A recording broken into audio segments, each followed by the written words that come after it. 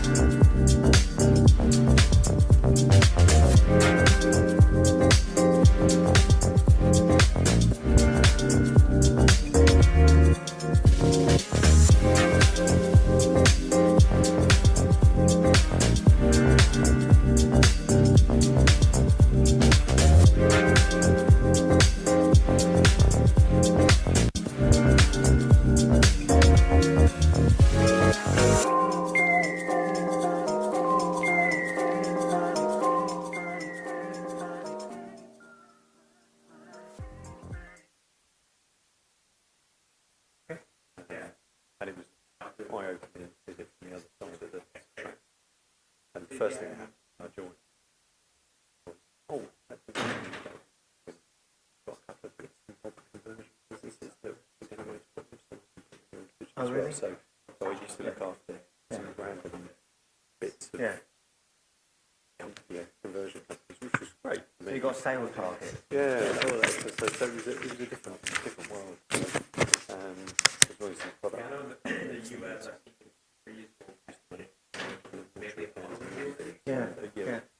Random shit that didn't quite fit with the rest of the portfolio. But you always think of varying it down to one, and like you sort of think of consumer goods, and you don't think of sort of proportion. No, I used to make one of the companies was startup production. Big garden. And every year we make us William watering, like so many watering. Where do all the watering cans go? You think that they would have a shelf life, they'd have a usage life, 10, 15 years. I mean, you need one, isn't it? I know, you know, it's great business and it's overall very interesting that side of it.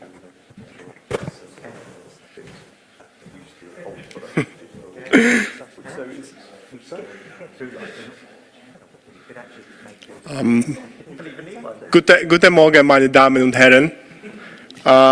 Herzlich willkommen am zweiten Tag dieser Veranstaltung über Verpackungen. And that's as much German I can manage without making Friedrich Schiller roll in his grave. Thank you very much. I hope you had a restful night. Once again, for you and for the online viewers that we have, my name is Balázs from Leadven Group, and I'm thrilled to welcome you here this morning. Yesterday we had a deep dive into quite a number of topics, and including designing for circularity and the shift away from plastics, and we are going to develop those insights further, but also dissect regulatory challenges and collaborative approaches. Among the more mundane announcement, I feel obliged to tell you once again that outside this room we are going to have the networking breaks. During the breaks, feel free to network while enjoying some refreshments. And restrooms can be accessed through the reception area, while the lunch will be served in the area to the left, so exactly as yesterday. In case of an emergency, please follow the green exit signs. And as I'm sure you know at this point, each presentation will be followed by a 5-minute Q&A session. If you have any questions, please raise your hand and a microphone will be brought to you. So, and just when you thought that things can get even more interesting and can possibly get even better, we have the pleasure of having Marius Tent as the chair for the second day. He is from 360 Packaging, a concept that has been already introduced to you yesterday, and Marius boasts 20 years of experience for major brands, and I think I best leave the introduction of himself to him and to take these things further. So the floor is yours, Marius. Thank you very much. That means even before going to present myself, have you ever been into a conference as intimate as this one? Just once, right? And this is the one. Very good. You know, we really need to start with some smiles here.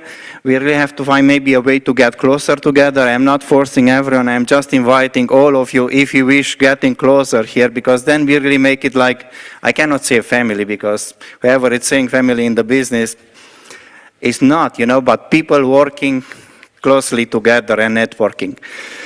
Then before going, actually, what I'm going to do, I will start a small introduction about myself. I will highlight a bit about yesterday. I will share as well what we are going to discuss today. And then we are going straight into the first panel of the day. Then Marius, I am Marius after working 20 years, and I have really the pleasure and I have the chance to work for some fantastic brands where I could learn and experiment a lot. I did launch end of last year 360packmastery.com, It's a platform which was in my mind for many, many, many years, actually. I had it in cooking since my corporate life. And it's something that I was dreaming to have from, to have access to as a packaging engineer, first packaging engineer outside US for a huge company, American company, and then as a global packaging head later on. And what is 360 Pack Mastery? It is really the matchmaker between brand owners, packaging suppliers, and as well the ones supplying solutions to the packaging suppliers. And if you can move one slide further, please. Very good. Then there are really this is really supposed to be the platform there, which is going to give the latest regulatory update and country-specific insight, but as well access to tailored PPWR solutions. What is the PPWR requirement, and what are really the packaging solution to PPWR? And as well access to advanced packaging resources, like what is the right tool for an LCA? What is the most recommended packaging design for sustainability guideline? What are really an LCA for overall production, not only packaging? What is a packaging visualization tool? It's really giving you, if you don't have any, if you are starting your job as a packaging engineer in any company, you go to that place and in principle should be a fantastic starting point, equipping you with all the right information. Maybe just moving the next, please, if possible. I think, no. I think we were missing something on the previous one. Okay, but nevertheless, doesn't matter. It's, there are really three things we are doing there. What are PPWR requirements? What are solutions? Really spot-on solutions. If you look for monomaterials, if you need for molded fiber, if you need for recycled content, what are those solutions there? That's the first thing you are seeing here. The second one is country fact sheet information, because the biggest challenge people are having usually in business, they do not have time. We are really giving them time back. And the idea is here, you are really looking to that summary and you really understand the landscape in the country. What are the food contact regulation? What are the ink ordinances? What are the, let's say, the bans? What are the recycling content requirements? How you do it for your EPR step by step? What is the waste management in the country there? And then it's helping really having that summarized information in one single place. And last but not least, it's really key packaging resources, as I mentioned. It's links to, let's say, the most, we say, crucial information that is helping packaging people doing rightly their jobs. I invite you to connect there, please. Can I ask a question? Please. Country fact sheets. Yes. Which countries does that say? It's a European country. We have the 30 countries. 13 countries or European Union? We have European Union countries plus 3 extra. We have the 27 plus UK, Norway, and Switzerland. Okay. It's really Europe. Okay. Very good. Thank you very much. United Europe more than ever before. Okay, that was the introduction about myself. Even before going into presentation of the day, I really would like to highlight 3 big things that I have seen yesterday here. The first one, it's collaboration. If you really look across everything, it came one of the big key messages was about collaboration across the whole member of value chain. You could not have circularity without having a really strong collaboration there. The second one, it's regarding that challenges. There are really, really many challenges. If you look around, everyone is talking about how many challenges, but what it came as well, there are solutions there. There are solutions on materials, there are solutions on online, on digitalization, but there are really from multiple angles. When we have tons of challenges, there are things as well which could be a solutions for those challenges. While we all know it's not the easiest environment those days. And then last but not least, is the call to action. I think everyone was really saying we have to act, we really have to drive something those days, we really have to move more towards implementation, making things happen. And my question there, actually, I would not expect an answer, it's who is going to stand up? Because someone should be really moving forward. And with that being said, I'm really going to share very briefly about the presentation today as yesterday, because what we have seen is the quality of the speaker, of the speeches yesterday. Yes, we are little, but we really show yesterday that the quality makes a huge difference. And I think every single presentation did a job yesterday. Today we are really going to have a lot of diverse speakers. We are going to talk about recycling. We are going to talk about the challenges and opportunities with waste management. We are going to talk regulations. And then we are going to have different panels with different points of view and different players across the value chain. And then with that, I really would like to ask my three counterparts for the panel to join us on the stage, if you don't mind, please. And we start with the first panel of the day.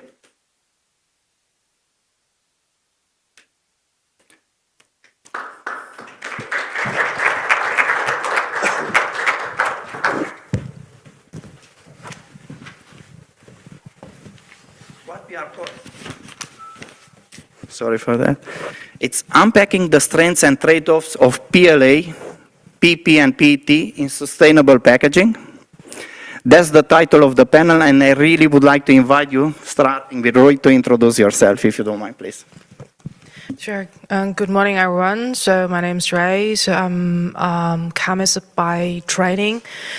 Currently, I'm working at Roland Berger in the consulting firm as partner. But before I start my consulting career, I worked 4 years in the chemical and pharmaceutical industry, and focusing on different packaging and also different sustainability topics.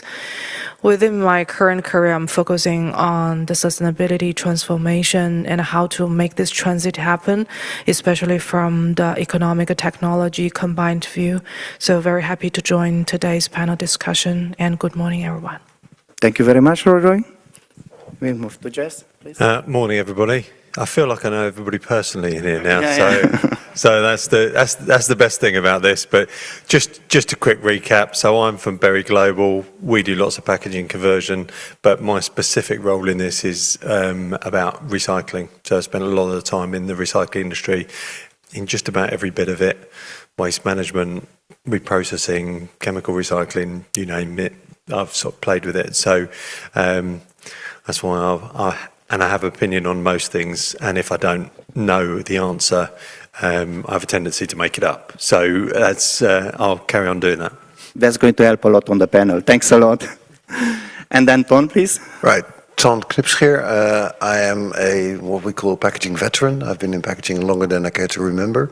I have been responsible for the Pringles cans in Europe for 8 years, and now today I'm here on behalf of the European Co-packing Association, the contract manufacturers and the contract packers, who are actually the people who have to work with all the material that you come up with. So this is my role in sort of representing the people with their feet on the ground. Very good. Thanks a lot to everyone. And I do feel like we are a small panel here, but we are one single panel at the end of the day, if you look around. Exactly. Then I have a question, because we are many of us packaging guys, right? And it's very tough usually to really kind of choose one material versus the other one, one pack format versus the other one. How you see that from your angle? Roy, would you start, Ben, please? Yeah, happy to get started. I think actually it is a continuation of our discussion. So we have already, before this meeting, a get to know. We start already to discuss a lot of technical and also material-related topics. If we talk about materials, there are a couple of aspects that we need to consider. Is not only focusing on sustainability, on the decarbonization. We need to combine different aspects.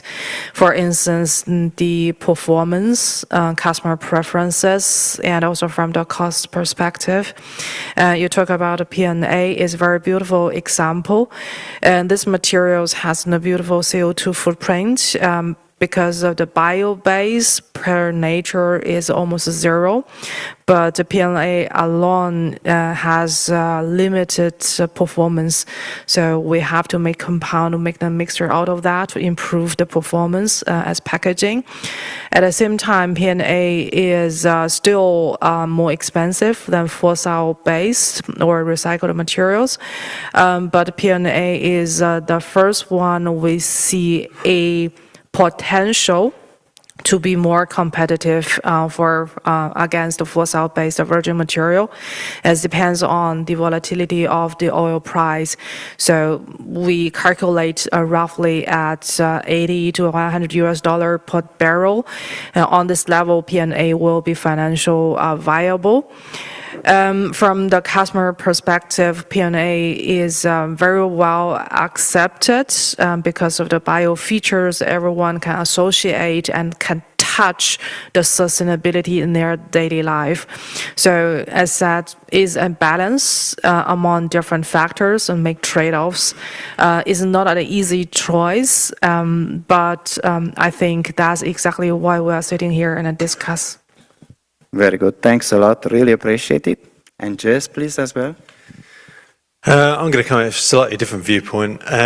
In the fact, when it comes to material choices, I don't want to foresee a time in the future where I don't walk into a supermarket and see a technicolor rainbow of beautiful products that have got huge amounts of innovation and different product differentiation, and just take my breath away with the beauty of an aisle. But it all has to be balanced with the infrastructure available, which is where all the technical guides for recycling come in. And unfortunately, whichever way we look at it, that even though the margins are small for most people, and every sector always says their margins are tiny, I've worked in multiple sectors, and the recycling industry and the waste management industry, they are small margins, and they're predicated on long-term contracts with high volume. So when you get to the situation where you're trying to choose a pack or trying to say, oh, this is a fantastic innovation, we can move into this product, all we need to do is the waste management sector just to do this. In many cases, one investment cycle in a waste management infrastructure could be 25 years of installation, and that isn't going to have a tiny iterative improvements in it for the period of time. So just expecting to have another product that can be recycled, whether it be a paper-based product or a polymer, is just not realistic. And with material sorting facilities, the complexity gets exponentially bigger as you put extra products in that you want them to take. So you imagine that if you want to recover PET, you've got a positive and negative, and then you want to take HDPE, you've got another positive and negative, and then you want to do a cleanup, and that's a positive and negative, and then you've got polypropylene and a positive and negative. So with the combination of conveyor belts, I once had a facility that recovered 5 polymers, and there were 147 conveyor belts in there to recover 5 polymers. So if you add one more, or the recirculation. So I think there's always a balance in simplicity. Right, beauty has got to come from simplicity in the future. And whilst PLA is great, it needs to be kept away from high volume domestic, standard supply chains. Fantastic, and I really want to build up on that one. In my perspective as well, it's important what we were saying yesterday. It's so important because there are no silver bullets here. It's really to look across the board to a portfolio of solutions, always to look at to as many as possible. But the idea is not to implement as many as possible, but is to choose the best from those and implement those. Because otherwise, if everyone is going to do in a different direction, we are going to create a bigger harm actually than it is today. That's why this should be really kind of about choosing wisely here. Because it's the morning and we need a bit of, to change a bit the gears in a very positive way. And before moving to Ton, to my very good friend Ton, I would ask one question actually, back to your background, and maybe you share about the first background there. How that is helping you in the new job? For those who weren't here yesterday, Exactly. I had a random career change about 15 years ago. Went from forensic science into recycling. So I'm just trying to join the dots, saving people to saving the planet. Actually, fundamentally, my old job was all about science, and it had a very nice balance in that of chemistry, physics, biology, that kind of stuff. And so as we develop more and more technical materials in the market, I'm back in the classroom all of the time in terms of chemicals of concern, degradation products that you get from moulding, physical issues with circularity of products and how many times something can be recycled. It's probably the question I'm the most sickest of in my entire life is the question that how many times can a piece of plastic be recycled? Yes, indeed. There's 1,000 different research papers that says, you get this problem, can need 12 times, and that's 8 times, and that's 4 times, and this, that. Look, from a practical recycling point of view, as a waste management person, it'll be recycled as many times as it's put in the right bin. Very End right. of story. Thanks a lot. Very good. In consulting, we have the standard answers. It depends. That's the safest one, right? And the political correct one, and left you Exactly. moving forward. Thanks a lot. And now you see why I did change gears there, and we are now moving to Tony. Right, Thanks thank a you. lot, Jess. What I'm missing here, and I'm missing this in the whole debate in the entire packaging industry, do we really think about the consumers? Because the consumers are being confused. The average consumer doesn't understand the difference between bio-based and biodegradable. And we have made that happen. And I think, and everybody here in the room is a consumer as well. Half of the people, when you go into a supermarket, you're confused. So you are not aware of the fact what you're buying, how it's packed. So that's from a consumer perspective. Now going back to the role I'm here for today, the contract manufacturers. In my previous life, I worked a lot with brand owners who then came to us when we were doing production, for example, the Pringles cans, that they found a cheaper material which they said would be as good as, and then we had to run it on our lines, and then the efficiency went down, and that didn't match with the contract that we had, the contractual converting price. So going back to where we are, it has to run on the lines. There should be no trade-offs. And if there are trade-offs in the efficiency or in the output or in the packaging or in the distribution, there is a consequence, and we all have to carry that consequence. And we should be aware of that. I'm not saying we shouldn't do it, but we should be aware of the consequences it would have on the production lines. Very good. You see, you have a lot of different perspectives really building on each other there. And I'm so happy you missed my yesterday presentation. That was exactly the point, one of the points I wanted to make. At the end, we can come with whatever, the most sustainable solution. But if you're not making happy a user, because those guys are looking for experiences, I was mentioning yesterday, they are not looking for a coefficient of friction, they are not looking for what is the product protection there, but they look for something which is doing the job. It's a job to be done by packaging, and as well as making them happy.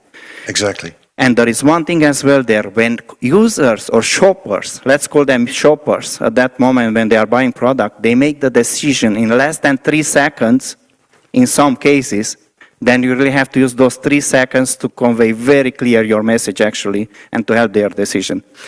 I have this. If I may add one comment that the shopping decision, the buying decision, maybe only 30 seconds, but they're a very long journey, how they build up their mind, especially regarding the sustainable solutions.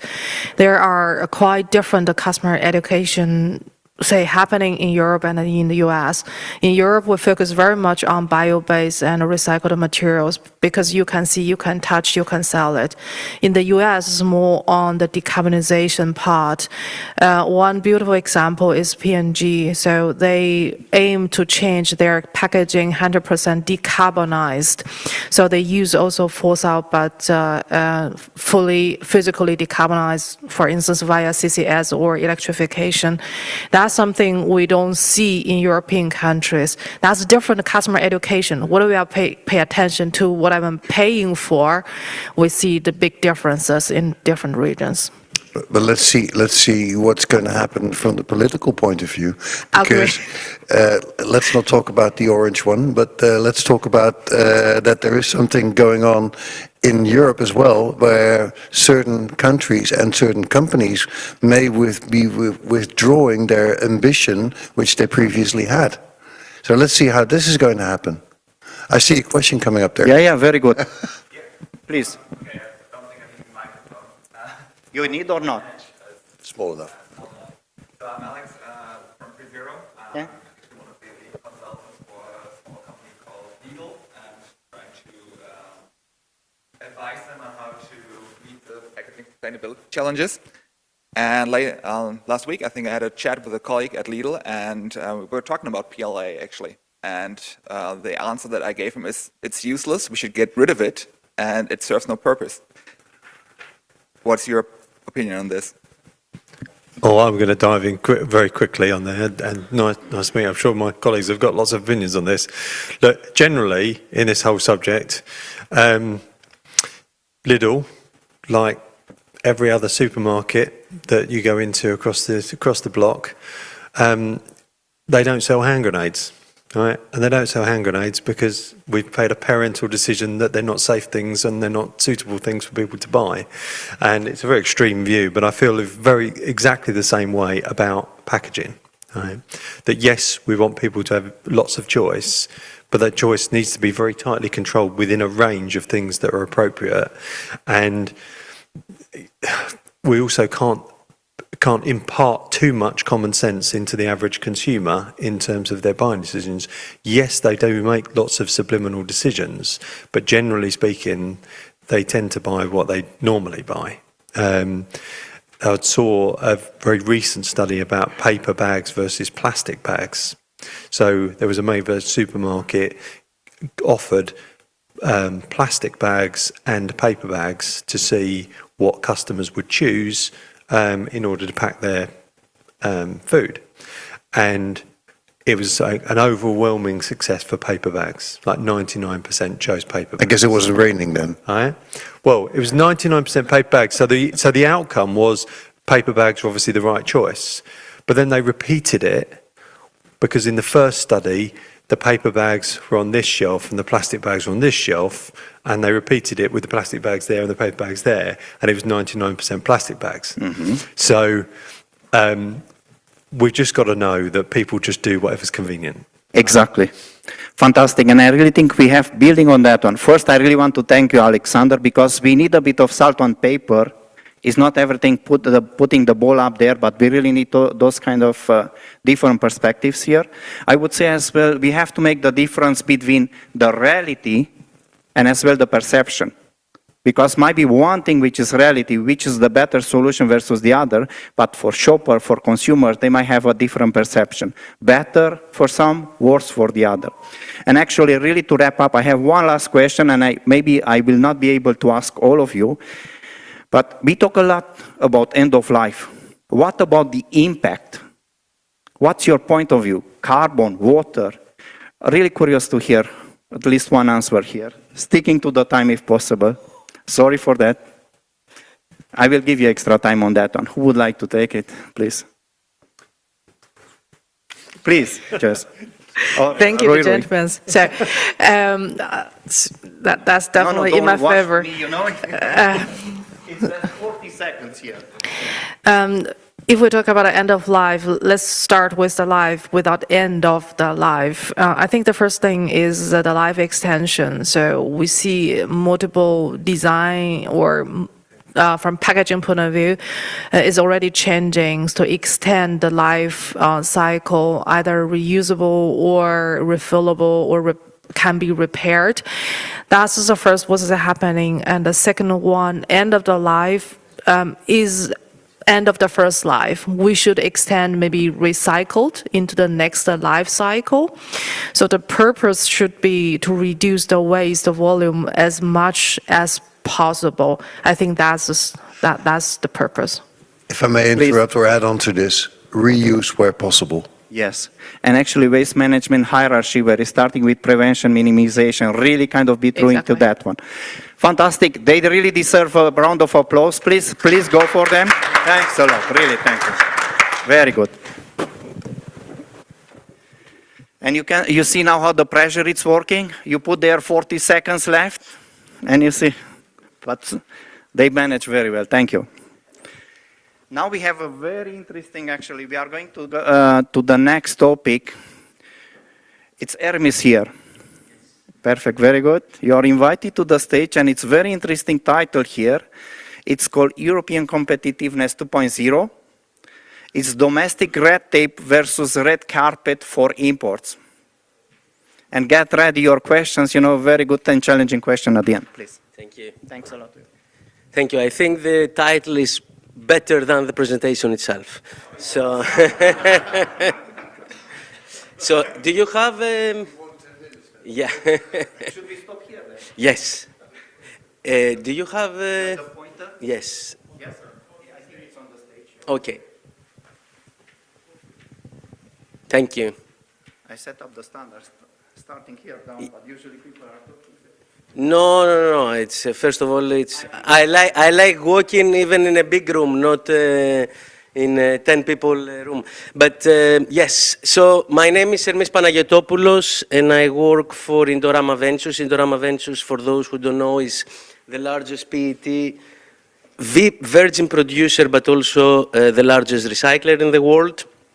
We are second in Europe after Plastic Pack, but our global reach is bigger because Plastic Pack is mainly European and we are global. So I will speak about European competitiveness and its very, very recent discussion about what are we doing really in Europe, and if these conferences that we are in, because when I saw that we are few people here, I felt that I am back to the future in 20 years' time, that there is no industry in Europe and there is no reason to participate in European conferences because everything will be happening in the US and in China. So a little bit about the company.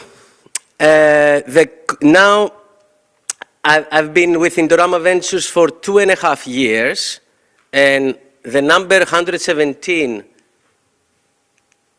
that you see here, when I started presenting for the company 2.5 years ago, it was 148.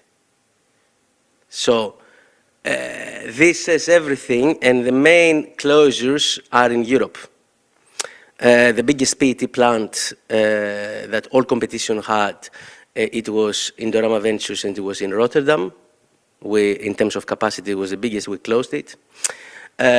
We closed in Portugal, Sines as well. It was PTA, purified terephthalic acid. So we are present in 31 countries.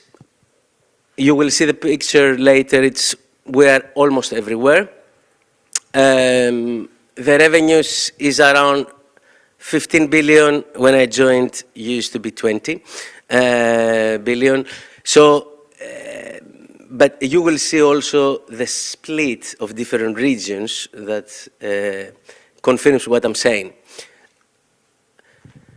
Now, you see different colors. CPET is the combined PET, meaning virgin, VPET and rPET.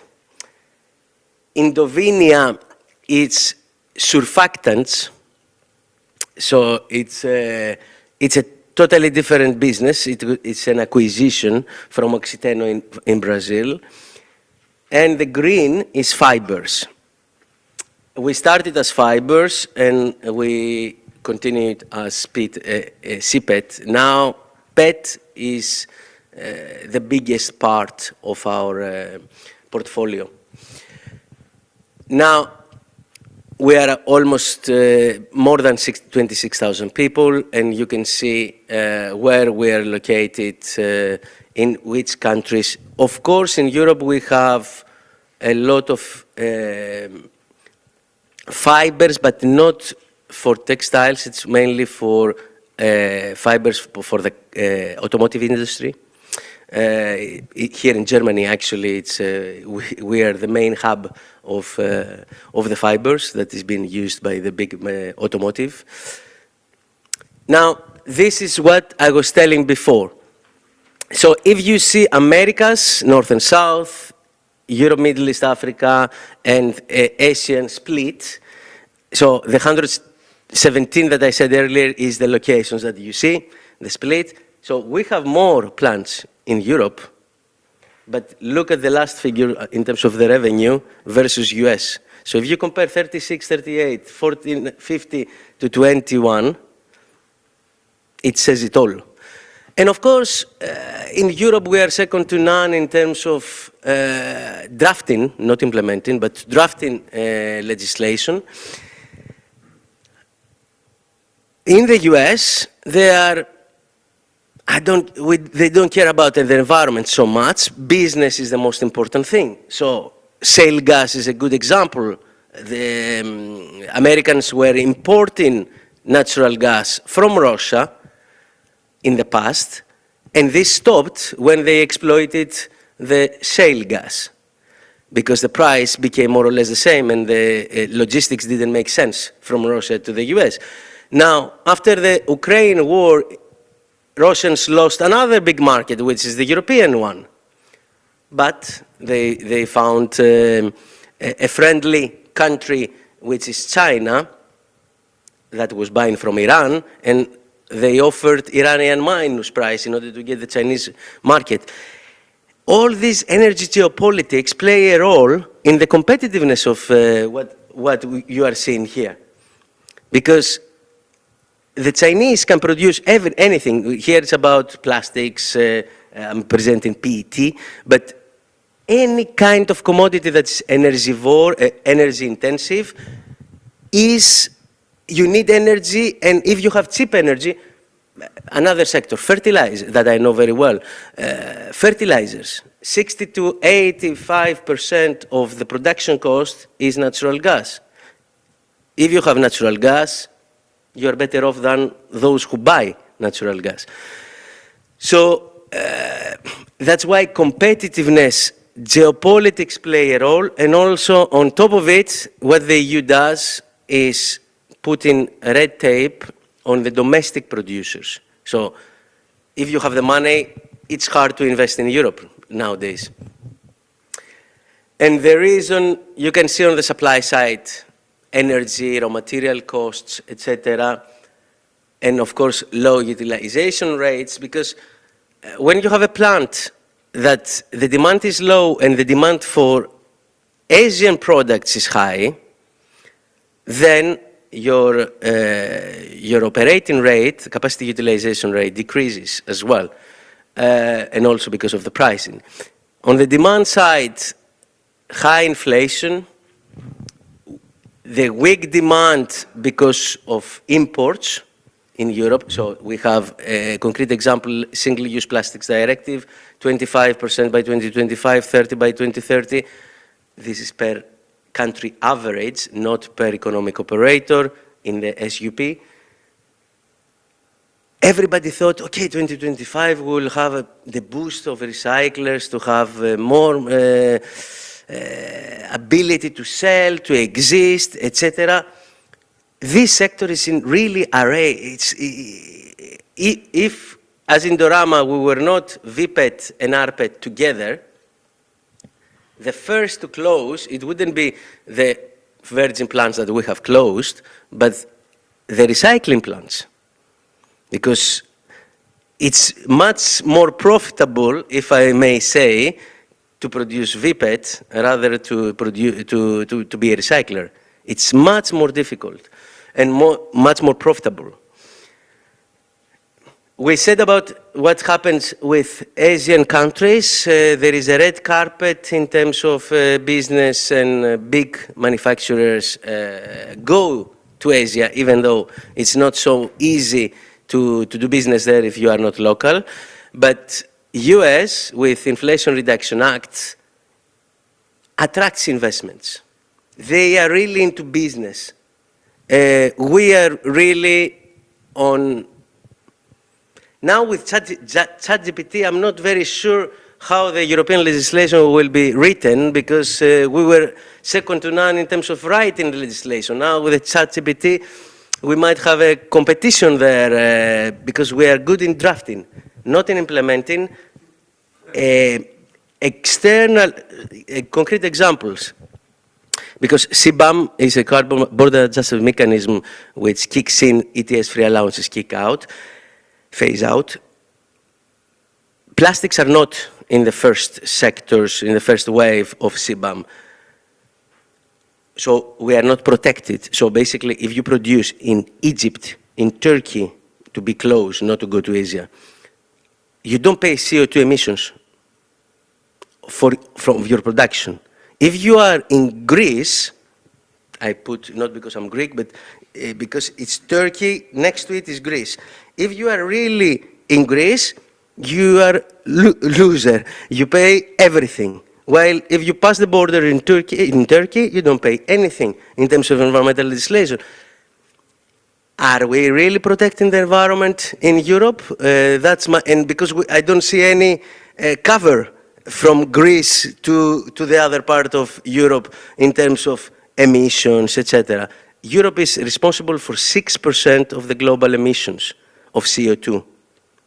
But soon we will be responsible for 0 because we are decarbonizing very rapidly. Now, this is the kind of a picture that I took, very complicated about different European legislations. I will not go into it, but just to see, that was an old one as well, because other things are being added. 26th of February 2025, the European Commission published the Clean Industrial Deal, and also the Omnibus Directive. It's about simplification of the sustainability rules and how to help the industry in a way not to overburden with all these corporate sustainability directives and all the reporting obligations.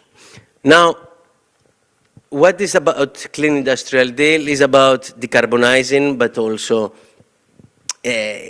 becoming a little bit more competitive on the clean tech side.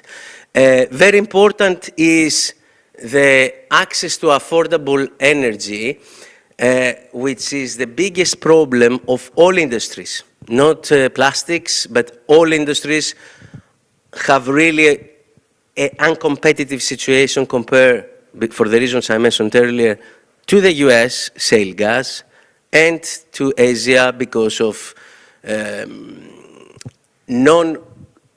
because of geopolitics with Russia. Another important thing is that they are looking on how to go about, without meddling with single market, state aid rules so that member states may be allowed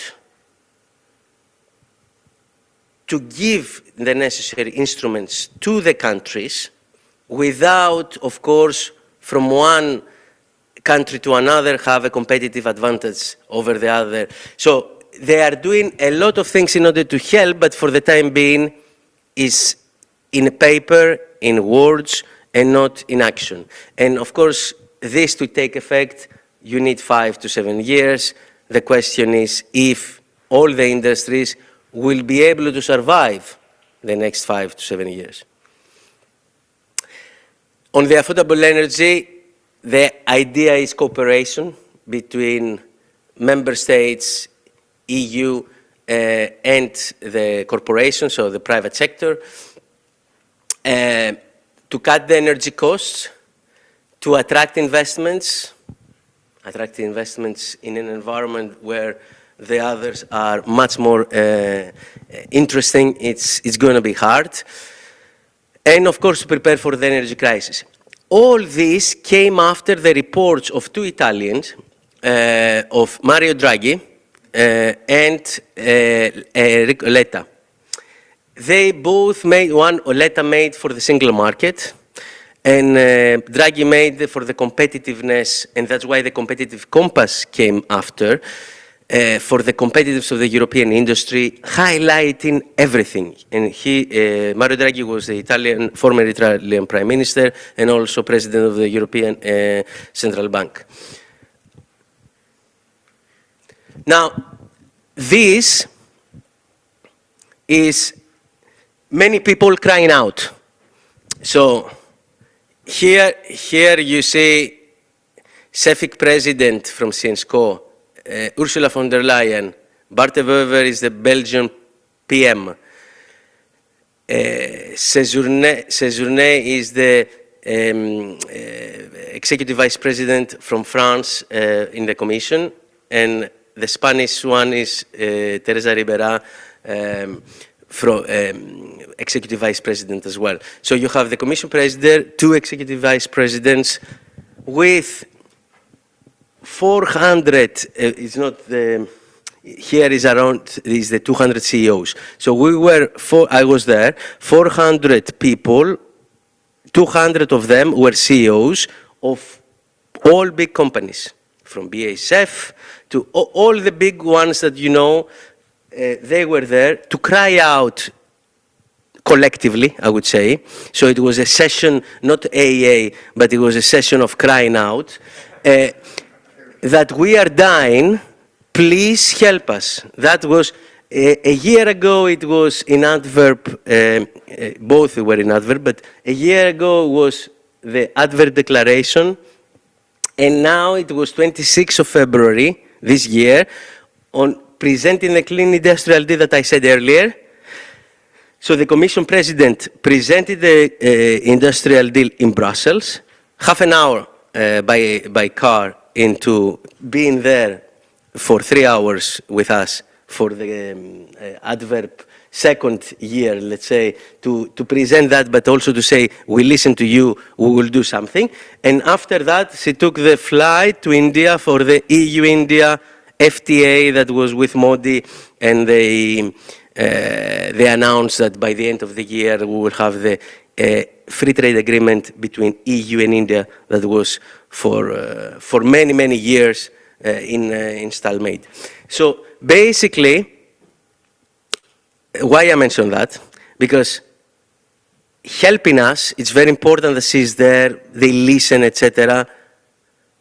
Going after to India with the EU, and of course for other sectors is important because food and beverages, etc. It's very good market. It's the most populous nation now since 1 year. It's a very good from a trade perspective. As far as the industry is concerned, I'm not so sure because for the time being we enjoy 6.5% tariff. So basically, it's the duty. So if this free trade agreement succeeds by the end of the year, the 6.5 leaves, which means a big impact for the industry. So very quickly, I have any questions as well? Yes, yes. Very quickly, some other things is the job that has been done. I'm following COP. It is the Conference of Parties for Climate Change. Is the UN. Basically, that's not important. But what I want to say here is that all the things that we're discussing in Europe, I made a big introduction in the beginning. A lot of regulations not implemented. We are putting a red tape on us, not on them. Here, in this kind of discussions, which here it's, to give you an idea, 50,000 people average in this kind of fora. In Dubai, we were 80,000. So here, people care about climate change, but they don't want to kill their industry. As far as Europe is concerned, we are very much into killing it. But the others outside of the world, they don't want. And very quickly on the Global Plastic Pollution Treaty, that I have been following as well in all parts of the world, discussing production caps, etc. Only China, to give you an idea, only China, in 6 years, doubling their capacity in terms of PET. I'm talking about only PET.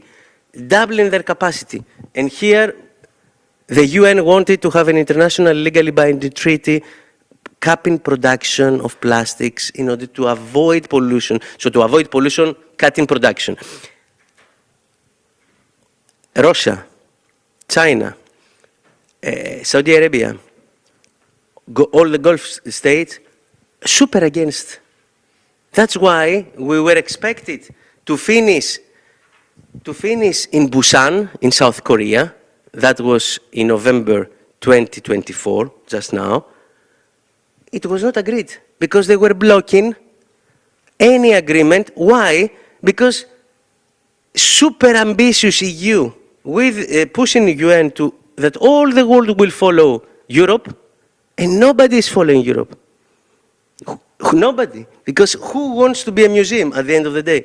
So I will go very quickly. That's, let's say, I will take questions, but that's my last.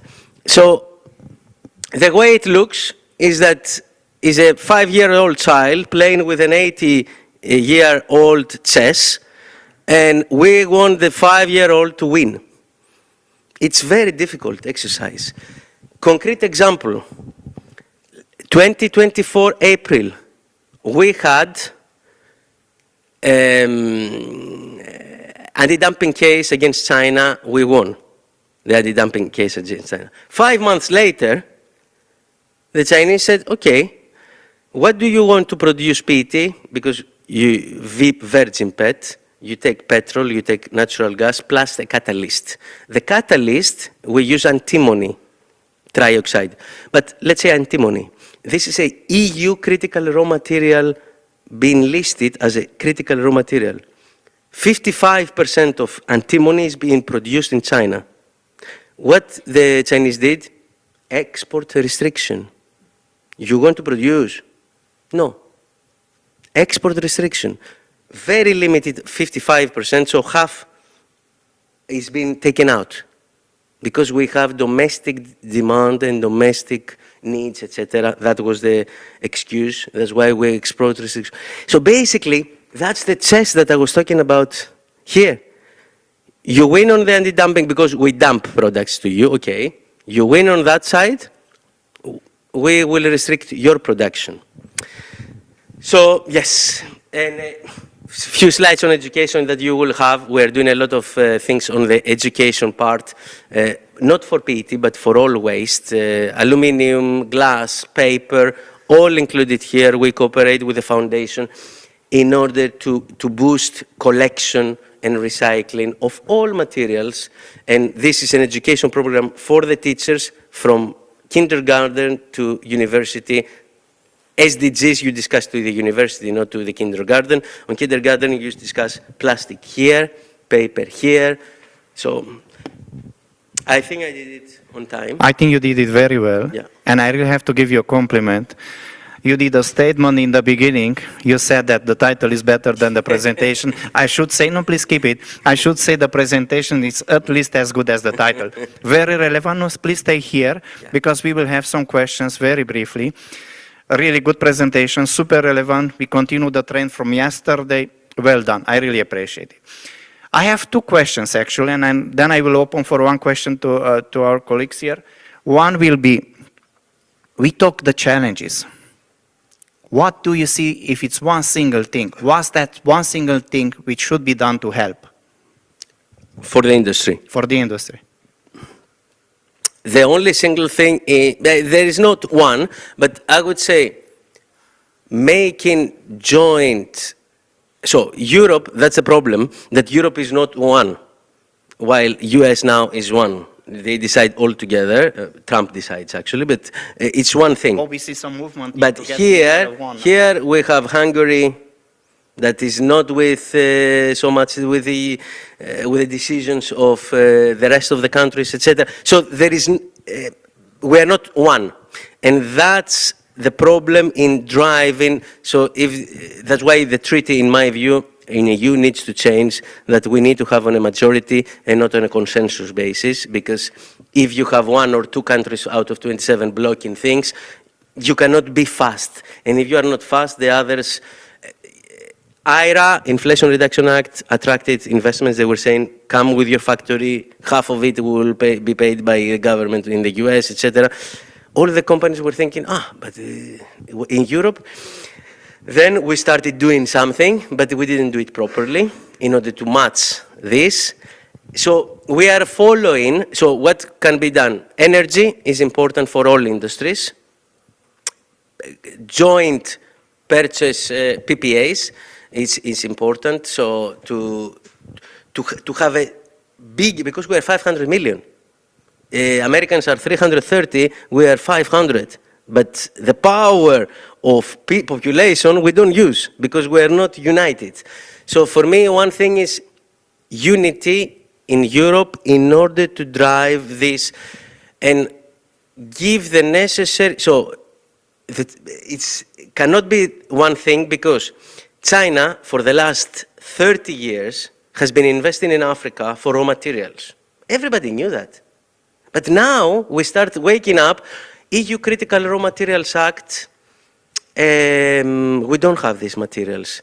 And I'm talking about not plastics only, phosphorus for fertilizers, etc. Or the biggest reserves, Morocco. So I'm giving you more than plastics or packaging. For all materials, we are not here in Europe. We import all these materials in order to make final products. But if these countries have export restrictions like China did with antimony. Very clear. Thank you very much, and I really hope we will see more in unity because we see now even UK is getting closer to Europe. That's with this positive. external environment, That's I think positive. that's one good thing that it's happening and we see is starting. I have a second question and then we go to Roy, and we will take it and we will cut from the break. That's the deal I propose you because it's an important conversation. Mirror clause. What do you think about mirror clause? Very curious to hear your opinion, please. Mirror clause of PPWR. Yeah. Hopeless. Why? Very good that we have it in paper, on paper, but we only have it on paper. What will happen, we all know. What happens with sustainability clause of free trade agreements that we have with other countries, I can mention Vietnam, the sustainability clause that says to mirror what how we do things here in Europe, to mirror in the production there if they want to export here, are not respected. Child labor, not respected. So all these things we respect and we are very adamant in doing things here in Europe. We say, you do the same if you want to send. Okay, I will do. In practice on the ground, doesn't happen. So mirror clause is similar to the sustainability clause of free trade agreements. This is about separate collection in PPWR, separate collection, etc. To be, where is the separate collection in those countries? Because even in Europe, but the expert here is the next speaker about EPRs, etc. But even in Europe, I can tell you, commingled is the collection in Greece. One blue bin, all the recyclables together, not separately, but together in one bin. Open bin that you can, by mistake, put, if the other is full, you can put also the organic ones inside. So that's why I'm saying that even in Europe, we are not up to speed in every member state. Needless to say for the Asian ones. Thank you very much. Very good to hear you. Roy, and then we go to Ton afterwards, and we will move to the next speaker. Please, Roy. First, I want to echo Marius was said. We are very small rounds, but the presentations, high quality, is very insightful. Thank you very much. You talk about energy independency or the importance of energy in European countries. My question is, how can we get energy independent? If you look at the US, so 10 years ago, they were energy dependent. Nowadays, they have the shale gas. They have very cheap ethane, so they are independent. But we, as European countries, we don't use fracking, and we don't have a lot of oil and gas. And nowadays, we don't depend on Russian gas. We try to build new routes from Middle East or from the US, build up a new dependency. So how can we become energy independent and cost competitive? Yeah, very good question, because indeed we are always dependent in Europe because we don't have our own. So first of all, you need to create your own. There are How? hydrocarbons reserves. There are, but you need to exploit. I can give you an example that, yeah, geopolitics play a role because Greece, my country, has been trying to exploit huge reserves that it has in the Aegean Sea. Yeah. But there is a casus belli from a neighboring country, Turkey, that if you do that, because they don't want to have a Dubai next to them, so geopolitics play a role, but you can do it from the side of Italy and Greece, which is a European soil in a way, and there are exploitations and many, so for the last 5 years, they are doing the research. It's many Italians, Total and US companies exploiting to see actually the exact reserves that they can collect. So I think this is a long-term, unfortunately, project, but needs to happen. Now on the environmental front, because we are the second to none in terms of environmental legislation, we cannot go to fracking. UK and Poland wanted at that time, but we decided not to go. And throwing chemicals to the aquifers, etc., I fully understand, having studied environment, but the competitiveness of those who do business versus the others that care about the environment is not equal. Exactly, and now we are buying the fracking gas from the US. Exactly. And this is not only on that, because it gets, before I used to work for the fertilizer industry, and I was saying also the GMO discussions, etc. Europe very against genetically modified organisms. Monsanto, blah, blah, blah, very bad. After it was bought by Bayern, it has a different image now. But imagine that we are against, but for our animal feed, we import only genetically modified from the US. And we are eating the animals. Yeah. So basically, it's the illogical situation goes beyond packaging, goes beyond, and that's why I agree that we need to find ways to be an environmental. So exploiting wind and energy and all the geothermal and all the good in energy sources is not going to be enough for the industry, because you need more than that. How to do it, it's really a big discussion, and I hope that we can do it. Otherwise, I like Asia. I would like to immigrate there as well in the future for my children, but let's not do that in that generation. I hope that my children will live for their children, but not... Hermes, thanks a lot. And we have one last question and one brief answer, and then we are going to move to the next speaker. And thanks a lot. This is exactly what we need. Ton, please. Sorry. It's not really a question, it's a nuance. You mentioned the US versus the rest, and I agree that there should be a level playing field, but let's not see the US as one country, because on state level in the US, they have very much different legislation. If you want to pull something off in Texas, it's not going to work in California. It's not going to work in Oregon. So there is some nuance there. Perfect. Thank you very much, Hermes. Really appreciate it. Thanks a lot. And then we will talk as well in the break. Really looking forward to continue the conversation. Now we are going to move to the, please applause. And then, as I was saying, you know, it's very intimate. It's going to follow another friend of mine, really good one. I really want to say something, actually. Yesterday, what I was sharing, actually, on one side, design for recyclability is super critical. But on the other side, if it's not going to be recycled at scale, no chance to meet the PPWR target. That's why EPR fees, working well actually, and a really holistic waste management infrastructure working perfectly is going to be key forward. I would like to introduce Joachim, and I'm sure he's going to do a fantastic presentation again. Thank you very much. Yeah, going somehow from the big picture to the boring small picture, because as you said, we are champions in Europe in putting new legislation on the market, but not really champions in implementing it. So sometimes I have the feeling the legislation in Brussels is done for Belgium, the Netherlands, and Germany, and that's it. Even Scandinavian countries have difficulties to implement everything, which is, of course, a taboo somehow, and not discussed. And yeah, there have been environmental commissioners who were brave enough to leave their office and to go to difficult countries. Unfortunately, the very young, dynamic guy from Lithuania, he was not interested in waste. That was not his topic. I think he understood that you cannot win votes with waste.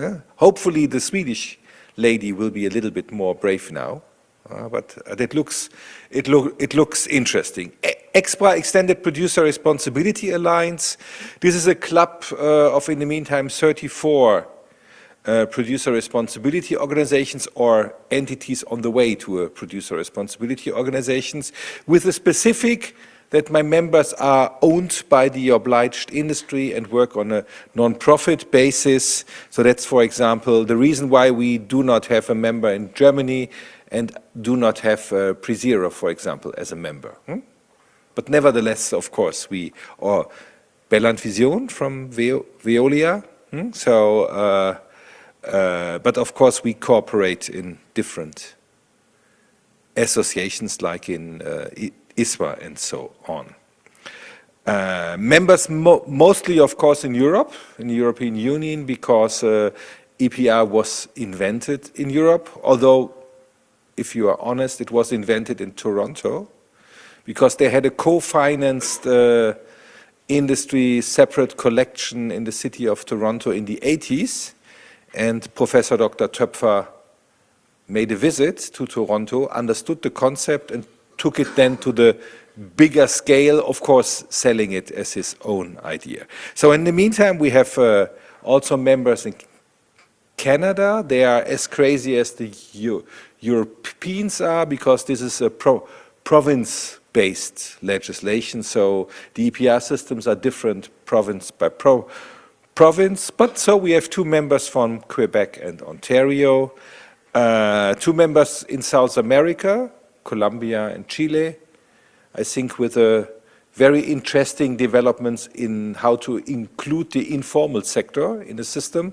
which might be helpful on the long run for Asian countries, because this is the main operational problem, how to integrate informal sector, how to integrate EPR in a social problem, which is more or less not the case in Europe or in many countries, with the exception of the Balkans, probably, where you still have an informal sector. And we have 2 new partners in Australia and New Zealand, where industry is trying to set up an EPR system for plastics, flexible plastics. We are a very small company. Now, how to go back? Here we are. Very small association with just 3 people. So the only way to have any impact is to work with others, with bigger ones. And that's what we try in many fields, so that we can input with our expertise, so that we do not do always the same mistakes, which we are doing, unfortunately. Just to remind us, what is extended producer responsibility? It's an individual responsibility which is put on one part of the value chain, packaging value chain, value chain, whatever the product is under EPR. A part of this individual responsibility for the whole life cycle of a product, of packaging, can be passed to a collective entity if it makes sense. So if you have packaging which is arising at millions of places, it is quite difficult for Procter, Coca-Cola, you name them, to go house by house to get the bag, or even to ask the people to go back to a certain place to put just the packaging of a specific company. So that's why usually they join in a collective entity to organize the collection, sorting, and recycling on behalf of the members of this producer responsibility organization. But you cannot pass all responsibility. So, for example, design for recycling will always stay with the individual company. So that's, I think, one of the difference to a taxation system. You pay your tax and then you are free of your obligation, which we should not forget, and we should continue to tell our friends in the UK, now in Poland, to explain them what is the difference between EPR and taxation. As we heard from Hermes and surely yesterday as well, as EPR is a concept and not a business plan. So unfortunately, I'm not able to send you a 250-pager with a guideline exactly how to implement EPR. You can adapt EPR to your local needs, which is of course positive as well. But the member states are all over the world, now in the US as well, the governments use this freedom to implement it how they think it should be implemented in their country. So you have a complete variety. There are not two countries who have implemented EPR in the same way. Even Luxembourg and Belgium have done it differently. And usually they are quite similar. So you have EPR systems where the full operational responsibility is with local authorities, like in France. So industry is just signing a check, to say it black and white. Huh? Opposite Germany, where local authorities are out and industry is organizing the collection, sorting and recycling. And then of course in between you have a lot of solutions. Collection is staying with industry, with local authorities, and sorting and recycling is done under the responsibility of industry, which might be the best solution to my knowledge. With a deposit system, without a deposit system, with a special system for commercial packaging, all under one roof, still full costs, shared costs, incentive costs, whatever cost, although we should have been now at the full cost everywhere. But what is the full cost? How you define it? Again, you will see a big variety of solutions there. Even who is the obliged entity might be different. In most of the countries, it is the so-called brand owner. In Italy, it's the packaging producer. And it seems to work for Italy because they have, as far as I know, a quite strong packaging industry. And they were able to move them into the system to avoid fraud, free riding, and so on. So, as I said, there is no silver bullet. So you can adapt it to your local needs, which works quite fine for many cases. But of course, we should always follow best practices, which is my best practice here. That is the optimum system where EPR can work, I think, in the best way, where you have the producer responsibility organization in the middle of the packaging circle, so that this organization should first understand what each player is doing, and then motivate each player to do it better, his job better, so that the wheel is turning. Like in cycling, it is always easier to cycle if your wheel is round. If you have edges, it really becomes difficult. And that's the job of a PRO, to avoid edges, which is of course more difficult if you have more than one PRO. So, then you usually need a central agency or something to synchronize the different motors. And if you speak to some German colleagues, you will hear how difficult it is to synchronize, to upgrade the existing infrastructure and so on. So you can hear from me that I'm a believer of a single service PRO solution, but this is one of the religious discussions we have within EPR. We have our wonderful targets, and as you can see, especially for plastics, we had some years ago a big change with the 2018 legislation, especially as we did not only double the recycling target, but we changed the measurement point. In theory, up to 2020, 2021, we should have measured recycling in front of the recycling plant. Again, in theory, output sorting should be the same as input recycling. But we noticed that sometimes the truck leaving the sorting plant with the destination recycling plant did not reach this recycling plants. Therefore, it was better to measure in front of the recycling plants. Nevertheless, the legislator, under the pressure from NGOs, understood that in a recycling plant, before the extruder, a lot is done, a lot of additional sorting and preparation and whatever, so you have losses. I think for flexibles, it might be 20 to 30% losses. So they said that we should try to measure recycling more in a way what is staying in the circular economy. So they moved it in front of the extruder for plastics. The paper industry was more lucky. It is still in front of the paper mill, in front of the big Bottich. So the losses during this process are at the moment not counted. And so that means that even the target is only 50%. You have to collect 80% from the people or commercial packaging. And I think this is a lot to collect 80% what is put on the market. Even for several deposit systems, it is difficult to collect 80%. So you need a minimum amount of deposit to motivate the people or to find enough poor people to collect the bottles.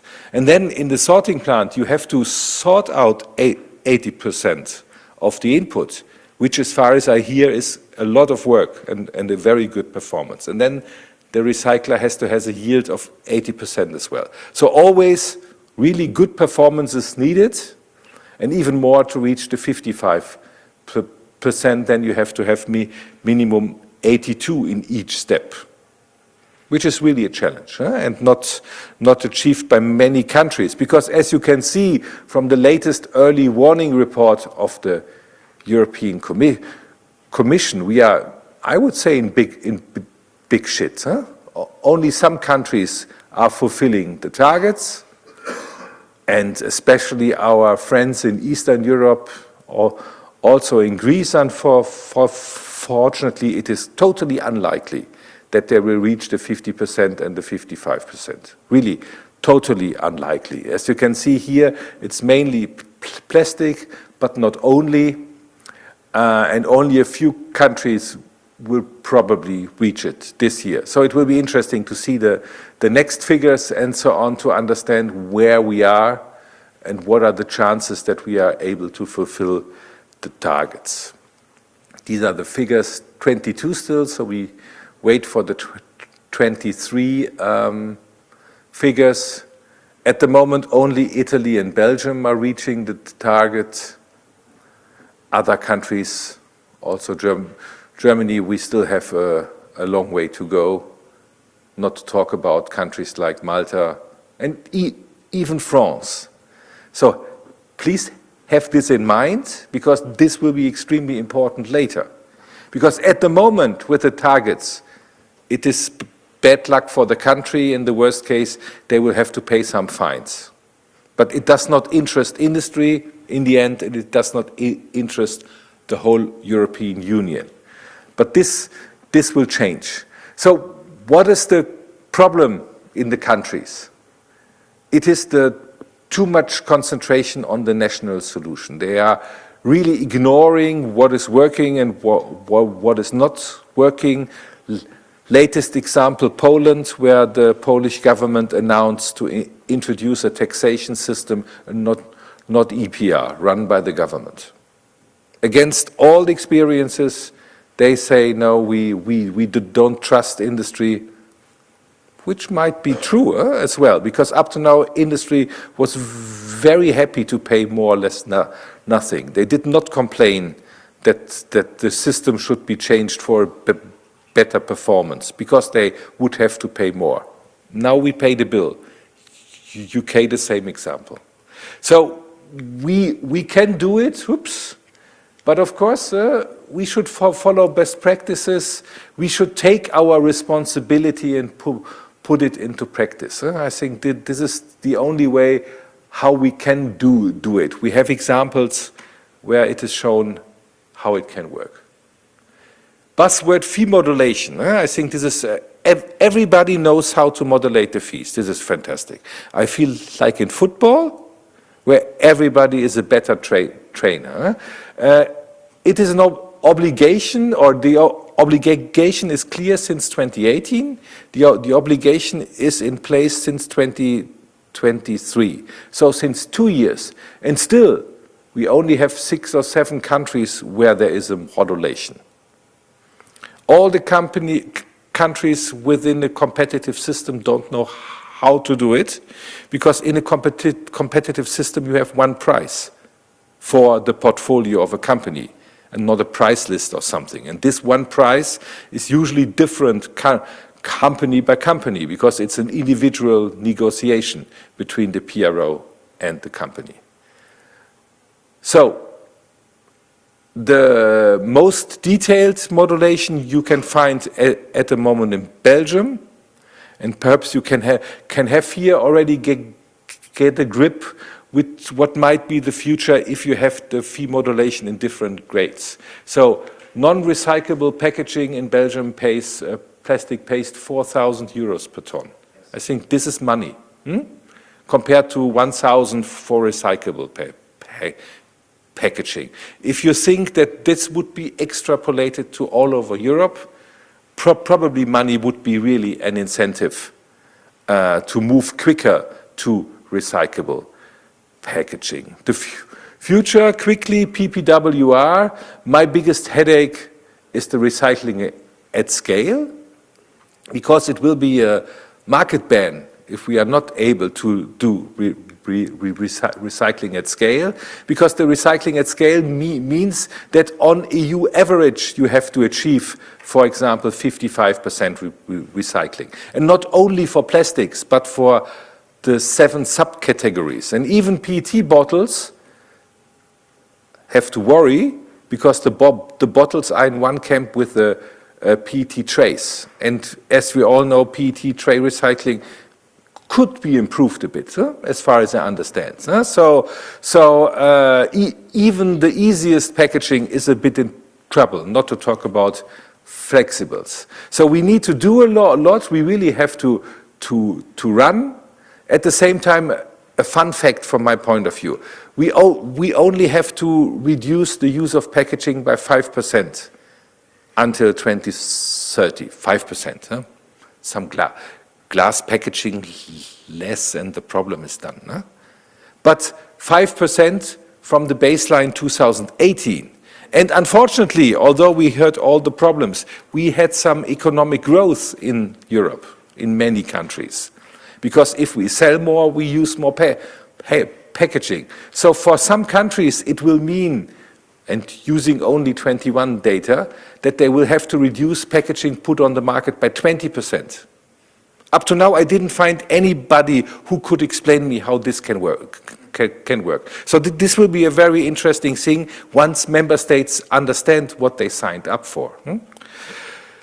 It can be possible. We can achieve the targets. Belgium has shown us how to upgrade the system within a very short time, extending the collection also to flexibles, but then building new sorting centers to be able to sort out all the new materials they were collecting, and signing up long-term with recycling plants. And it seems that the recycling plants in contract with Belgium do not have the same problem like other recyclers.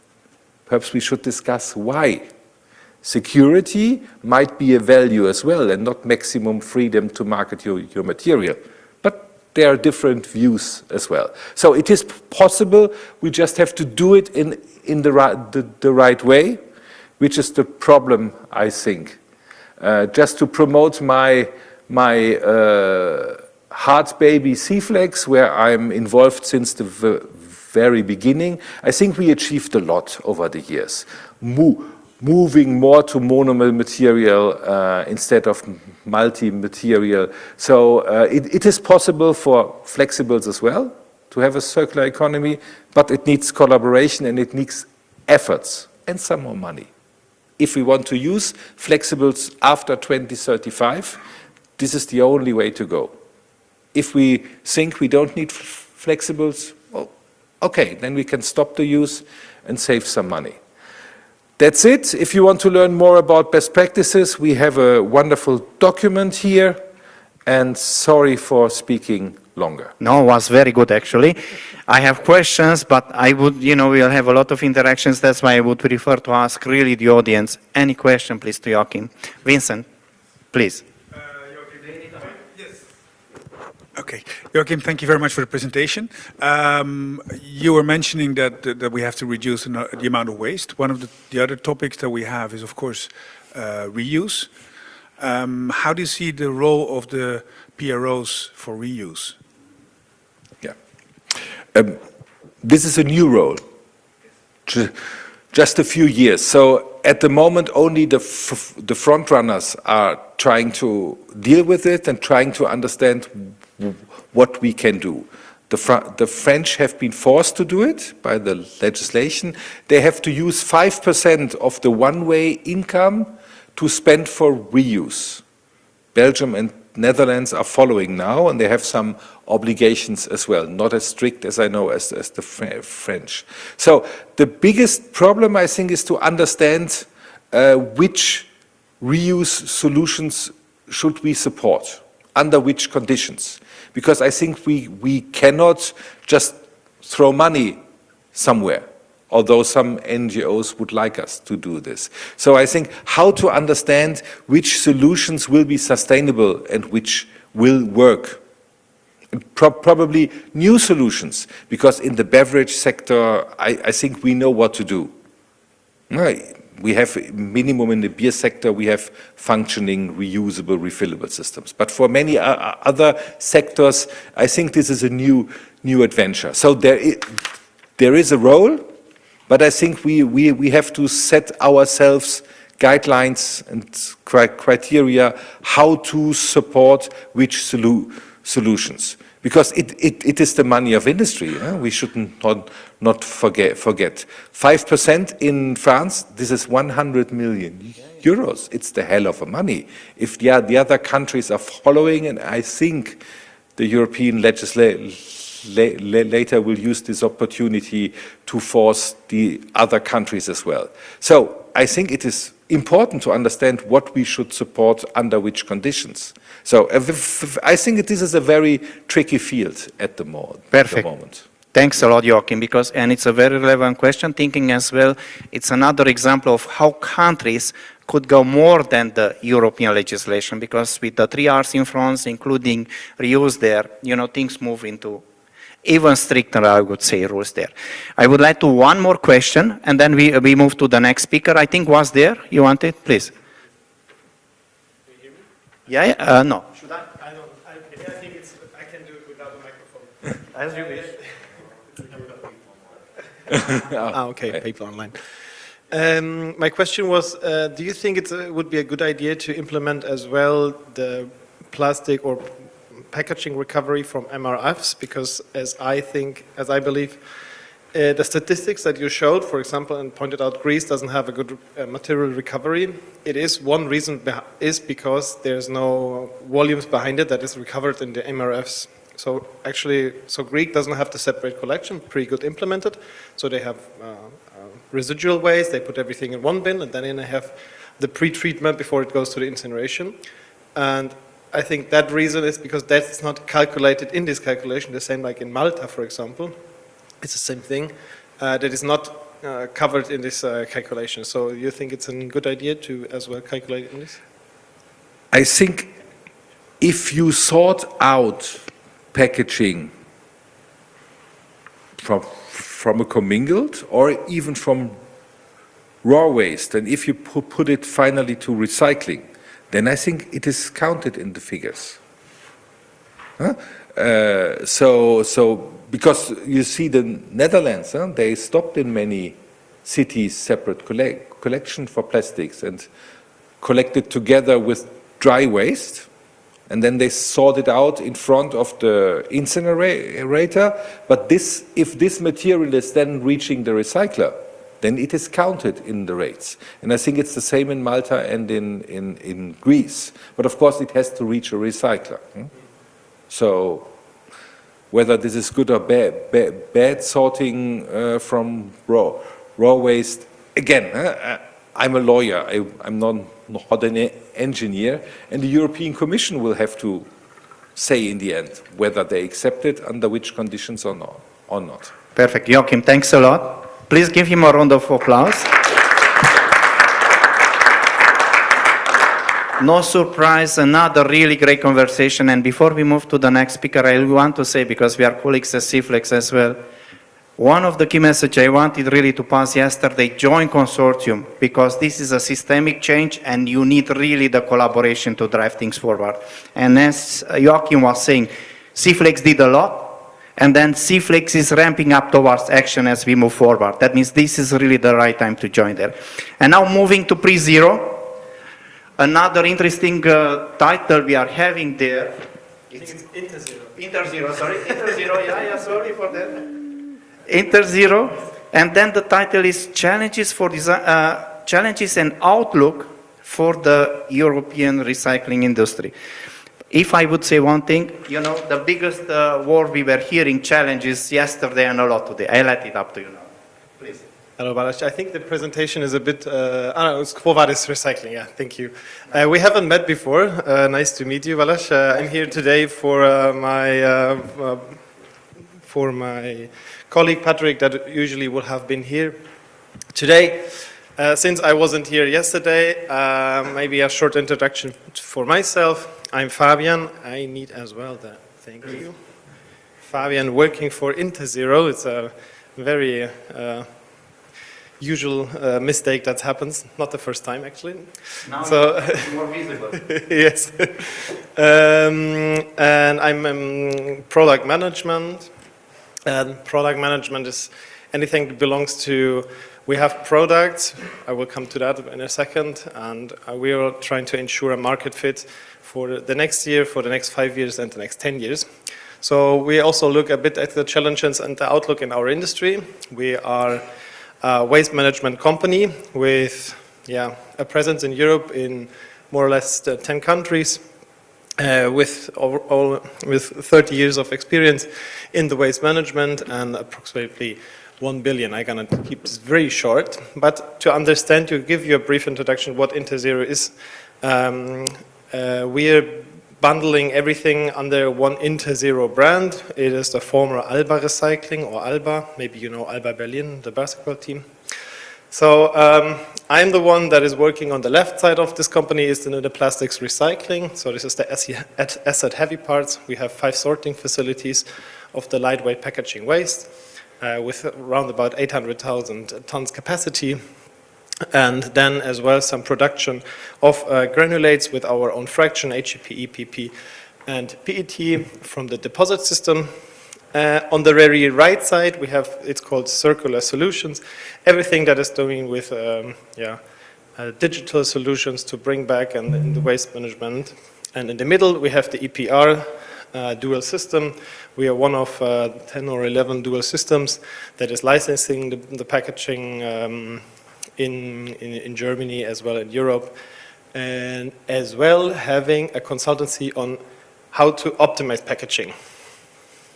So, but what I wanted to talk about today is not only about InterZero, it's about what is our biggest challenge. And we all know what is coming with the PPWR. I'm gonna skip this a little later a little bit. So what we have made some calculations on the recyclate demand and the available PCR that we will have in the next 10 to 15 years. So we have a production of plastic packaging in Europe around 24 million tons, and it is expected to have available in 2025 6 million tons more or less. Only of these recyclates, only 40% goes back into packaging. The other 60% is more or less something that goes into pipings, flooring, anything that is not going into packaging, anything you can, or like buckets, whatsoever. So with the new regulation that is coming up with the PPWR, we see with the different scenarios ranging a shortage of PCR until 2030 between 43 and 64% in the gap. So this is our biggest challenge. And what do we ask ourselves? How can we close this, this gap? And to reflect a bit on this topic, I identified some key factors on what is influencing the availability of recycled material in the future. So I'm going to skip a bit through it, since we have heard about something about EPR today as well already, and I think a lot of us heard already so much about PPWR. But for sure, the regulatory requirements will change the demand. So I will go a bit away from the EPR explanation, but I will talk to, or like, I'm gonna make a note on, or like a link to Joachim's presentation for what we see in the EPR in Germany with the different PMOs in the system, is that our volumes in waste are decreasing since 2021 constantly. And the problem with that is that the quality of the waste, or the percentage of packaging, goes more and more down. And our prices for sorting are increasingly, we have heard about all of this, very energy intensive, under pressure. So the licensing goes down, and the input qualities are changing, and they are going down, since we don't have the power, like the dual systems in a country where there's only one, to have very influence how to change the packaging with the licensing fee. So what we see is more and more unrecyclable packaging, changes to paper composites, things that cannot be easily go into recycling. For sure, this is not all the regulatory requirements, but I picked this out. It's about the DRS, the Pfandsystem in Germany, how we call it. It is, I grew up with it, so I'm 32 years. I have had it all my life and all my time. It's very normal for me, but it's not very normal for everyone. If you ask a waste management company in a country where there is no DRS, they might say, I don't like that the supermarket get now the access that I have had to this material. If you ask me from a circular perspective, I think it's a good thing to have the supermarkets as well to leverage where the material can go, because what we see is that it's a waste with a highly collective rate, and a possibility to be really in the loops for a bottle to bottle, for example, because it's mostly PET. In Europe, generally, we have more or less some countries that are still implementing or are not having it established, but we see with the PPWR as well a change here. PPWR, I'm gonna skip this. We all know that it was approved since the end of last year, and we can calculate in that it will come. Some bullet points what is gonna expect, but I think everyone knows it in here. Yes, and then for sure from the regulatory part, from the PPWR, the targets and on the recyclability, what needs to be implemented on the packaging will have a huge influence, we hope, on the input for the waste. So this is the goals for that, because the material that comes in our sorting facilities, we see that around about only 74% of all the packaging is in the moment recyclable. So if you look at plastic packaging. So what we see is the input volume goes down and the qualities are going worse and worse. So there's less material to recycle and it's even harder. So important is to see that packaging design is the base for producing high quality recyclates in the end. So the influence is not only maybe on the EPR bonus, but that you have as a brand owner to have it on a benefit, but also to have it in the future for your own recyclate availability. The next key influence is as well the machinery and the technological capacities to produce the recycled material. In the moment, I would say more and more, and the plastic recycling company are in a crisis, and more are closing. So, but we need in 5 years more and more capacities. So that is the problem. So there's a gap between this idea of having more recyclates needed in 2030. So mechanical recycling is in the moment at a status quo. It is an industry that developed in the last 30 years, but to reach the material and the quality needed, we need to invest into new mechanical recycling capacities, because as you see in the moment, only 40% of the waste goes back into packaging, and what is needed is a high quality recyclate to bring it back to packaging, because this has the highest needs for quality. So this needs to be addressed. For the chemical recycling part, it is something that needs to be set into, let's say, boundaries, and needs to see as complementary to mechanical recycling in our perspective. So every waste stream that today can go into mechanical recycling and produce a high quality recyclate for packaging should go to mechanical recycling. For each and everything that cannot go into there, we should find ways beyond it, and this can be a solution for chemical recycling.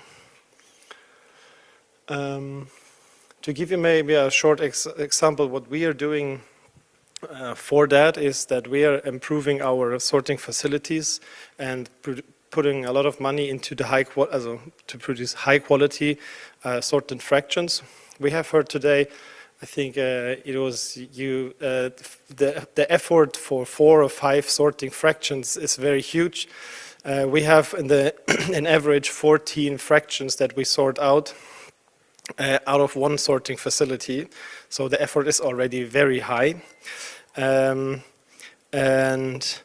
what I wanted to show here is the distribution of the waste and the waste where it goes in the moment. So mostly we see 50% of the input are usually suitable for mechanical recycling. 25% we have a mixed waste, plastic, composite, packaging, multi-layers, and not so good recyclables. And then 25% of totally wrong products in the yellow bin. So that it needs to be incinerated. There's no plastic anymore inside. So what we see, the complementary, is that the mixed plastic waste that can be pre-processed. So we are having announced a joint venture with OMW to pre-process that mixed waste again to make it suitable as an input for chemical recycling. And this is the sample for how this can look, this circle. So we are sorting out, usually it goes to incineration. With the additional sorting steps, we prepare it for pyrolysis as a suitable input. So we take out the PVC, we sort after polymers and put residues outside. And this can go back into a packaging. And the good thing is, for sure, we have a low-grade waste that can go into a contact-sensitive sample, because this is something chemical recycling needs to solve.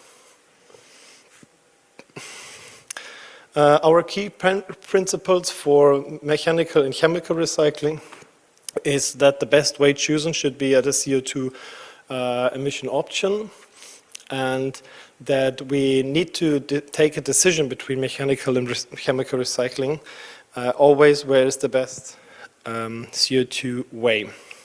So CR needs to support and the waste that is not suitable for mechanical recycling and should go never into waste to fuels. So otherwise it would be just an extended incineration. So no differentiation to that. And yeah. So what we actually need is, when we conclude a bit on that, is that what we see is that the volume and the qualities in Germany, in the German lightweight packaging markets, are declining. The demand on the other side is rising. So, and what do we need to do? So definitely we need to start with putting an incentive to do a better input, to have more recyclability on the input, and to think more into packaging loops, to simplify packaging that can go from one packaging to another. Then we need to find new innovations on and use the mechanical and recycling routes for both in high quality, for contact sensitive applications. And definitely we need to think more in collaborations. This is what we see a lot in our daily business, that only with collaboration we can make big progresses. In speaking not only about recyclability and the packaging, circularity is not only about one packaging, one recyclability. I think, as we think, circularity is very multidimensional.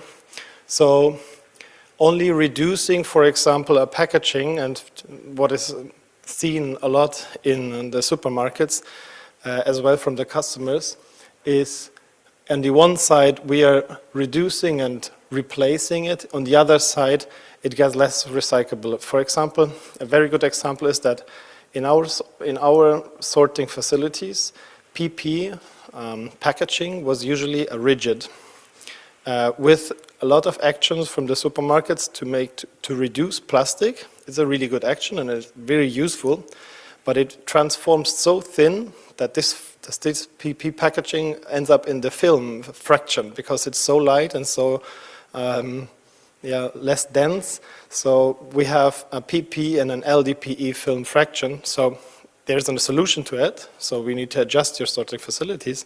But this is one thing we see here.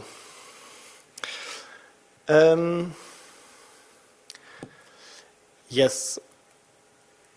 Else to say is that there is a big need to promote it in an educational scale. So not only on the product design team and on the supermarkets and the people who bring it inside the market, but also on the consumer, to tell them the truth, what is more sustainable.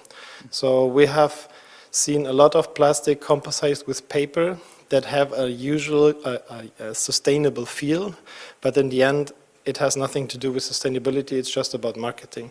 So we need to start to educate the consumer what is good for the packaging. One small example that we have done with Aldi together, it is a 100% circular product that was changed from a paper packaging actually to a plastic packaging, where a lot of consumer education has been done as well. It comes directly out of the yellow bin. It's like 92% recyclates, 8% for stability, and yes. About CO2 savings, not my core topic, but we have done a lot of studies here. We work together with Fraunhofer Unsicht to see how much the true savings are on a CO2 base. Usually we saw that we have saved a lot of CO2, I guess. But what is important is, where was it? That we are saving around 1 ton CO2, as I have it right in the name, per ton recyclates that we are producing. So more or less, if you choose to change to a recycled plastic, you have a better CO2 emission of 50 to 59%. So, and we are going to update this, and we're going to conduct a bigger online tool as well to see where this goes. Good. Thanks a lot, Fabian. And then sorry again for the confusion. Inter zero, it's now very clear. Don't worry. I have two questions actually, and then we will open there to the colleagues here. First one, it's very interesting because you said 25% of the wrong materials goes where it should not be and then goes to incineration. The question it is, how much of the good materials goes in other bins then as well? And it's telling really how much is lost at the end of the day because people not kind of disposing in the right bin, right? I think for the collection rates, I'm not too into depth. So we have a license volume Yeah? and a volume that we are collecting. So first problem is that we are under licensed. So we are licensing less than we are having on our sorting facilities. So there's a description of not every brand owner is actually licensing their product. But what we for maybe Expra can help with this information, how much licensed material ends up in the black bin is a number I don't have. I don't have the exact figures, but I know that when competition started in Germany, I think the consumer communication was stopped. Ah, okay. Now, since 4 or 5 years, all or nearly all of the 10 PROs agreed to restart it again. As far as I hear, the quality is getting better. But what you didn't do for 10 years, it takes some time to remind the people again. And at the moment, you are spending only 0.5% of your budget for consumer communication. Very clear. Which is not so much. So there's room for improvement, but it's getting better. Perfect, very good. And then I really want to suggest something, we remove the word education. I'm sometimes drastic on what I am suggesting, but I really think we have to go more into whatever, consumer engagement, consumer information, because we need really, if people don't like to be educated, but if you engage them really showing the right way, I think it's even the way the how is going to be done will be important. But I think the criticality here that the consumers plays a huge role. And then one last question before we really move forward. It's how a country like Germany, it's calculating the capacity for sorting. And why I'm asking that, it's very interesting. You put the 800,000 tons a year figures. How that's calculated for a country like with population of Germany, for example, and the size and all what's happening on packaging there? I think it's based on free market. So our dual systems, if they have the incentive and if they have the volumes that it makes it economically feasible to produce or to build a sorting facility, that was the reason why it was built. It was nothing that was planned. Okay. We don't have a plan like company 1, you go to the east, or company 2, you go to the west. Yeah, yeah. So it's based on the free market. Yeah. Very clear, super clear. One last question, please, Jez. More of a comment than a question. Plastics going into energy recovery facilities, it's about 8%. Thank you very much. Okay, very good. Thanks for checking, really. Very good. Then, if it's no any other question, we are going to move forward. And then I suggest really we continue the conversation on time, on the break. And now we are really going to move to the next one.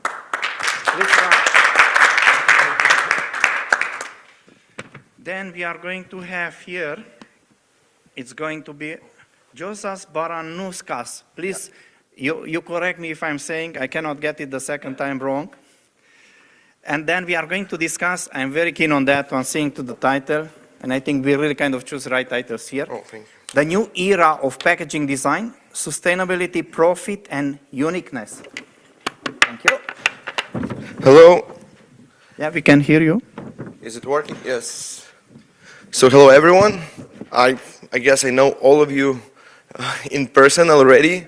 So if you have any questions, we can just stop and discuss.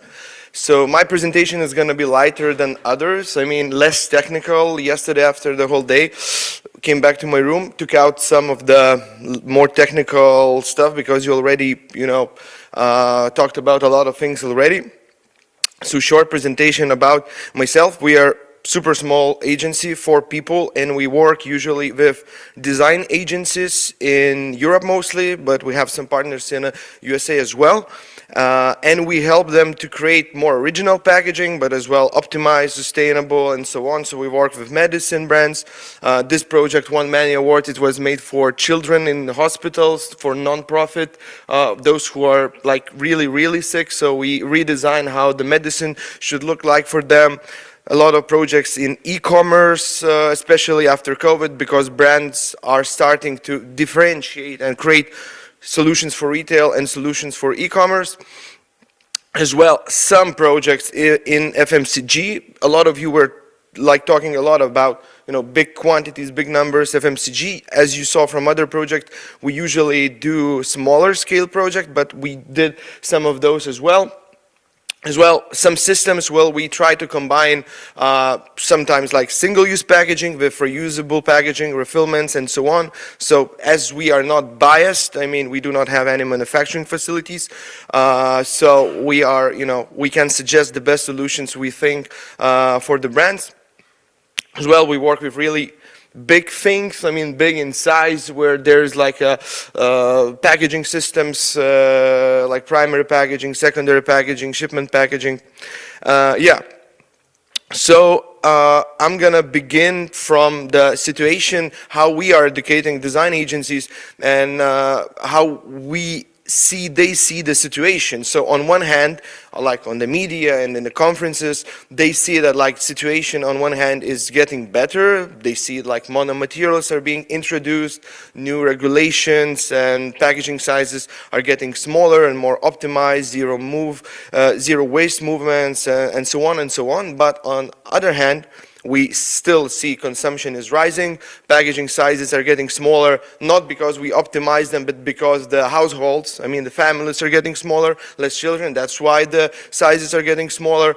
As well, consumers, I mean, a lot of presentations are starting like consumers would like to pay more for sustainable packaging, but like when they're asked, they say like this, but when they're spending their real money, they're not like doing like that. As well, as we heard example today about paper versus plastic, you know, bags. We saw that, you know, when you change the location of them, you know, consumers just do not care. Confuser sorting and recycling and for consumers. So yeah, so this is the situation as we can see. And we like, I'm gonna begin with the part how we in fun way educate design agencies about like packaging sustainability, like greenwashing fundamentals for dummies. So this is the most common strategies we see how companies or some even design or marketing agencies are greenwashing about packaging sustainability. So first thing is like claiming something in really vague concepts. I mean, like on the packaging or on the product, like this is environmentally friendly, green solution, and so on, and not backing those claims. Or like this is one of the examples that you saw on the internet, like this bag was made by using recycled materials and virgin materials, but they do not say how much. So for example, if they would be using 2% of recycled materials, they could have this claim, but it is really vague and not specific. So how we advise how to create and brag is like to allocate 1/5 of your energy and space for like bragging about packaging sustainability, and then 4/5 of explaining why. You can have QR codes or like put it on your social media, but explaining why you did those things and why it's really sustainable. It's a little bit old, it's 2020, but I really like this table. And this is from McKinsey, and it shows not packaging sustainability in different markets, but perception, people perception of what packaging is sustainable and which packaging is not sustainable. So for example, in the United States, on the left side, it's from 1 to 10. So they think that paper-based packaging is the most sustainable, then it's glass bottles, plastic films made from renewable materials.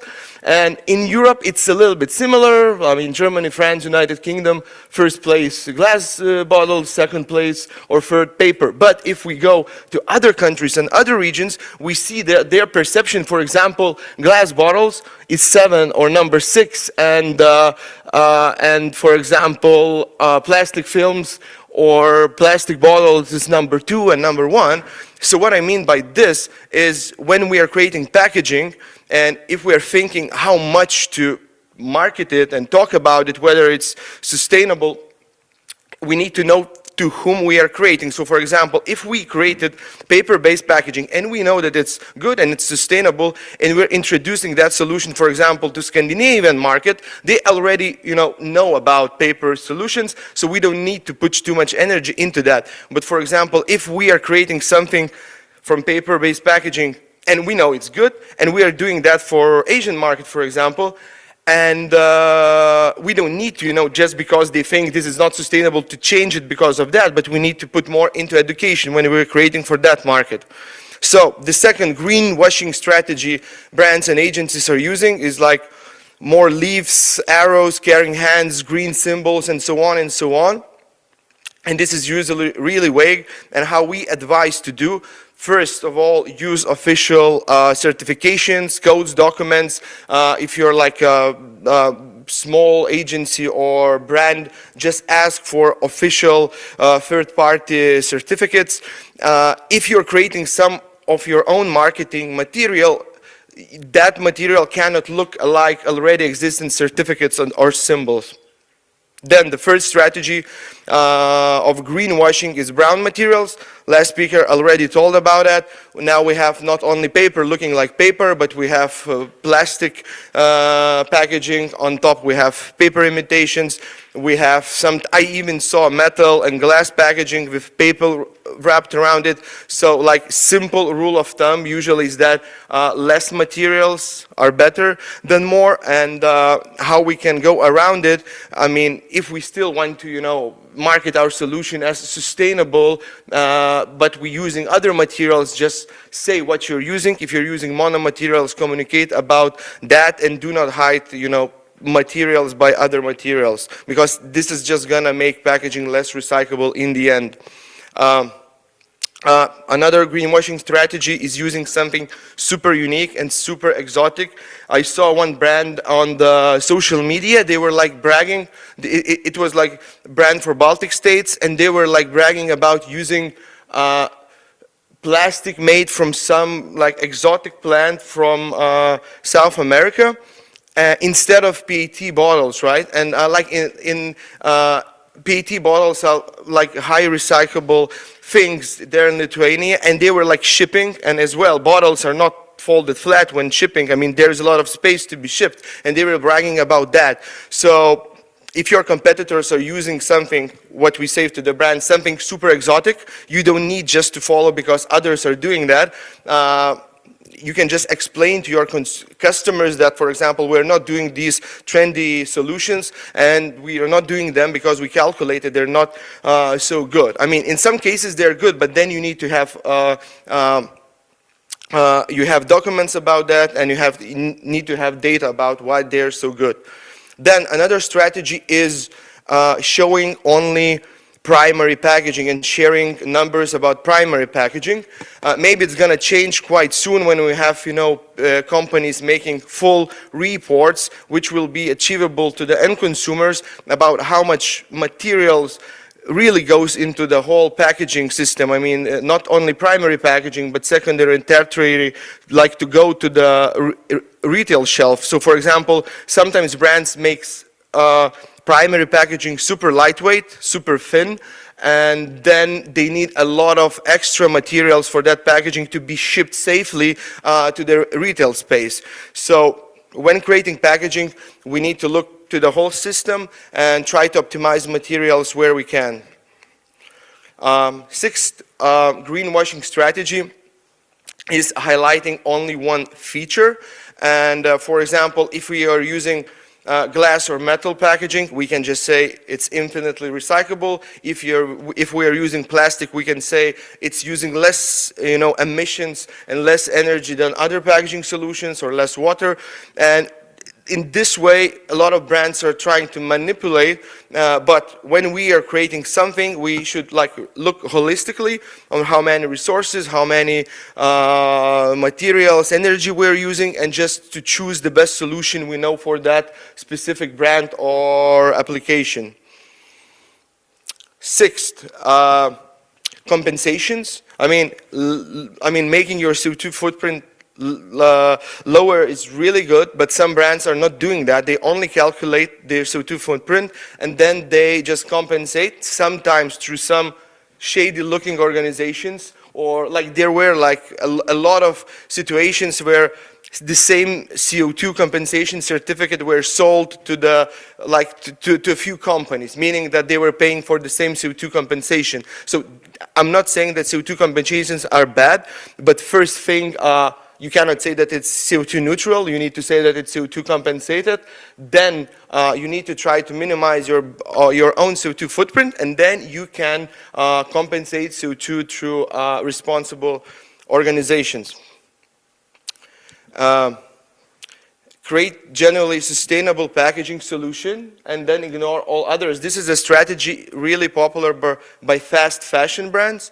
So for example, they have 20 collections throughout the year and they select one collection and that collection is super sustainable, responsible, blah, blah, blah, blah, blah, blah. And the rest of the 19 are just, you know, like as business as usual, not that sustainable, and they're putting all their marketing efforts onto that one collection, and this is really misleading the consumers about how the brand usually operates and its overall picture. So that doesn't mean if you have a portfolio of, I don't know, 200 packaging units and you improved 4 of them, that doesn't mean that you cannot brag and be happy about that. But then somewhere in the reports, on the social media, in the presentations, you need to share the whole picture and talk about your strategies for the other packaging units. And yeah, just to put everything into one big picture. And the last of this part is, you know, only focus on environmental sustainability and forget all other aspects, meaning that we need to know, as today's speakers were talking, we need to know where the materials are coming from, which regimes we support, what's the conditions of people working there, and so on and so on. If we only gonna make packaging more recyclable in the end, but we're gonna make a lot of problems behind that solution, it's not gonna be a good long-term thing. So we're going to go to a few case studies of ours, some really simple case studies showing how we try to use, you know, like profit as in the presentation title, meaning like trying to optimize packaging all the time and not only make packaging more sustainable but cheaper as well. Then user experience, and as we are talking today, sustainability and consumer education. Maybe for Marius, education is not the right word, maybe it's engagement. You're gonna see some engagement examples here. Yeah, so let's jump in. So first case study is consumer electronics producer, and their first solution, number one, they were importing packaging from Asia to Europe, so it was not folding flat, so they took a lot of space. Then we have a rigid board laminated with plastic lamination, and then black foam inside, so a recyclable solution. It was designed for retail originally, but then for the e-commerce, they were like shipping like this, so extra materials. So for the retail, when we were like designing, we designed better solution in many cases, but still for the e-commerce, we needed extra box. And when we started the strategy that for the retail and e-commerce, we need to design separately, we designed Amazon ship its own container box, meaning that Amazon do not need to put it in another box, saving money for the client, and as well it's more sustainable because one packaging instead of 2, using less material and like better unboxing experience because it's less waste for the end consumer at his home. So yeah, so this is how it looks. For the designers or structural designers, we also show the solution behind it, that we do not use any extra materials or plastic inside, because a lot of testing went into that, how all of the layers amortizate and we don't need extra cushionings and so on. Second case study is salad box.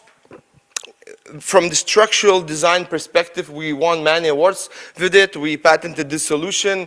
It was bought from other brands as well. Maybe next year it's going to be sold in USA as well with the patent partners, but here I'm just gonna touch sustainability aspect and optimization aspect and consumer education aspect. So the previous solutions, as you know, they have a lot of problems. Maybe clear PET, rigid PET could be recycled. Other solutions, not so much.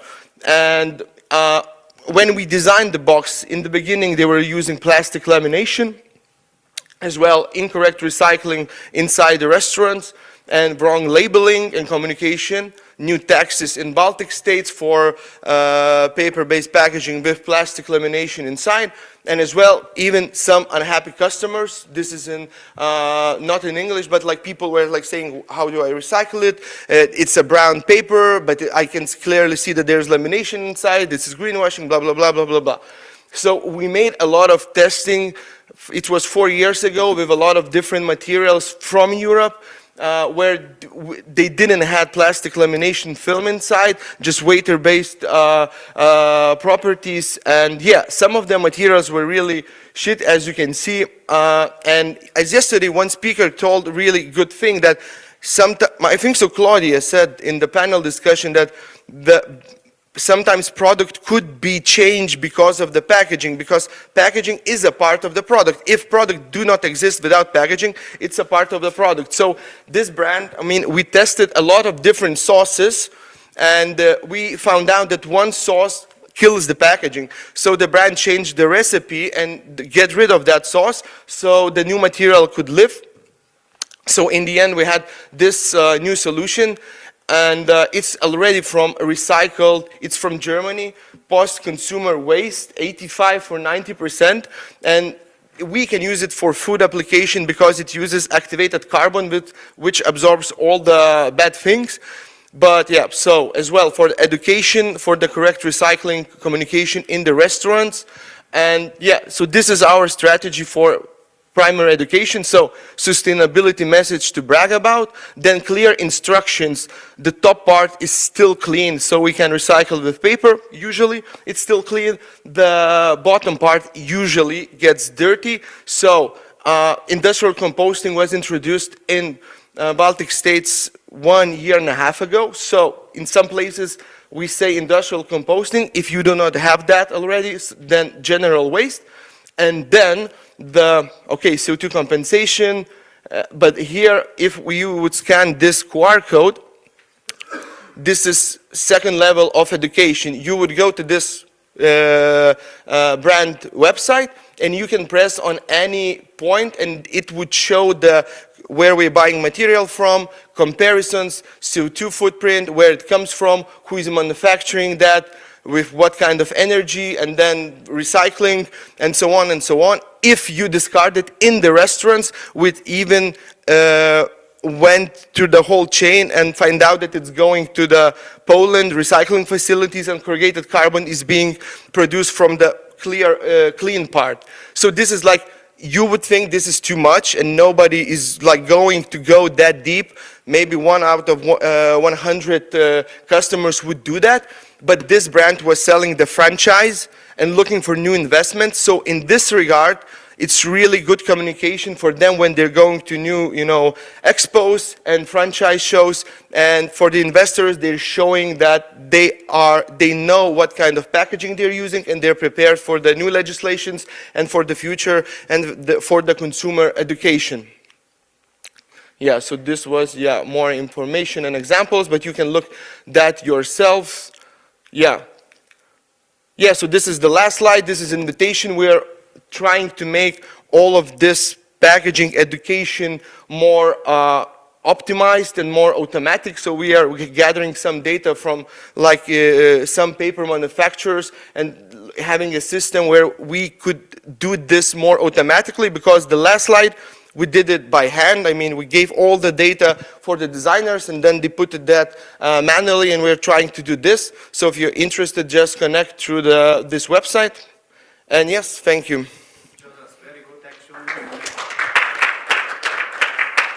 You engage people here. And 30 seconds left. Yeah, no, it's okay. You gave time back actually for the coffee later on. We open it for questions. Please, any question to Josas?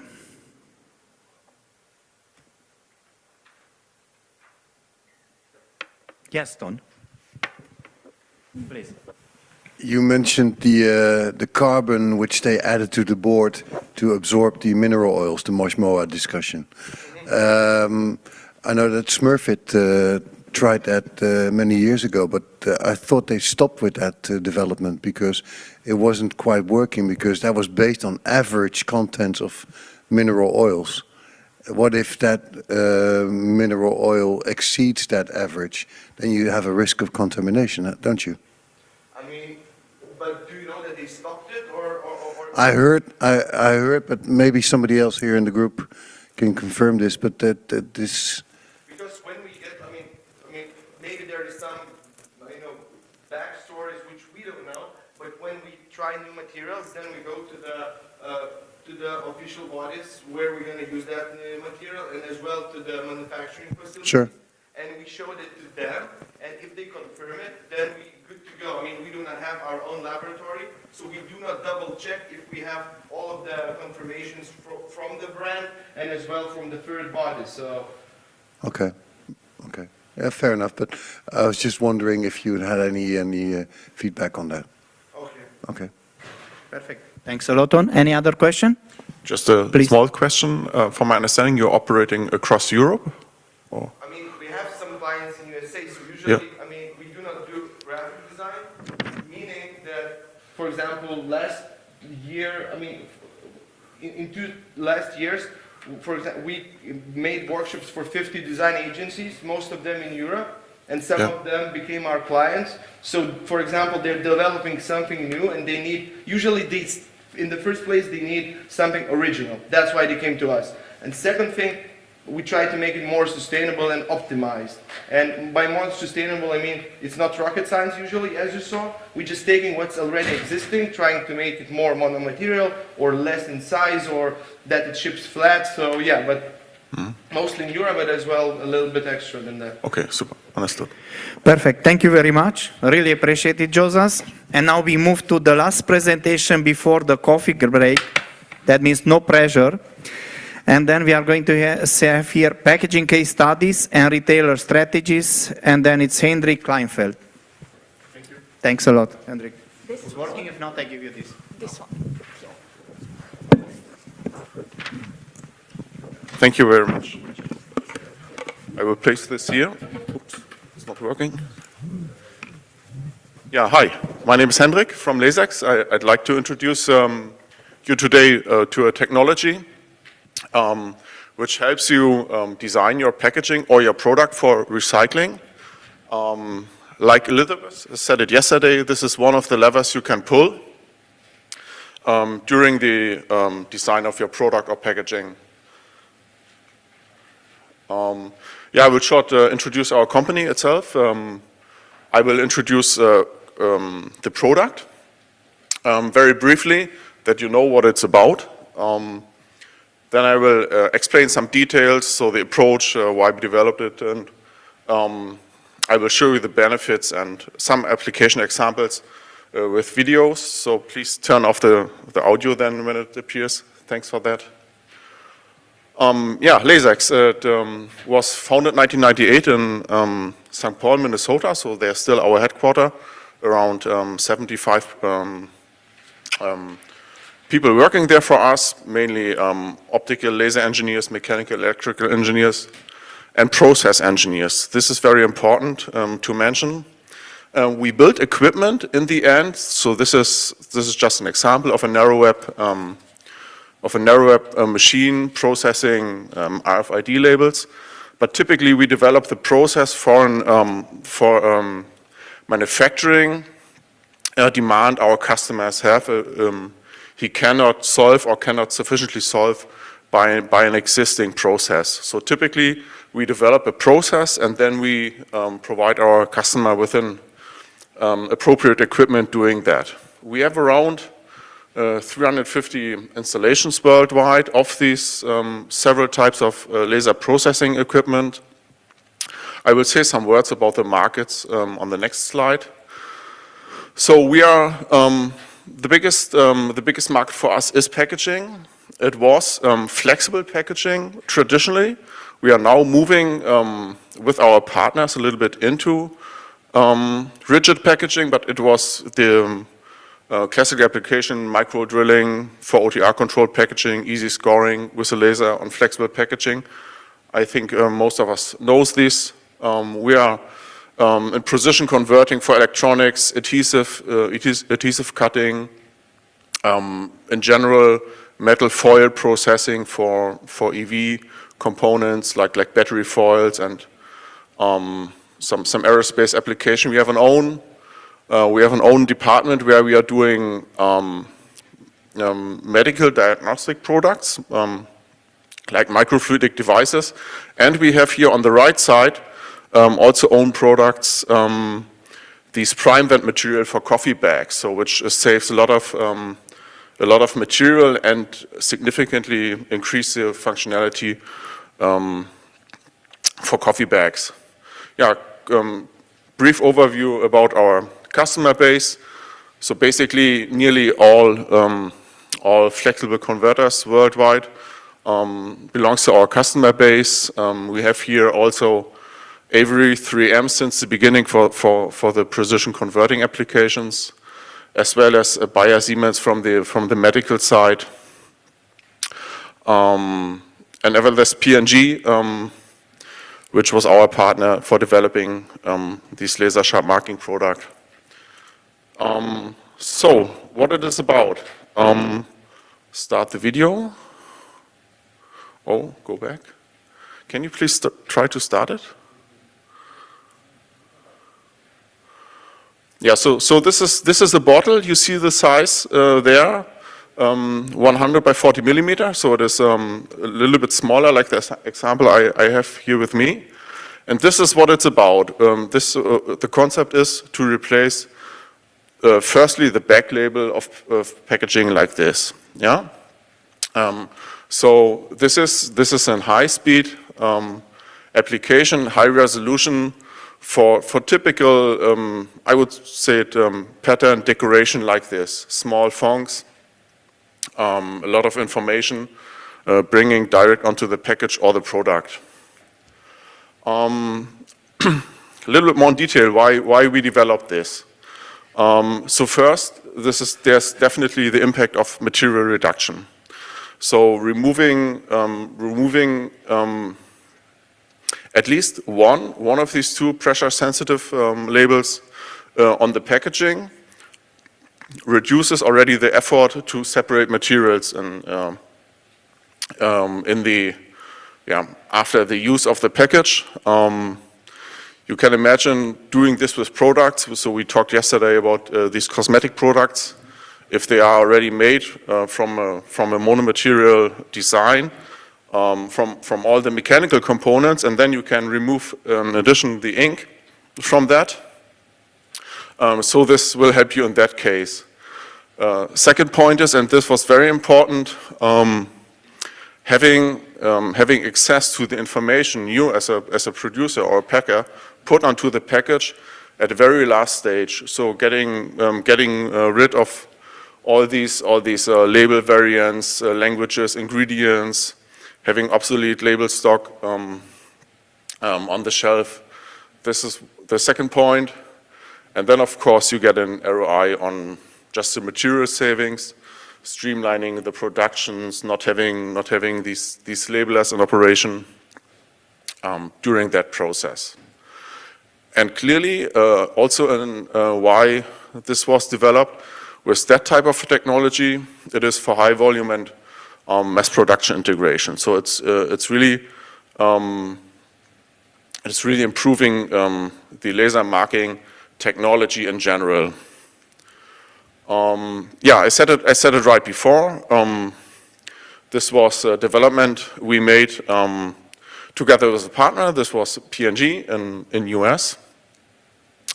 And I need to say, besides these values, which helps a lot to increase these or speed up these developments, this is a development which considers both the material technology and the laser technology, the laser process technology.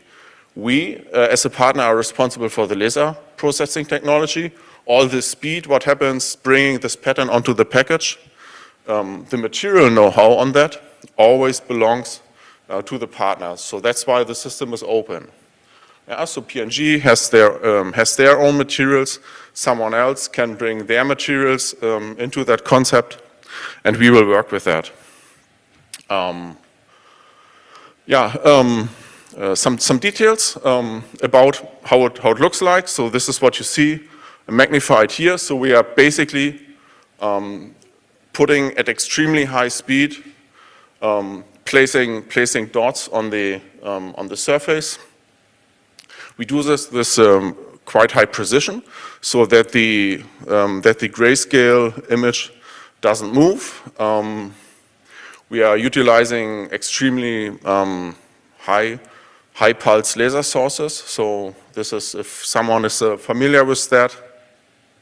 So we are utilizing extreme high frequencies of pulse lasers, different types. And this allows us to get a very, very high resolution, and this allows us to bring really small letters onto the package. So which wasn't really able with laser marking technology before. So even with the QR code, with the barcode, as we have this high resolution, we have a high redundancy in the information which is on the package, which allows us to work on also under difficult conditions on the surface. The next slide.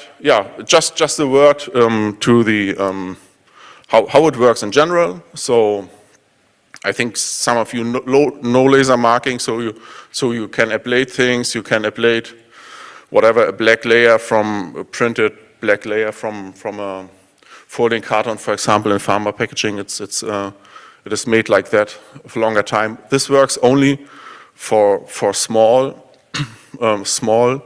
either QR codes or very, very short digit codes, because it is, as a process itself, slow. It works, of course, in pharma packaging fast, but the laser process itself is relatively slow, and you cannot really upscale this for large areas for the entire packaging.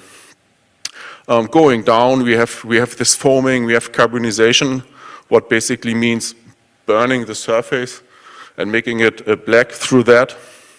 We are working basically on the bottom part. We trigger a laser-induced color change on the material surface, or on the material on the surface, or directly into that material. And this typically works very, very fast. So there you can work with these very, very short laser pulses, and you just get your color change already there, move to the next point, do this with 4 megahertz on the surface, and you have a bottle like this in less than 2 seconds. And of course, this is, I said it here, a lot of these is within the material know-how. Yeah, so you need to, if you want to implement something like this into your products or into your packaging product, you need to have access to the materials. Yeah, so there's definitely a material part of all the system. Yeah, correct. Now coming to some benefits, and explained a little bit on the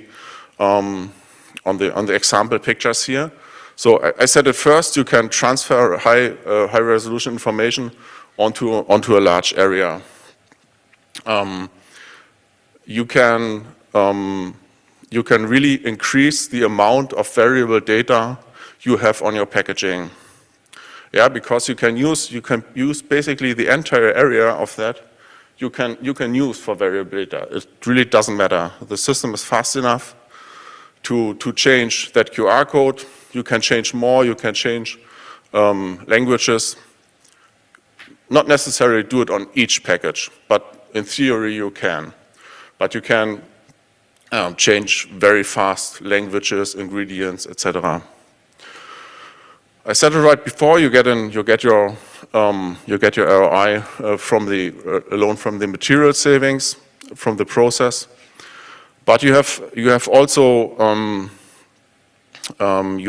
really a benefit from the because it's a contactless process. So you can even, for example, mark these caps there on the side. You can even mark them when the package is built. So you don't need a preprint, for example. Yeah, so you can go on surfaces which are in a way already shaped, or maybe they are only a little bit deformed, not on intent, but just how this stage is in that process. And you get a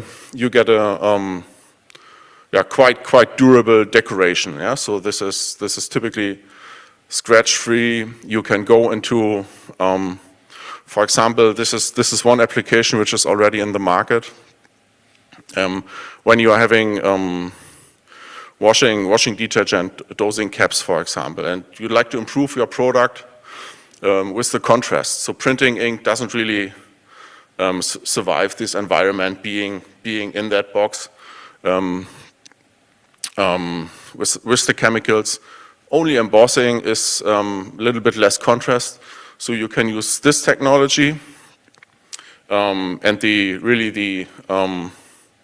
durability of the contrast you have there is really increased. Yeah, is there somewhere here written which I didn't explain on the examples? Yeah, this is we will see this in the next pictures. This is versatile to different materials and also to different applications. So you can go onto packaging, onto products, and it is a fast solution. Yeah, so it is already here. We've mentioned that these typical 300 parts per minute, like that bottle there, which is a common speed of a blow molding machine doing that bottles, for example. Yeah, so this is already now at industrial scale for that application. Yeah, now some pictures. So I want to point out on this slide one application here on the bottom left. So we are very much convinced that, for example, for all this medical blister film, bringing the information onto that packaging basically will improve this process really a lot, because you really can do for prescription medicals, you can do short runs without having inkjet, for example, on there. It's not really easy operating inkjet. It has its big advantages, but also disadvantages. The ink itself, the process, high consumable costs, and what is also visible here on the top left, you can also work with coatings. Yeah, so you can work like on the bottom right side. You can directly work onto the part, which is a polymer product based. Can be PP, can be PE, PET, but you can also work with coatings. Yeah, bringing additional coatings to that product or to that process makes only sense when there is already whatever coating you might need for something else. Also, yeah, so bringing an additional coating might have less benefit, but if you really want to work with variable information on your product, you can use also that. Here's an example, and we see a very, very large demand in the market for bringing this also to clear PET. So this is a picture This is only now a close-up, because this is a development which is very, very strong tied to the brands which are developing this right now.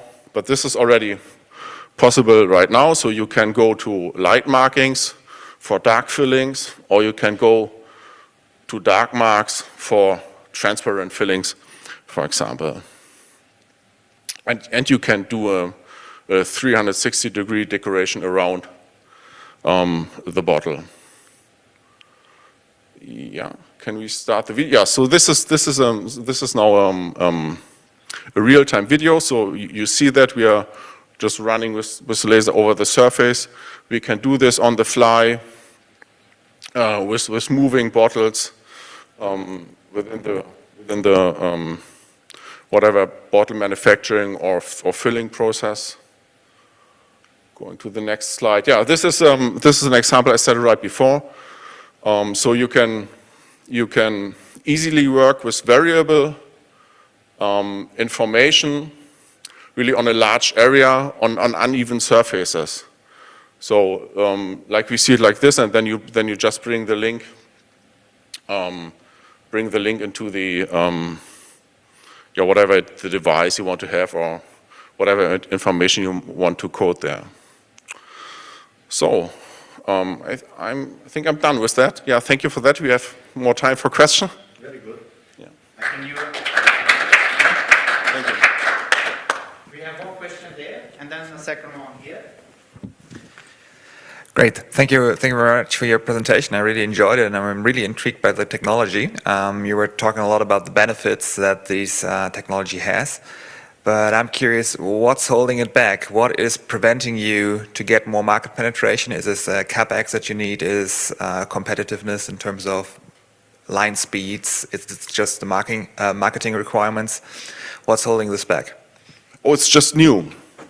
So right now, there's nothing really holding it back. It is really high, very, very high speeds for example, for water bottling is a challenge right now. But on the other side, it's nothing really holding it back. It's just new. We introduced this end of last year. So it was a development over the last 3 years. But we published it end of last year at Fachpack. There's one thing you might need to know. You must, whoever wants to do that must have access to the material itself. Yeah, so this is not the really, I would say, the classical laser marking where you can basically go on anything. Some things might be slower, some things might work better. This will not work for these typical high-rate applications where you're in. So you need to have access to the material. There might be only slight changes. For example, like an additive you might need, but you might need additives anyway. Let's, for example, for that white HDPE bottle. So there's already titanium dioxide in there. So you can you can find something in that system which works for you. But yeah. Very clear, super, great question and great answer. Thanks a lot. We go now to Paul here, and then we are going to move here. Well, actually, my question was exactly the same as the last. Yeah. What's holding it back? I mean, PG, a massive business. They Yeah. have hundreds of lines here with that application to be perfect. Just like stop. Yeah. So we are implementing it step by step. Yeah. I love it. It's new. It's just new. Yeah. You see, that's kind of synchronization. You have really to have a coffee together after. Please. Hi, great presentation. Has there ever been a comparison study between the energy requirements for this versus a traditional label for its making? Our customers are doing this. Let's say you talking about the the energy. You're getting the benefits from different parts of the process. I cannot really exactly tell you what is the energy comparison onto that. So I can answer this question later on. Yeah. Perfect. I really want to say thank you a lot. Yeah, If okay. maybe I have one question, very Yeah. single one before we are wrapping up. It will be, and I'm always asking that because I'm forcing people to think to what's the biggest benefit.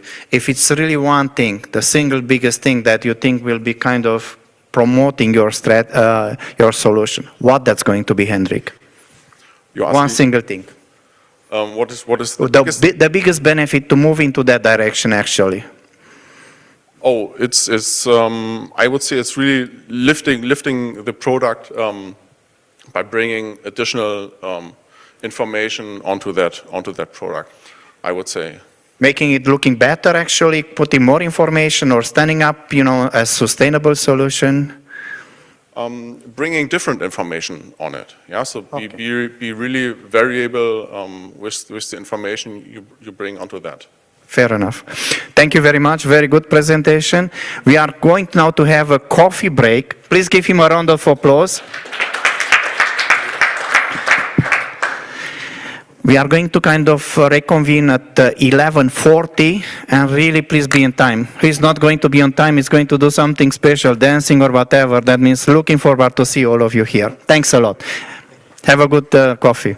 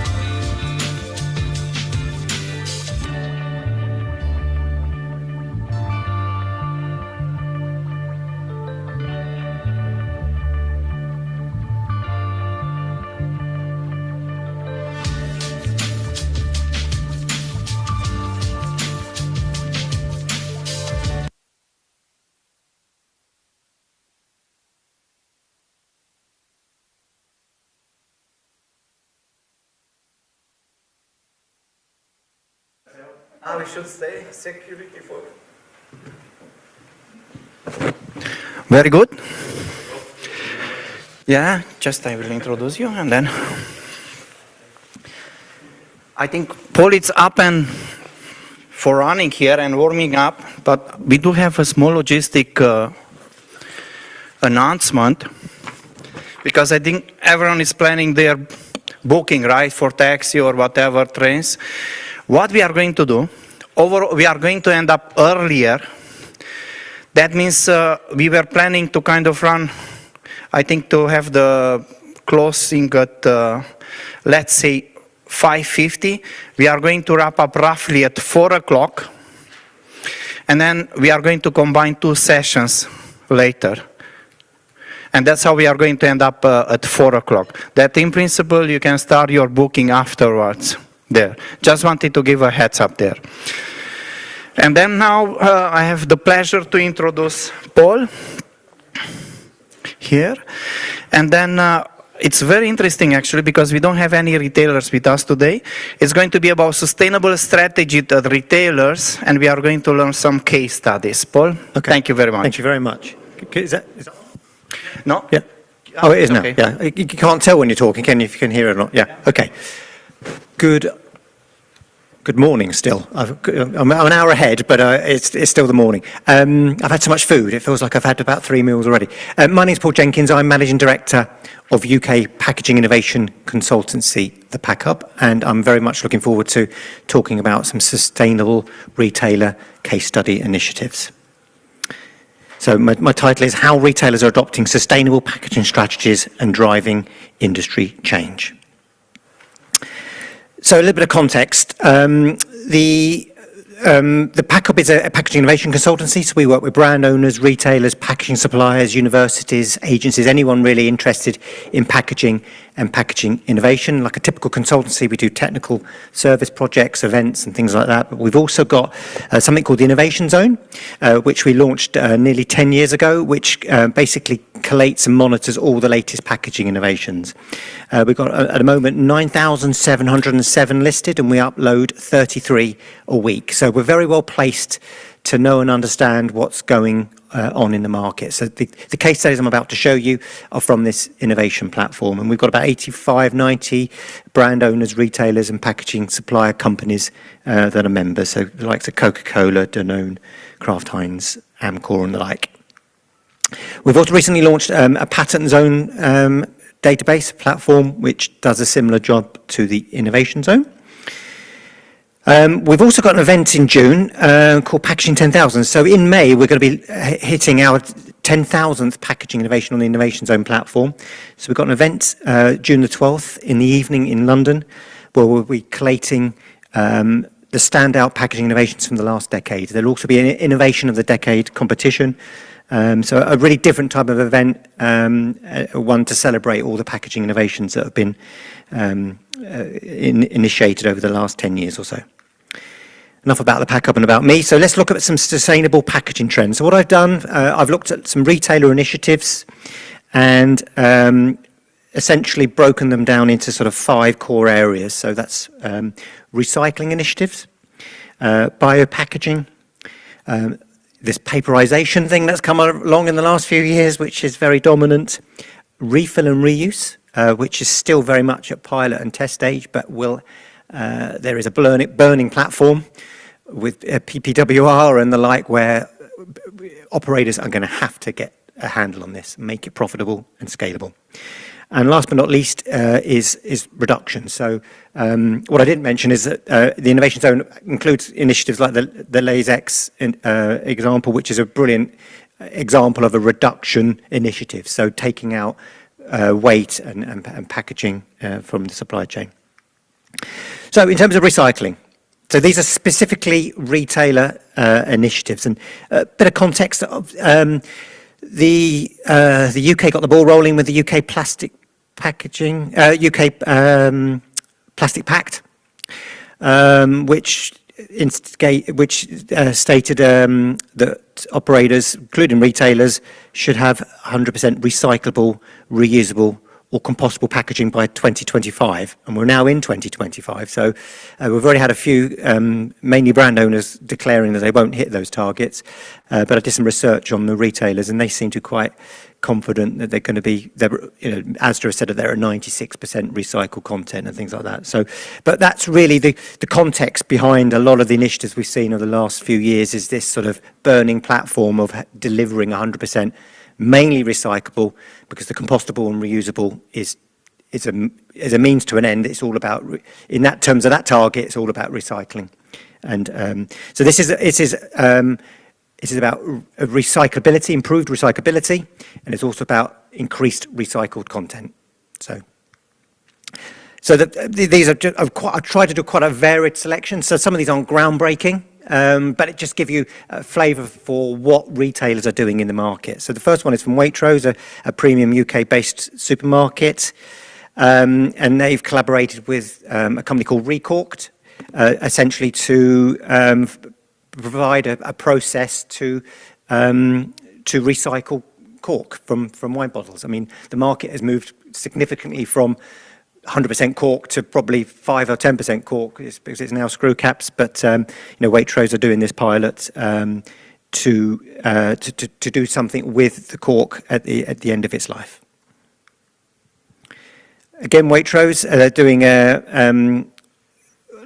talked about recycled content. This is a collaborative project with WRAP, Pilgrims Europe, and Fech Plastic Packaging Converter to create food-grade PET trays from recycled household materials such as pots, tubs, and trays. So that was introduced towards the end of last year. Interestingly, it's very hard to find these packs in store because there's nothing to differentiate them from any of their other packs. But I spoke to Waitrose a while ago, and I think that the trial is going okay. But a lot of these things, you never hear anything more about it, and it's just a trial that has a beginning and an end. This is from Aldi. Remember, this is all about recycling and recyclability. So they will incorporate at least 35% recycled content into their own label, specially selected hand-cooked range. I've got a pack at home. You can't tell, obviously, that it's got recycled content in it. It looks just the same as a normal crisp packet. They're hoping to eliminate 78 tonnes of virgin plastic annually, and aligns with their goal to include 50% recycled content in their plastic packaging by 2025. And the UK Plastic Pact, the tax, not the UK Plastic Pact, the UK plastic packaging tax, it talks about a 30% fees on packaging that has less than, sorry, you know what I'm trying to say. 30% tax on things that are 30% or more, or less.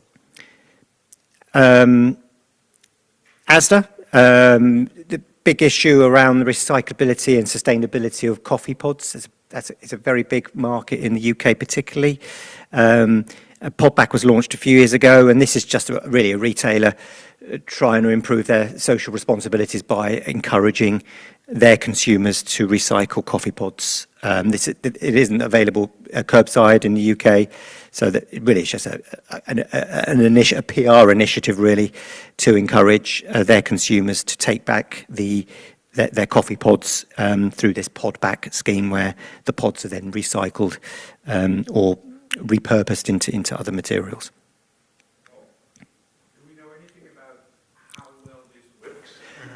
It was launched in November 2020. I know the people behind the launch at EcoSecurity, and they were, I don't have any numbers, but the fact that it's been going 4 or 5 years, it's in my local recycling centre. You can take your pods there, and that's not very scientific. I'd need to look into that. But the fact that it's been going a few years, operators are looking at alternatives like compostable pods and things like that. This isn't the answer. This is just one small step to improve the situation. And finally, from Aldi, we're seeing lots of recycled content. This is a 100% recycled PET bottle for their own label washing up liquid. Biopackaging, there was a sort of a bit of a gold rush a few years ago to look at when plastic became this sort of demon material after Blue Planet 2, and lots of university type developments looking at lots of alternative materials to oil-based plastics. Of course, I've included Amazon because they're a retailer too, right? They're rather large. Biodegradable bags, the jury's out in terms of their effect and impact on the environment, but just demonstrating the type of activities we're still seeing in the market. So this is Amazon Fresh. So this is their bricks and mortar stores, and they're working with Novamont on a biodegradable carrier bag for their products. And the jury's out on. Well, not the jury's out. There's lots of research about the sustainability of various different bag formats and the merits of banning plastic bags in the first place. But I don't have time to have that debate right now. This is an interesting one from Lidl in Switzerland. They've launched a cellulose-based pack for the couple of their cheese ranges. It's cellulose derived from wood residues sourced from FSC certified forests. This is quite a recent initiative. There's nothing on the pack. There's nothing to indicate that it's any different to any other of the cheese packs in the market. So we're seeing some interesting initiatives in this area. Kelpie is a seaweed-based initiative. They call themselves a startup, but I think they've got 7-figure funding from various different. I think they got £1 million funding injection recently. They're working with a number of different brand owners on specific sort of work streams. One of them is with Waitrose and Blue Skies, who is a global fresh fruit producer, and they're working on this Fresh Packed project, which is an 18-month initiative aimed at cutting sort of plastic fresh fruit packaging. They're prototyping and piloting a biomaterial solution that is recyclable, compostable, and so-called marine safe.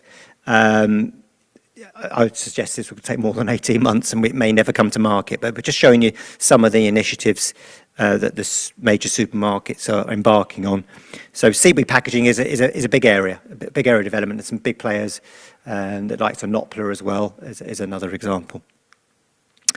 Paperization, I mentioned at the beginning that this is a big area, and we've already had discussions around consumers and consumer pressures. I was speaking to someone yesterday over dinner about, sorry, it was an exhibition actually the day before where they were talking to a major brand owner, and it was moving to paper. Why are you moving to paper? That's what consumers want. What's the science behind it?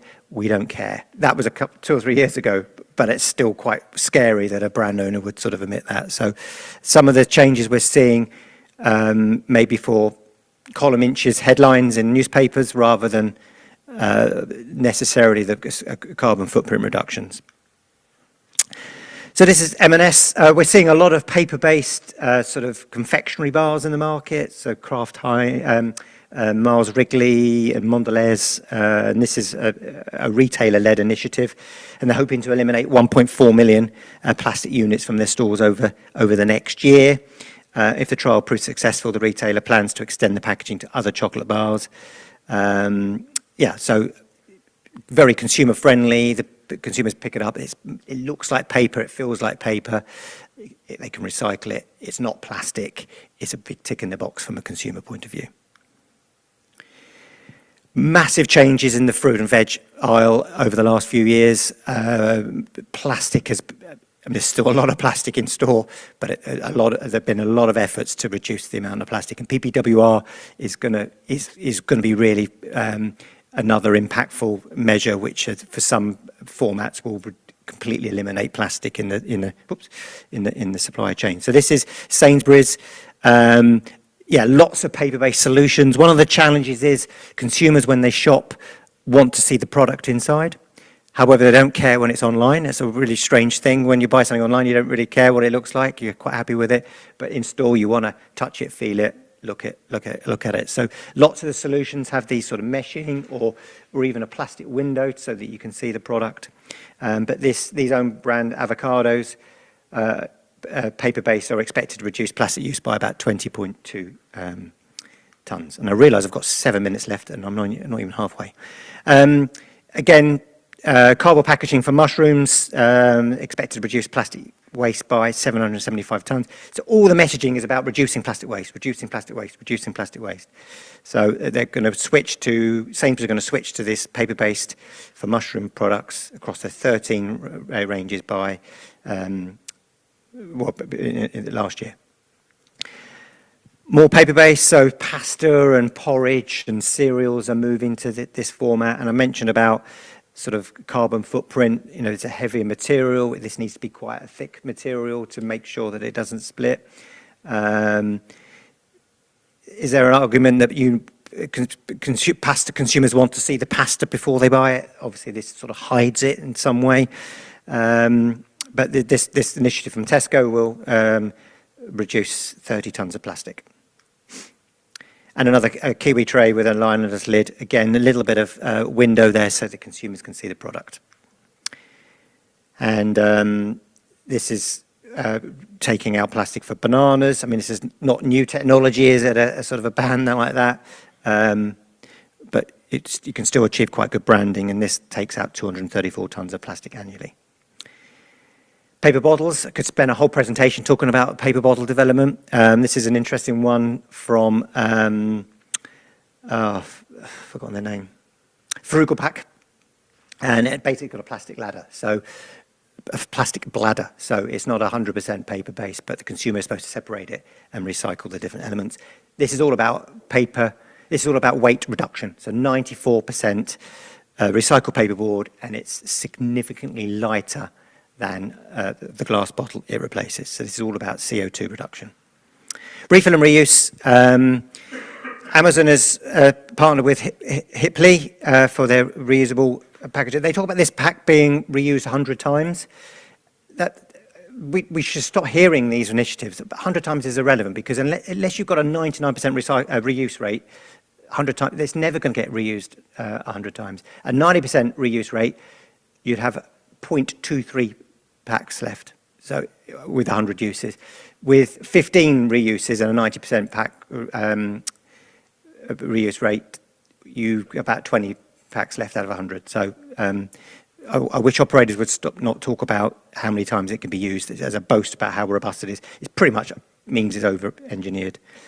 Aldi, reusable trays, again, it's not groundbreaking, but it's just looking at ways to reduce, rather than single-use sort of corrugated boxes, something that can be reused and reused. Collaboration between a number of different leading retailers around Europe to deliver a reusable mushroom packaging. Nothing to show here because there's nothing developed yet, but they're working on something called the Reusable Packaging Coalition. And there's been lots of trials of reusable packaging in store. This is M&S. This is a Reposit, which is in 25 stores across the UK.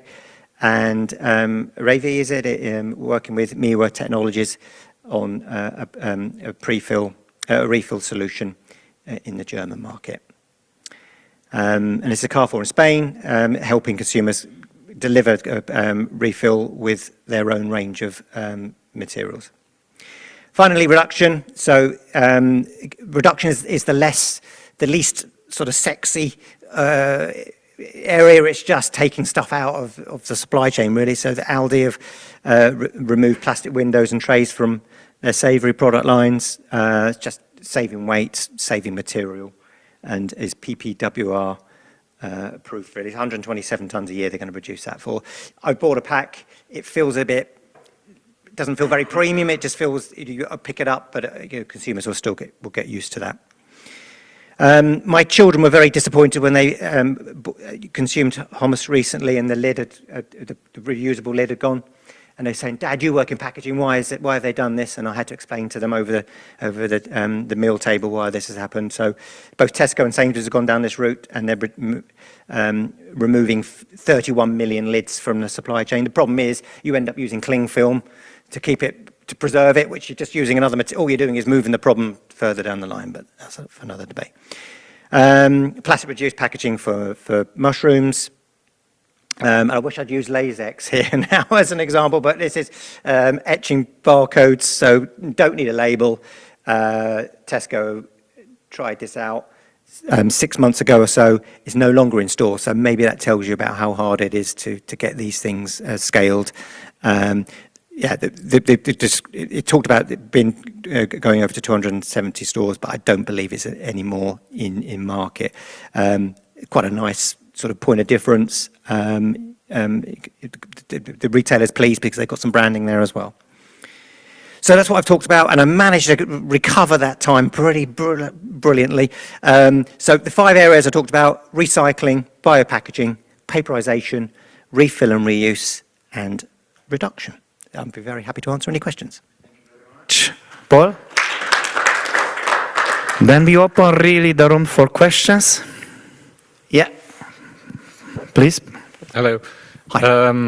We have a lot of contacts with Swiss companies and Swiss. and Yep. UK is not in the EU, so PPWR is Don't tell me only about that. indirect. But would be interesting to, as you have a very large, broad experience with the UK cases. How is the UK currently thinking about? Are they moving all their kind of production and packaging to the PPWR then, or are they rather thinking, let's have 2 lines, one is for the EU and one is for the UK market? How is the situation or discussion there? Okay, that's a very easy question to answer, and it was discussed over the meal last night. We had an event last year, and the guy from Twinings Tea said basically, Steve Pizer, he's the head of packaging there, and he basically said, there's no way we're going to have 2 lines. So PPWR is de facto for the UK as well. Yeah. Perfect. And then we go to Ton here. Thanks a lot. That was exactly my question as well.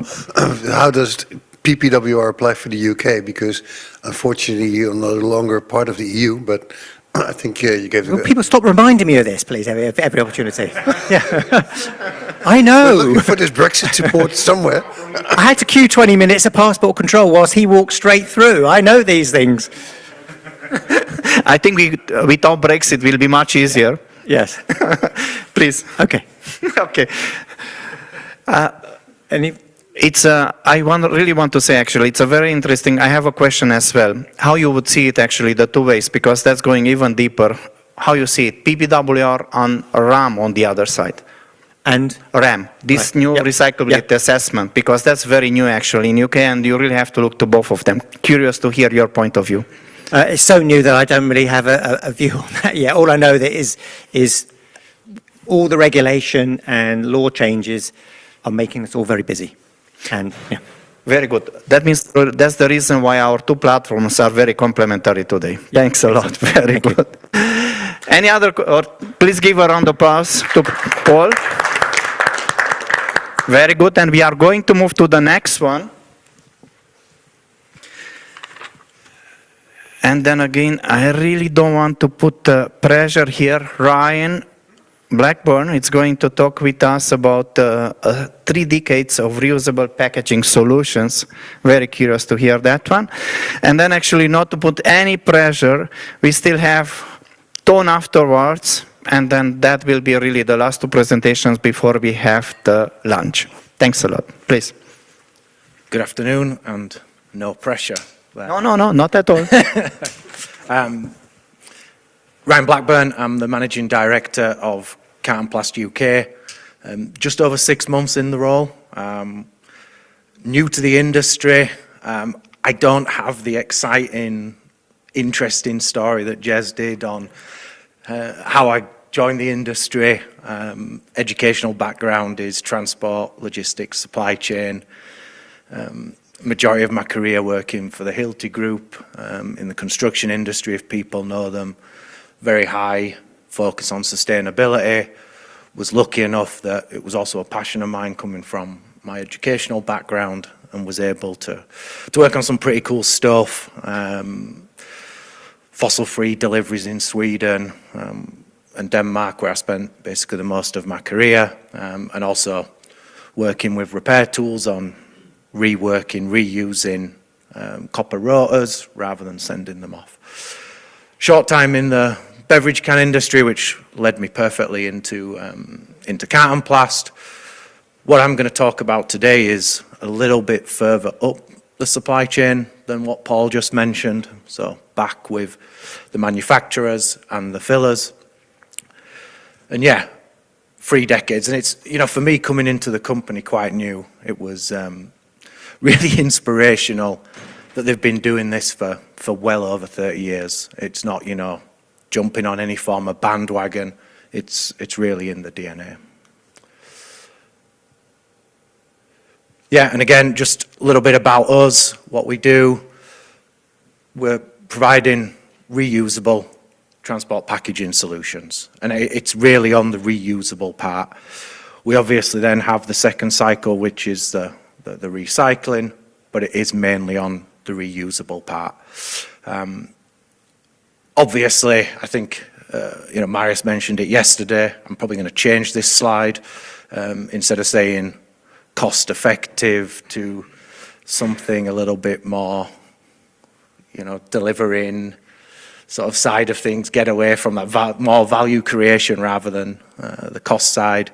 But it's a key part of what we do and how we work, particularly with the container manufacturers. We are a very, very small part of their supply chain, but a very critical part that needs to work.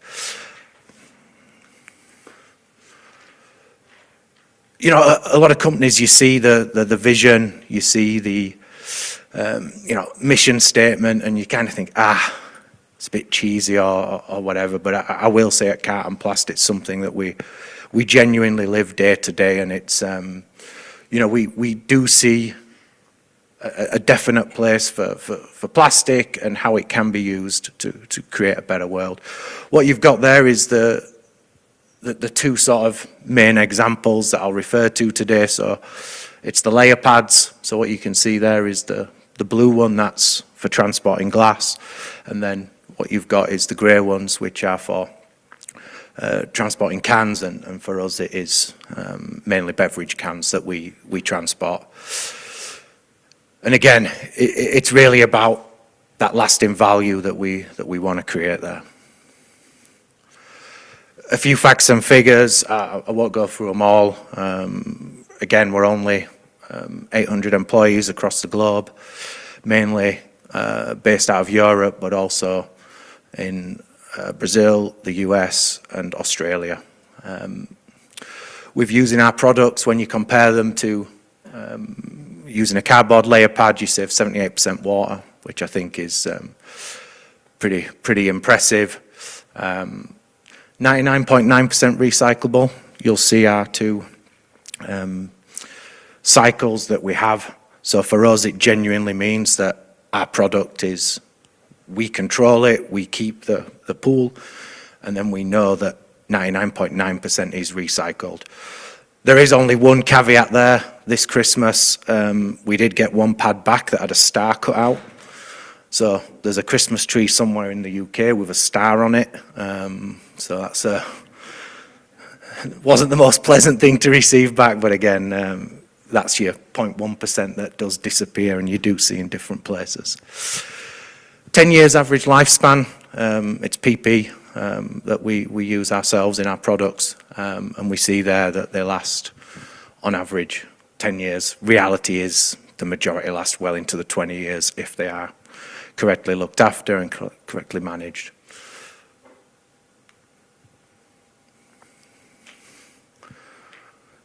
And again, someone in our sales team did a very fancy graphics that pops up. But again, I don't need to go over this too much. There's a couple of things that I just do want to pick up on. The long life and durability, super important, obviously, for our industry to enable that sort of 10-year plus usage. They're not absorbing liquids, obviously, when it's at a fillers. And the product has been put on, it's critical that the pads don't absorb any liquids. You've obviously got the hygiene side, which is in there. On the traceability, when you look at our can pad, all pads have QR codes, but on cans, It's a slightly different business model where they don't wash every cycle, and the traceability using the QR codes is really important. They wash in general every 5th cycle, and there's a slightly different business model to glass. Glass is every cycle because obviously risk of glass particles, the pad is in contact with the actual surface that you might be in contact with. Cans, there's a top cap put on that is folded back, and obviously they're reusable. So what we have is we have a closed loop, and basically there's 2 cycles to the loop, and I'll start with the one to the left. So starting with the number 1, products at CPL, these are clean, ready to use. They are then delivered to the container manufacturer. Let's take in this instance a glass manufacturer. They manufacture the glass, put the glass onto the pads, deliver these then into the filler, who fills them. Basically, once the product is filled, they separate them, and we arrange collection. They come back to us, and then what we do is we do basically a sorting, where we look at the pads, decide if there's any that need scrap or special cleaning. You know, something Elizabeth was talking about yesterday, the adhesive labels are a massive issue for us, that obviously removing them, depending on what type of adhesive, can take 20 seconds, it can take 12 minutes. So really, really big difference there. And then what we do is we basically wash them. I have some pictures from our wash process. Once they're washed, they're dried, and every single one's checked. And I mean, just in the UK alone, we do around 20 million movements a year, and every single one is checked individually. And last year we had 3 complaints as foreign bodies on them, so the level is extremely high there.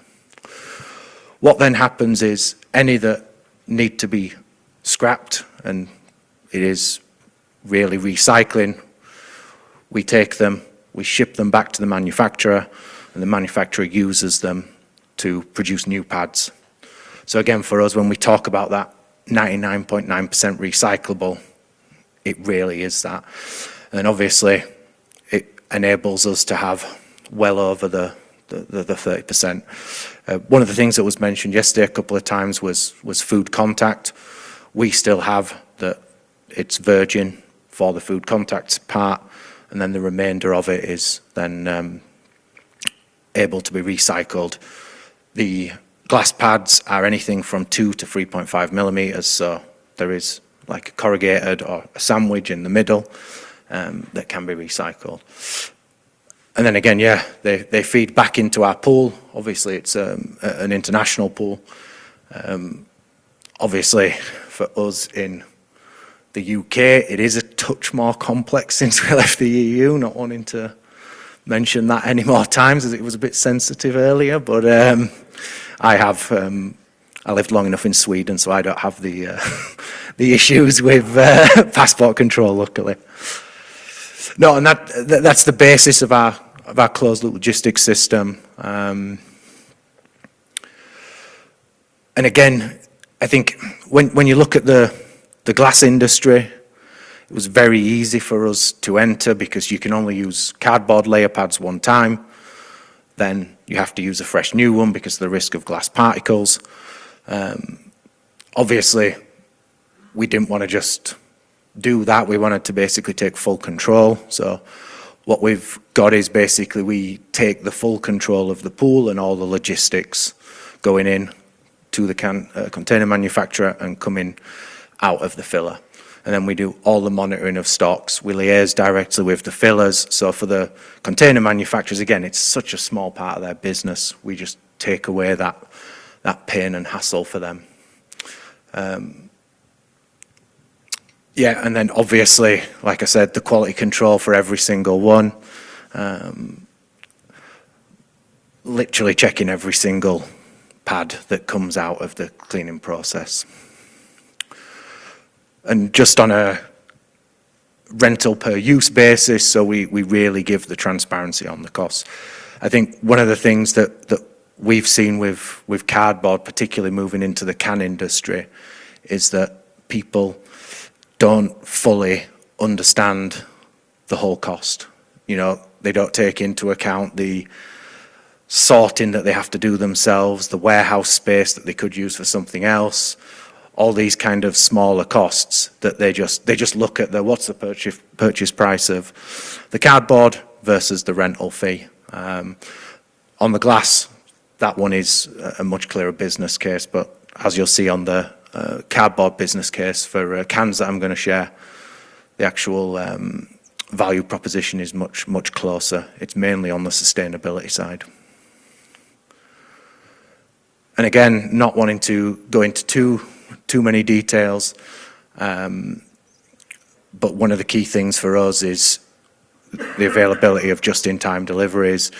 We have supply chain guarantee, so any of our customers that have signed contracts with them all across Europe, we give them that availability.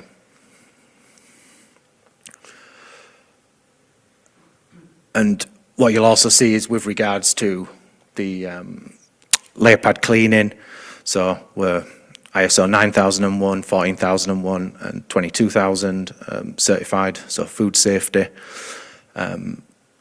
Obviously using food safe cleaning agents, disinfectants, regular audits of sites, all the sort of usual things you would expect from a food safety. Microbiological testing, so basically at least twice per week the pads are tested for different microbiological contaminants, and full traceability down to a pad level. So if a pad is ever contaminated, we're able to trace back to every single individual that was involved in that. I won't repeat this because it's been discussed. The only thing I will add is plastic layer pads with their ability for automation tend to be a lot more reliable versus cardboard is what our customers tell us. And again, just looking at a life cycle assessment, we say looking at the here we're looking at can pads. It was a Spanish example. We're saying that the PP can pads do 50 rotations, so 10 years, 5 rotations a year. I would say they do a little bit more than that, but again, just to be on the sort of more careful side with obviously doing these kind of things. The cardboard layer pad, looking at about 7 rotations. And again, the can industry, very different to the glass, because there's no contact, they're able to reuse them. Now, when you do microbiological testing on some of these that have been around, it's not the most pleasant thing to see, the results when they've not been cleaned, but that's how they do it. And basically what we see is that the cardboard layer pad causes twice as much CO2 when doing a full life cycle assessment. Obviously, over 20 times as much land, which is, yeah, I guess, quite an obvious one, and 5.8 times the amount of water. And again, just to put that into percentage terms, you know, quite a shocking figure when you look at it. And I think that's, you know, when I joined the company, this is one of the things where it was really amazing for me to sort of see that it's such big figures and such an obvious one. But again, as Marius said, it really comes to the cost effectiveness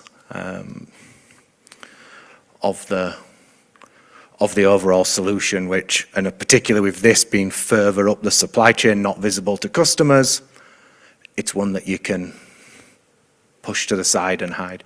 There are certain exceptions with obviously things like exports, where it does have a have an impact that sometimes you might want to use cardboard because you know you're not getting the pad back. But again, for us, we have a European network and we can collect them basically anywhere, anywhere within Europe. And very, very briefly, as you would expect, following the UN's SDGs, all 17, fits very nicely with our whole business model.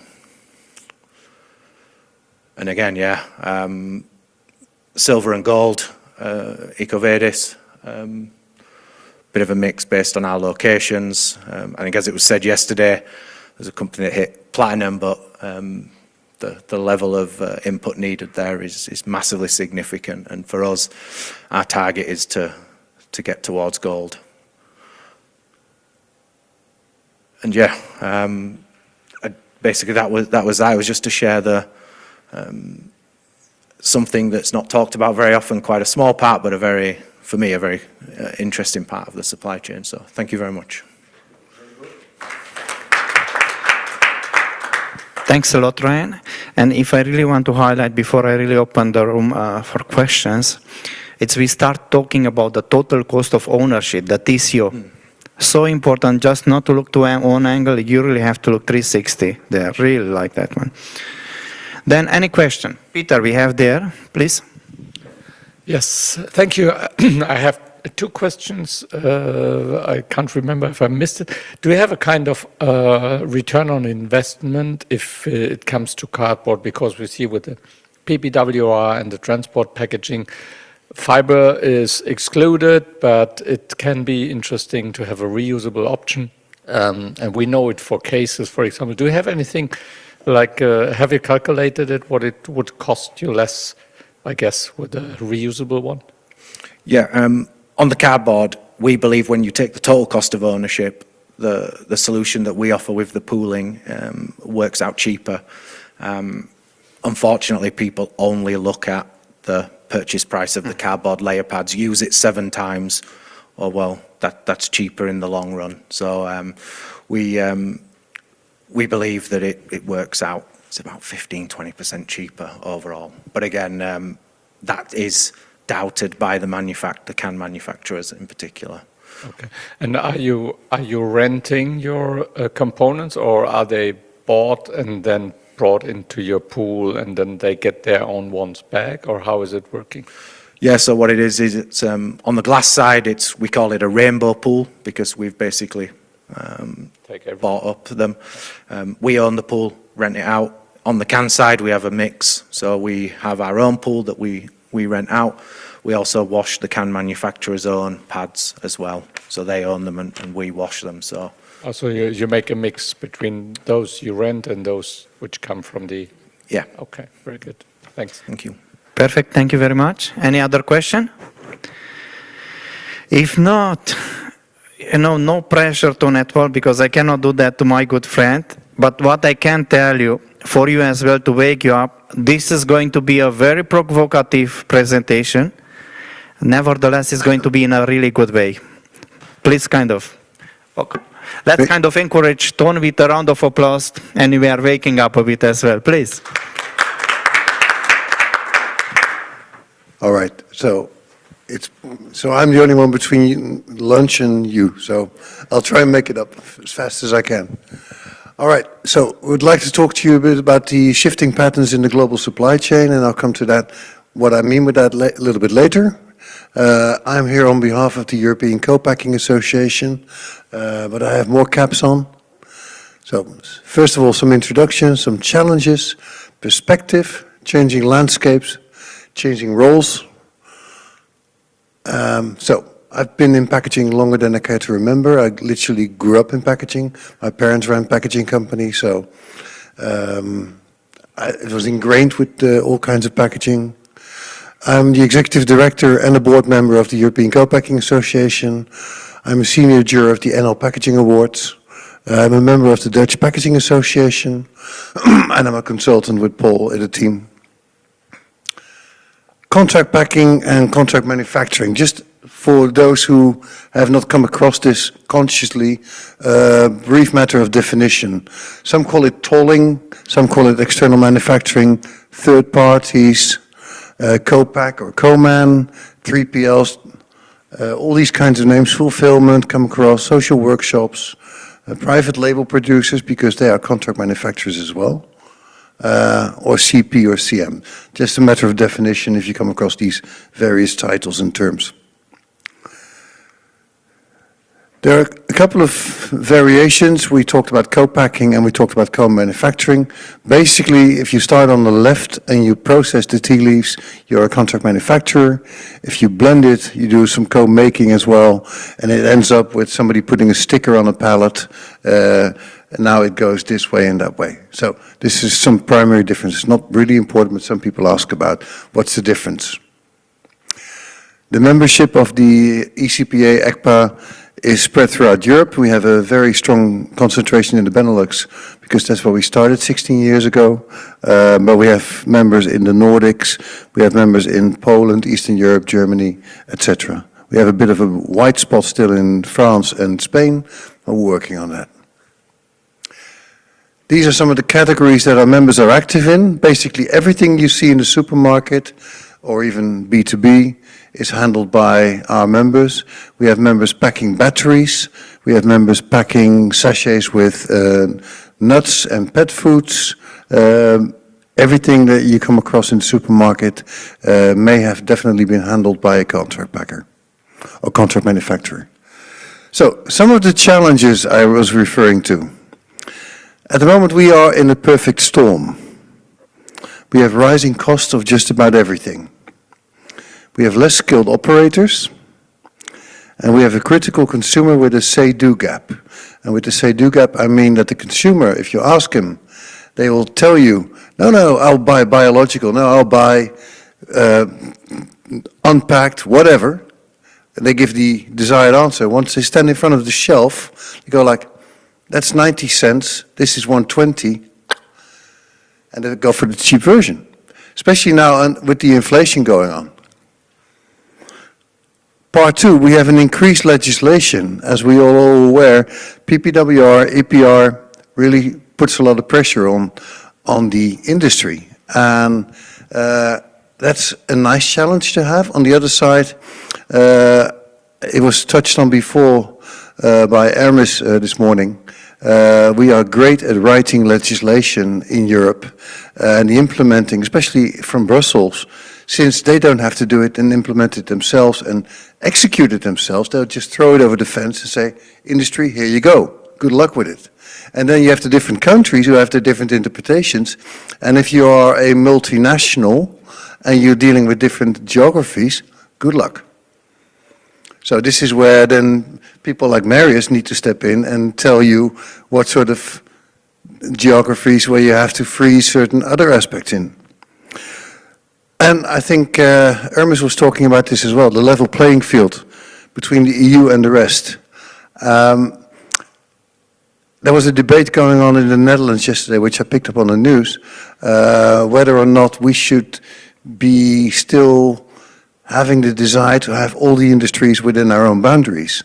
And that's something where we may actually need to go and say, well, maybe we should purchase these sort of things, move certain industries which are very energy intensive, move them to Southern Europe where they have energy, solar energy, freely available. Maybe not necessarily in Northwestern Europe where the sun is not shining that much. Emotions versus facts. I think this is something, it was mentioned a few times, NGOs. I think, and I'm actually convinced because I spoke to a few people in the NGOs industry, as I call it, for them it's a business model. Certain NGOs have a business model in basically scaring the shit out of people and making sure that they are then funded this way. And of course there are the good NGOs, there are really people who have their heart in it, but quite a few of them have a business model in this. So that brings me to the next point, the growing influence of NGOs, the consumer emotions, but it's not packaging that litters. Ellen MacArthur Foundation demanding the stopping of flexible packaging. in plastics. Why? 85% of ocean plastics fishery related. It's got nothing to do with packaging. It's fishing nets, it's fishing buoys, stuff which the fishery industry just dumps overboard because they can't use it anymore, it's taking up space. But the packaging industry and the brand owners are being held responsible for this. So who gets the blame? It's not the consumer, it's the recognizable brands. And the one at the bottom is very clear, the one on the top is a Pringles can. And I used to be responsible for the Pringles cans for 8 years in Europe, and I know how difficult they are to recycle. But if you chuck them in nature, they're definitely not going to recycle. So people should take their own responsibility, including the consumers. But we have producer responsibility, so P&G, or Pringles, Coca-Cola, they get the blame for this. But they didn't put the bottle there. So let's put some perspective in this one. I've always been a very strong advocate of fit-for-purpose packaging, so a realistic shelf life. I mentioned Pringles cans before. I used to be responsible for these Pringles cans, and when I was responsible for them, they had an 18-month shelf life, because 50 years ago they were invented and produced in Jackson, Tennessee, and shipped from there all over the globe. Meanwhile, they have 10 production sites. They're consumed like this. They don't need a shelf life of 18 months anymore, but nobody wants to sign off on that because these big corporates are all risk adverse. They do not want to take the chance of actually reducing the shelf life because there's always going to be someone in the Hebrides or in the Alps coming up with a can which is leaked or which was the best before date may not have been reached. But that means that there is an overpacking and overspecification taking place. And of course, we also have to look at the aspect of food safety. 30% of food still gets waste. We talked over dinner yesterday about the cucumber in film. Everybody who has an objection to that needs to realize that cucumbers have a limited shelf life outside of season. So if you want to eat cucumbers at this time of year, you have to accept that there needs to be a foil around it. Otherwise, you have to eat it almost in the supermarket. And then the impact of packaging versus product. And I think if you look at this chart, I took this off a documentary by Zac Efron, which I found quite astonishing. 1.3 billion tons of food is still being wasted each year. We can feed a lot of people with that. But it's still too cheap not to produce sustainably. As we are all in packaging, I'm sure that once you go to a party or to a birthday party, and people ask you what you do.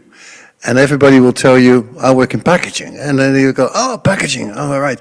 So why are we still putting all this plastic around a piece of meat, about a piece of steak? Because it needs to be around it, because it protects the product and makes sure that it gets to you and it arrives in your kitchen in a safe place. But if you look at the carbon footprint of this product, it's 98% is the meat and 2% is the packaging. So people who start complaining to you about why is there still plastic packaging around it and this is not environmentally friendly, if you want to be more sustainable, eat less meat. Don't use less packaging. Packaging does not have the highest impact, but it is the most visible one. People will not complain about the meat, unless of course it's not good anymore, but people will complain about the packaging, about the plastics, and why is this plastics, why is this not paperization, all these kinds of things. But packaging actually protects more than it consumes. This is a chart from University of Ghent in Belgium. This is a food product. Primary production of the food product is 51% of the energy consumed, but the most important one is this one here. Primary packaging is only 6.5%. The cooking, the storing, the driving it from the supermarket to your home consumes more energy than the actual packaging, but everybody goes on about the packaging. Retailing is 3%. Storing it, cooking it is twice as much.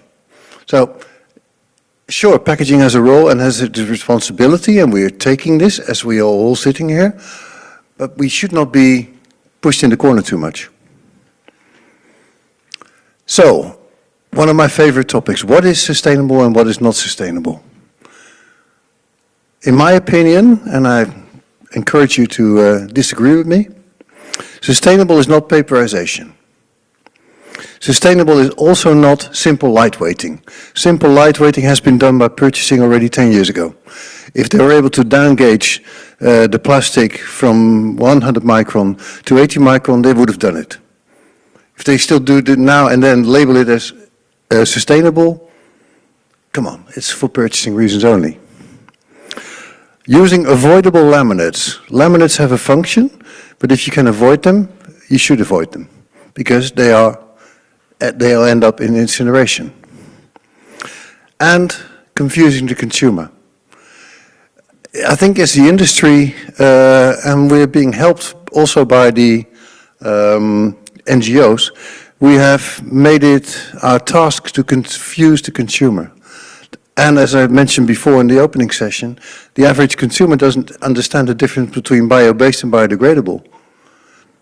And that's a big challenge, because every time they see bio, they go like, okay, must be good. No, and they chuck it in the composting bin. So what, in my opinion, is sustainable? Design for recycling. Fit for purpose packaging. Make sure that the packaging has a shelf life which is acceptable. And clear information for the consumer. And simple recycling instructions on the pack.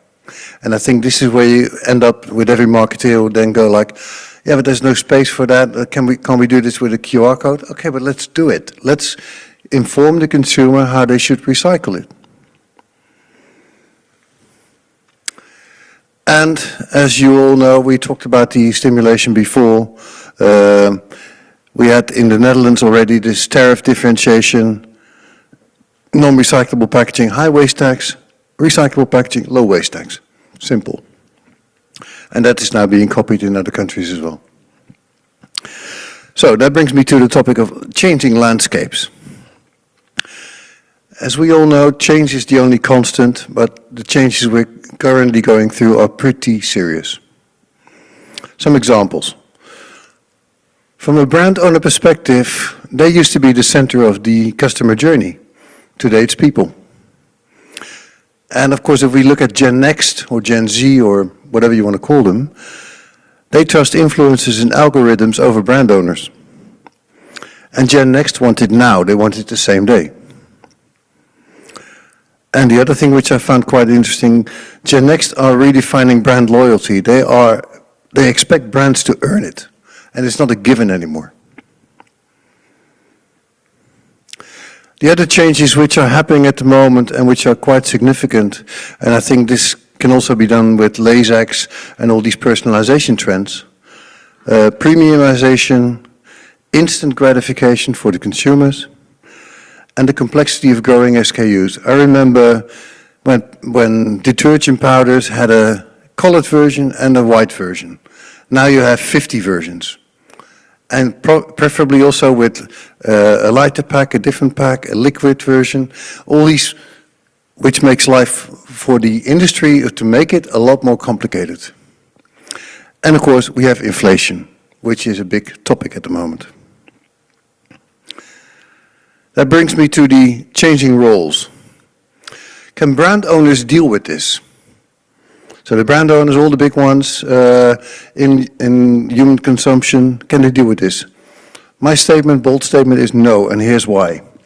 Time to market. Time to market is getting shorter. 10, 20 years ago, the brand owner had a couple of years to design a new product, develop it, test it again, bring it to a new test market, then redesign it, then test it again.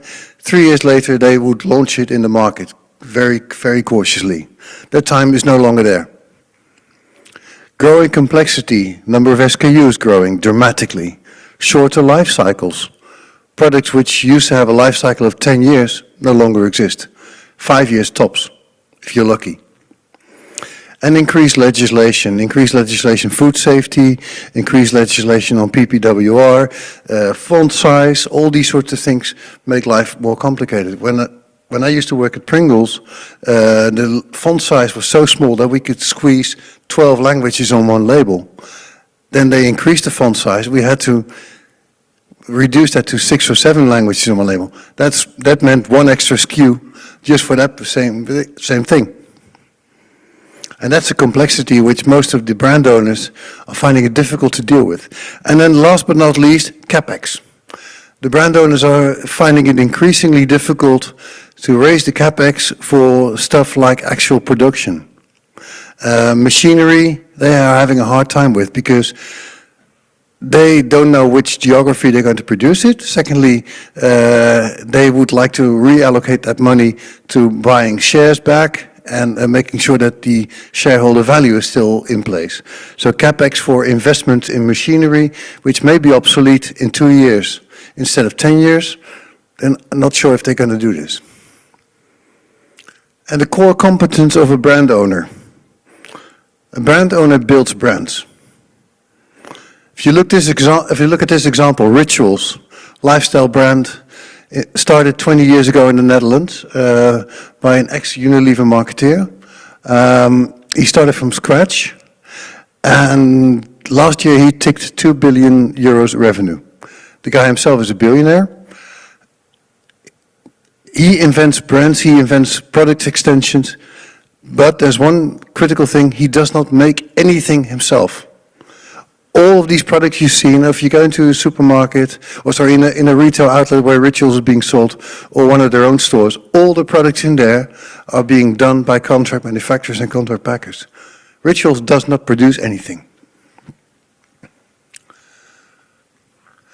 So, some words on contract packing. External production equals flexibility.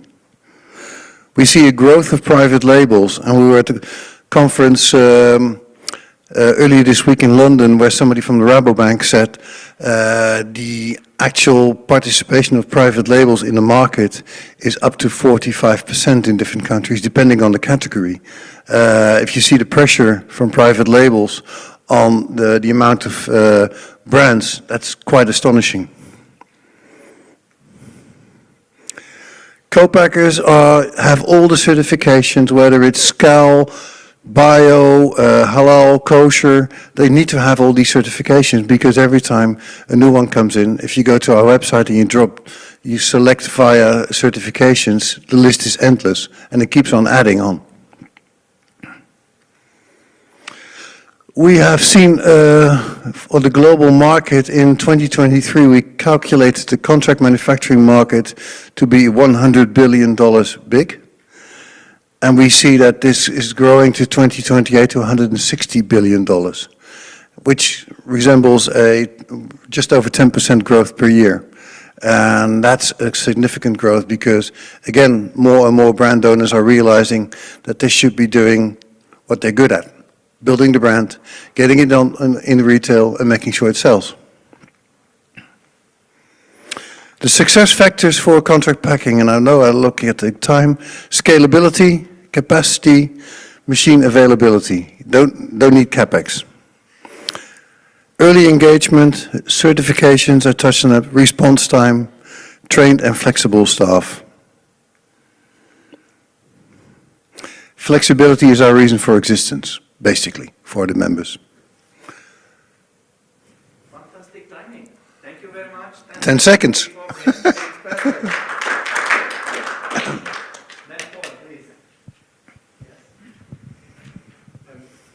Question I should probably know the answer to. Can you just explain in really simple terms? Because I always think of co-packing and co-manufacturing as a similar thing. I mean, can you explain how they're different? Co-packing is where my parents started a co-packing company in the mid-70s. So they got a phone call from Unilever saying, I've got these 6 packs of bottles, and Macro or Albert Heijn or everybody wants them in 3 packs. The truck's already on the way. Could you then cut them open and repack them in 3s? And then we'll collect them again next week. That's contract packing, basically, and repacking. This is what sort of repacking stuff is going on, and contract manufacturing is where Ritual says, I like this odor, sticks, and can you please make it, this is how it should look. Very good. Another one, Peter, please. What's the definition also of co-production? Because we see, especially in the dairy industry, that you have one brand owner like Müller or Danone who's producing the same product for any of the competitors, even if they have their own brand, but they have a special one, like the protein ones. They came up a couple of years ago, and I can tell they came up 5 or 6 of them and said, we have a new product, and you always have to do, oh, that's interesting. And so they're all produced by 1 or 2. Is that kind of co-production, or is that a different topic? Is that No, it's the same. It's basically private label production. And I know this from one of our members. They pack batteries in the south of Germany for a very large battery producer. And the batteries all come in naked. So you can't identify the battery. And then they go through a shrink wrap machine, which puts the label on them, and all of a sudden they're called the brand with a V, or they're called Lidl batteries, or they're called Aldi batteries, or Tesco batteries. Okay. This is how it works. And I think in my previous life, I used to be selling packaging to people in the private label industry quite a lot. And there is a difference sometimes between the private label qualities, what I've learned. If you want to go for a really cheap detergent powder, which needs to be a lot and very cheap, then you normally get more fillers into it. But if you want to go for the expensive, you get more colors and you get more good perfumes. Yeah. Oh, very good. Thanks. Very good question, and then great answer here, very clear. Any other? It seems everyone is looking for lunch, right? That means 5 minutes before 2, we are going to meet again here. We are going to have only 3 sections left, and then we are going to wrap up the day afterwards with a short summary. Have a really good lunch then. Thanks a lot.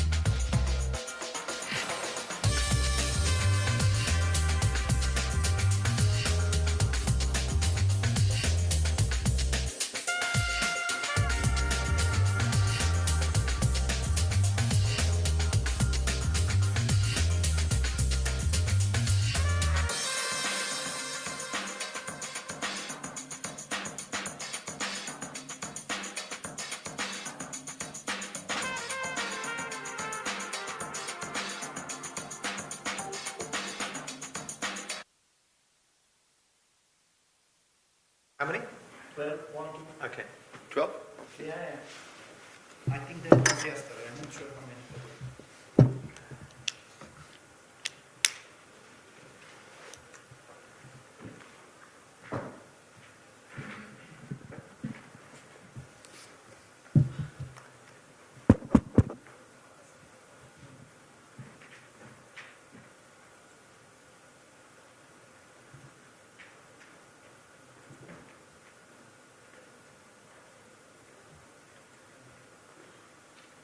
I'm getting so fed up with all these people sending your emails about you want to buy the visitor list of the IFE, you want to buy the visitor list of this show.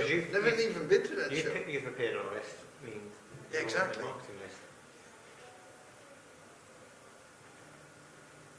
Well, as they say, they will be the first up against the wall when the revolution comes. That's a good one.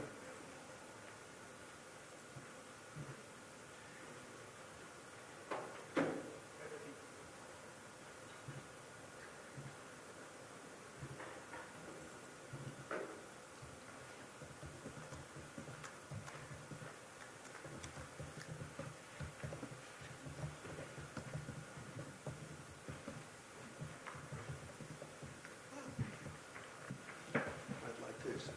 We're supposed to be judging on packaging and crisp. Oh! The corner. Yeah. This is one of the entries. Pretty cool. Is that an established brand or? It's a regional brand. Yeah. But who's the company behind it? So sustainability award?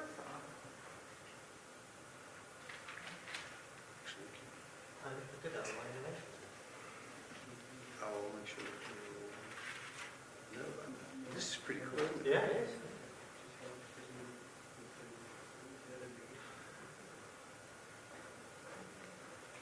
Sorry.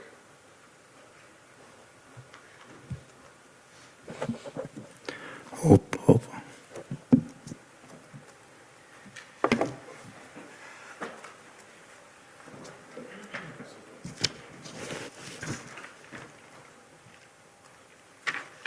Okay, well, we're going to talk about what you expect from me later on, right? Yeah, exactly.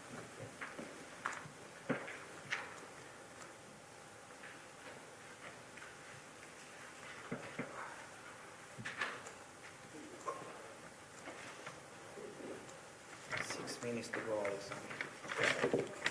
All right. You can take a walk or run or whatever.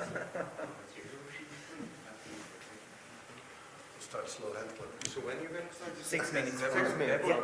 And we're going to finish at 4:30? Yeah, 4, around 4. Exactly. May I steal something from you? No, we like the display like it is. We didn't want to damage the beauty of it.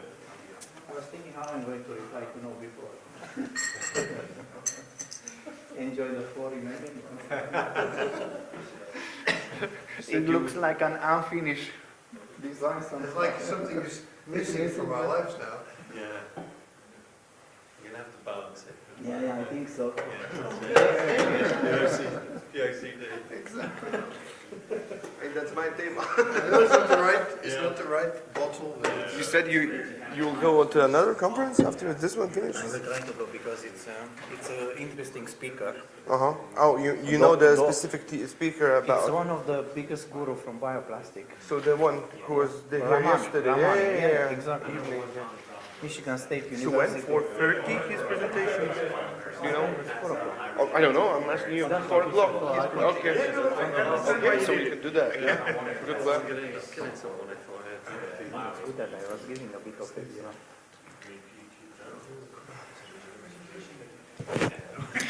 Alexander, what if you don't get started, because we save some time, and I'm sure we are going to have in a couple of minutes people. Are you okay? Can we get started? It's okay. Then we really have in total three, let's say 2 presentations and 1 roundtables.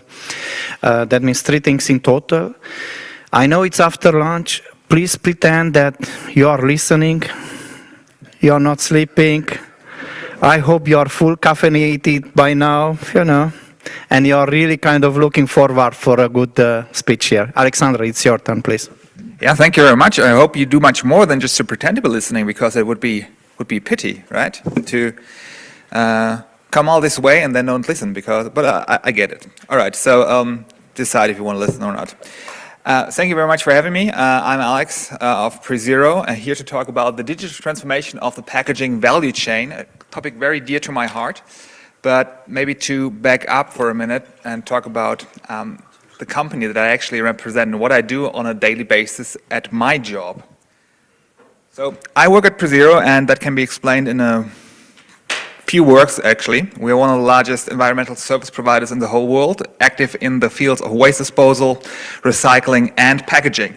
Basically, we come to your home, we gather the trash, we put it in some of the most advanced sorting facilities in the whole world, and then recycle the resulting materials to the best of our abilities. Focus is specifically here on plastics recycling and aluminum recycling. Then the actual fun begins, because then my department gets involved, sustainable packaging, where we look at the materials that we produced and then think about how can we incorporate these recycled materials in new packaging, and how do we actually need to design packaging so that it can be recycled in the first place. Also the operator of the second largest PRO in Germany, but to me that's one of the least interesting things that we do. Sorry, Joachim. So, speaks for itself, right. So, PreZero is quite big. We have an annual turnover of 4 billion, but still, I don't think that's very interesting for most people. What most people find most interesting is that we are part of Schwarz Group. And Schwarz Group, for those who don't, a lot of people don't know it, but almost everyone knows the most well-known company of our group, which is Lidl.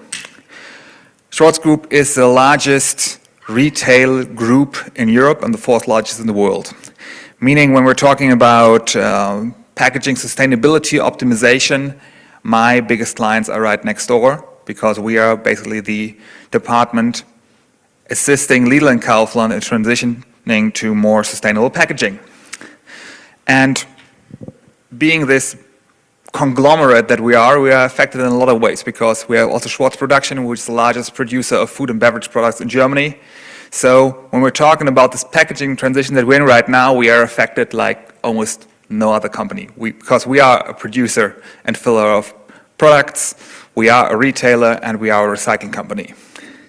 So these are really exciting times that we are living in right now, because man, a lot is going on, right? We talked about a lot already. PPWR, right? Leaving no stone unturned, but only being a part of the puzzle. We also have plastic taxes. We have Single-Use Plastics Directive, but still being implemented in a lot of the countries, already bringing us great stuff, like not being able to detach the caps from our beverage bottles, having to drink from paper straws, and so on. We have eco-modulation. We have the ECGT and Green Claims Directive being implemented. And then we have still some country-specific regulations that we need to talk about, right? Because while the PPWR all the time carried this promise of more harmonization in the packaging legislative landscape in Europe, it will bring some of that, but there's still the possibility for every little country to put a little spin on it, put a little of extra sauce in how they implement things. So it's really exciting. And that's why we are of the opinion what we're seeing right now is not a trend. It's a complete transformation of the packaging industry, with the focus areas recyclability, recycled content, reuse and refill, reduction, labeling, and reporting. In essence, what is happening, the hammer of the law is really coming down. It's really, really a big transition. And bottom line, overall, this is a good thing, right? I think we can all agree on that. We have our quibbles, we have our doubts, and some things we have questions. But overall, we are definitely in favor of more ambitious legislation for packaging sustainability. But there's no way around it that this comes with also big technological and organizational challenges that we're facing right now in this packaging transition. What do I mean by that? Let me give you a few examples what I mean when I talk about technical challenges. What I usually do at this point, which is a bit more interesting, if it's not just experts like you, my esteemed colleagues, but I invite people to maybe close their eyes for a minute and visualize a bag of crisps, potato chips. And please open your eyes again, otherwise you might doze off, especially after lunch. But if you visualized a bag of potato chips or a different piece of flexible packaging, one of the typical materials you see used for this type of packaging is PT aluminum PE, right? And it's a great material, really great material. PT looks good, great for printing. Aluminum, excellent barrier properties. PE, great for sealing properties, really great. And that's what it was all about, right, for the industry. Protection, looking good, selling well, being cheap to produce. So the industry obviously got to innovating and got interested in what else can we do. So they came up with PT, metallized PE, or PET PE, allo PE, or any of those things, right? They were like, hey, can I interest you in some PT, Alox, PET, CPP, PET, CPP, whatever.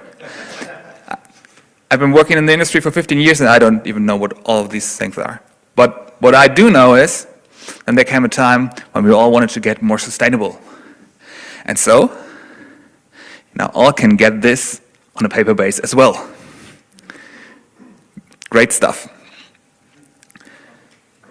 So, the trouble only begins when you come to a recycler and think what he thinks about this. And he will be a bit like this. What the is this? I cannot recycle any of this. And we got to move away from all this complexity in the market that we created. We created it on purpose, and it was completely logical to do so because these were the incentives that the industry had. Protect my product, make it look good, make it cheap. That's what we did for 10, 20, 30, 40, 50 years. But right now, after having walked this direction, legislation is like, okay, thank you for your efforts, but we're now going back that way. So these recyclability requirements in the PPWR, this is just not a legislative impetus for the market. It's a fundamental change for the packaging market, where we move from this chaos that I showed you before to something much more streamlined. For example, like this, where you have still different substrates, and then you can pick and choose depending on the barrier level that you actually need for your product, but it's much more streamlined and ordered. There's a fundamental change, and that's what I mean by technical challenges. Another topic that's very important to me is collaboration in the value chain. Also a technical thing. You might know these types of packagings that you saw creeping up 5, 10 years ago, right? Like this multi-component cups, like paper, label, and then a very thin cup and aluminum lid. I still remember the talks that we had. Like the manufacturers were like, behold what I made, it's great, right? Less plastic. And I was like, sorry mate, I don't really like this. This is horrible. It's very, very bad for recycling, right? Either I have a lot of paper in my plastic stream or a lot of plastic in my paper stream. It's stupid. Please change it again. And we're like, what? It's easily recyclable. See, just the consumer has to be like, you see this latch here, and then has to detach and then sort this, wham, bam, recyclable. Yeah, but that's not what happens. It does not happen at all. I see this every day on our sorting facilities. Everything that you can imagine to exist, you will find in a sorting plant for household waste. Dead cats, refrigerators, bowling balls, anything, diapers. You cannot, and the message being, you cannot trust the consumer to do anything, basically. Sure, there are those that are motivated to do so, but even this motivation sometimes leads them astray. So you can, for this type of packaging, rely on maybe 30% of the consumers to the right thing at best. But these negotiations and these talks were fruitful because the industry adapted by listening to the recyclers and changing packaging design. Now these components, they detach themselves in the sorting plant. So we solved via technology and collaboration that which the consumer does not do, unfortunately. But we're on the right track. Other technical challenges, I see that I need to speed up so we can all catch our planes. PCR content, where we'll actually get it from, right? We need 5 times the amount of polyolefins in packaging than we previously used to meet the PPWR quotas, and we actually don't know where we're getting it from. Also, in this regard, we are making great progress, right? Lidl, PreZero, Molkerei Müller, and Ineos were the first now to launch an polystyrene recycled cup for food grade and put it on the market. Because before we just had PT, where we could produce food grade recyclates according to EFSA. Now we can do it with RPS, and we're also making great strides for maybe for even polypropylene, moving with AI-based sorting, new technologies by Tomra also being used very successfully by companies like Barry. So we are making progress. We're getting there, but it's challenging. But we're not just twiddling our thumbs. That's what I mean by technical challenges. But there are also organizational challenges. Before, maybe you read some of those, you should certainly have retailer style guides on how they want the packaging to look like. And that's a good step, providing some guidance to the industry, but let's be honest, this does not really work at all, right? They have like a Santa Claus list, right? Dear Santa, this year I want sustainable packaging, please. PS, please also bring a unicorn, something like this, right? If you go to any store, you find a lot of packaging that does not comply with this style guide of this retailer. So we realized, at least in Schwarz Group, and I'm sure a lot of other retail companies did as well, that we got to be more active. That we have to find new and better solutions for the packaging that we use in our stores, right? But it's a complex topic. Just go over this really quickly. You have product protection, you have information and marketing functions, a lot of different stuff that your packaging needs to be able to do. And this is a big change because previously sustainability was a bit like optional, right? It was something that you could choose to do and then get a pat on your back, right? Well done you. It's no longer optional.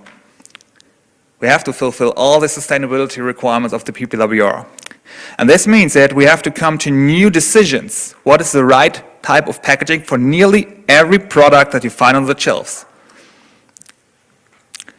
And that's what we need to do. And I think we should take into account economic, sustainability, the feasibility, and marketing functions. That's the right approach. I'm biased there, obviously, because I suggest it, but I think it's a great idea.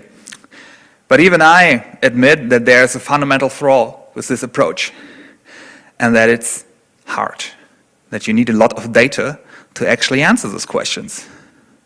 Right? If you look at a cup, what do you see? You see the dimensions, you see maybe the printing area, but what is the recyclability? What is the environmental impact of this type of packaging? How much fees and taxes do I have to pay? This is very, very difficult to answer. Just going back to the thing that you visualized before, I hope you looked something like this in your head. Previously they had EPR fees. Those are rising, obviously, because inflation and energy costs and so on. Well, it's getting increasingly complex because you have the littering fees in Germany. There's an example just for the German market driven by the SUPD. You have plastic taxes under discussion, accumulation. So the costs are rising, but they're also getting so much more complex. Who's supposed to know all this shit? Sorry. It's really complex. This is just one piece of packaging. No, I'm sure even Joachim from his head, he knows so much, but he will not tell you from a yogurt cup in Belgium how many cents. Yeah, right, exactly. It depends. It depends, but it depends is not a business strategy. It depends is just I guess, right? So it's hard. It differs from country to country, and when we're talking about recyclability, different in every country because it depends so much on the recycling infrastructure in the country, right? So it's different. So for us, the conclusion, and our fundamental belief at PreZero and at Schwarz Group is that if we want to make good decisions about a packaging portfolio, I mean, we have 20,000 different types of packaging for Lidl in 30 countries. Enormous amount. If we want to do this and if we want to fulfill all our reporting obligations, because not only do we have to reach recyclable packaging and recycled content and so on, we also have to prove that we did it, We need digital transformation. Great, I needed 20 minutes for my introduction to my actual topic. Great, it's good. Yeah, great. I'll do this really quickly. So we need digital transformation, and we also offer help or make an offer to the industry by offering a free tool called PreZero Spot in cooperation with Packaging Cockpit. This tool, after you enter your packaging data, it tells you the recyclability at a unit level for over 20 different countries, calculates the carbon footprint of packaging, and calculates the cost for EPR and plastic taxes in over 20 different countries in the EU. And it's free. Probably know this, but Lidl is not known for giving away stuff for free. But this time we need it because it's important. As I said, it lets you calculate all the KPIs that you need for the packaging transformation, recyclability, CO2, fees and taxes. And we did it in such a way, it's a free online tool. You just get your data, your account data, log in there, and then start to input packaging specifications, basically. We use the modular packaging structure where you can reuse certain components. I describe it usually as a Lego brick system, right? I use this body with this label and this lid, and then you can mix and match. Can create different types of reports depending on the stakeholders that you want to send data to. And it's working with reliable standards. It's a circular packaging design guideline of the FH Campus Vienna, packaging design for recycling guideline of the World Packaging Organization and ECR. And the carbon footprint calculation works with Eco and Wind data. So that you can get the information. What is the recyclability? What are the environmental impacts? What are the fees and taxes that you have to pay? Now, to the most important point today, that I hope if you just take away one thing, I hope it's this. Why are we doing this? Why are we giving this very, very powerful tool away for free? Because it has data management functions. Because it lets you collaborate in the entire value chain. You can choose to export your packaging data to a different party in the value chain. It's not a data lake which you just pull data from and you don't know, well, where did my data go? I don't know. No, you choose to share the data. And that is what we need as a retailer. When it comes to packaging data reporting, we are the weakest link in the entire chain. We are completely dependent on getting quality data from the value chain, otherwise we are, some people might be happy that once in a while retail is the weakest link in the chain, but we are really dependent on you. If you're talking about recyclability, you need to be able to answer questions like, were there nitrocellulose-based inks used for printing in the middle layer? I don't know. How should I know? You need to tell me that. My filler needs to tell me that. And if they don't know, they can ask their packaging supplier. So we need to come to data sharing in the entire industry. This is hard, but it's not rocket science. We see other industries like the automotive industry, they're doing it with Catena X and different projects. This is what we need to go to. Systematic data sharing in the industry. Otherwise, this will not work. So coming in and close in 10 seconds, we're seeing the biggest transformation on the packaging market of all time. Packaging sustainability is no longer a matter of just marketing, CSR, cost optimization, but of compliance. Putting solutions into practice will need a concerted effort by the whole value chain, and for this, digital transformation is a must-have. Thank you very much. Thank you very much for the 10 seconds. Give him a round of applause. Good, Alex. You were using a lot of technical terms. I have one question, actually. You are giving this tool for free, but we have, I think there are other tools on the market where are different, right? How it's working then? Because they're, right? Yes, so we get the benefit by having the data. This is a big relief on our end. But obviously we have an upselling model. You can use this tool for free, and there are also no strings attached. It works. We are not monetizing your data in any way. But if you want to maybe, for example, implement it with your existing IT infrastructure, like you want to link it to your SAP or other ERP system or your PIM, you can do this, but then you're talking about IT consulting projects that we do, and there we make some money. Oh, okay, fair enough. Okay, now I understand.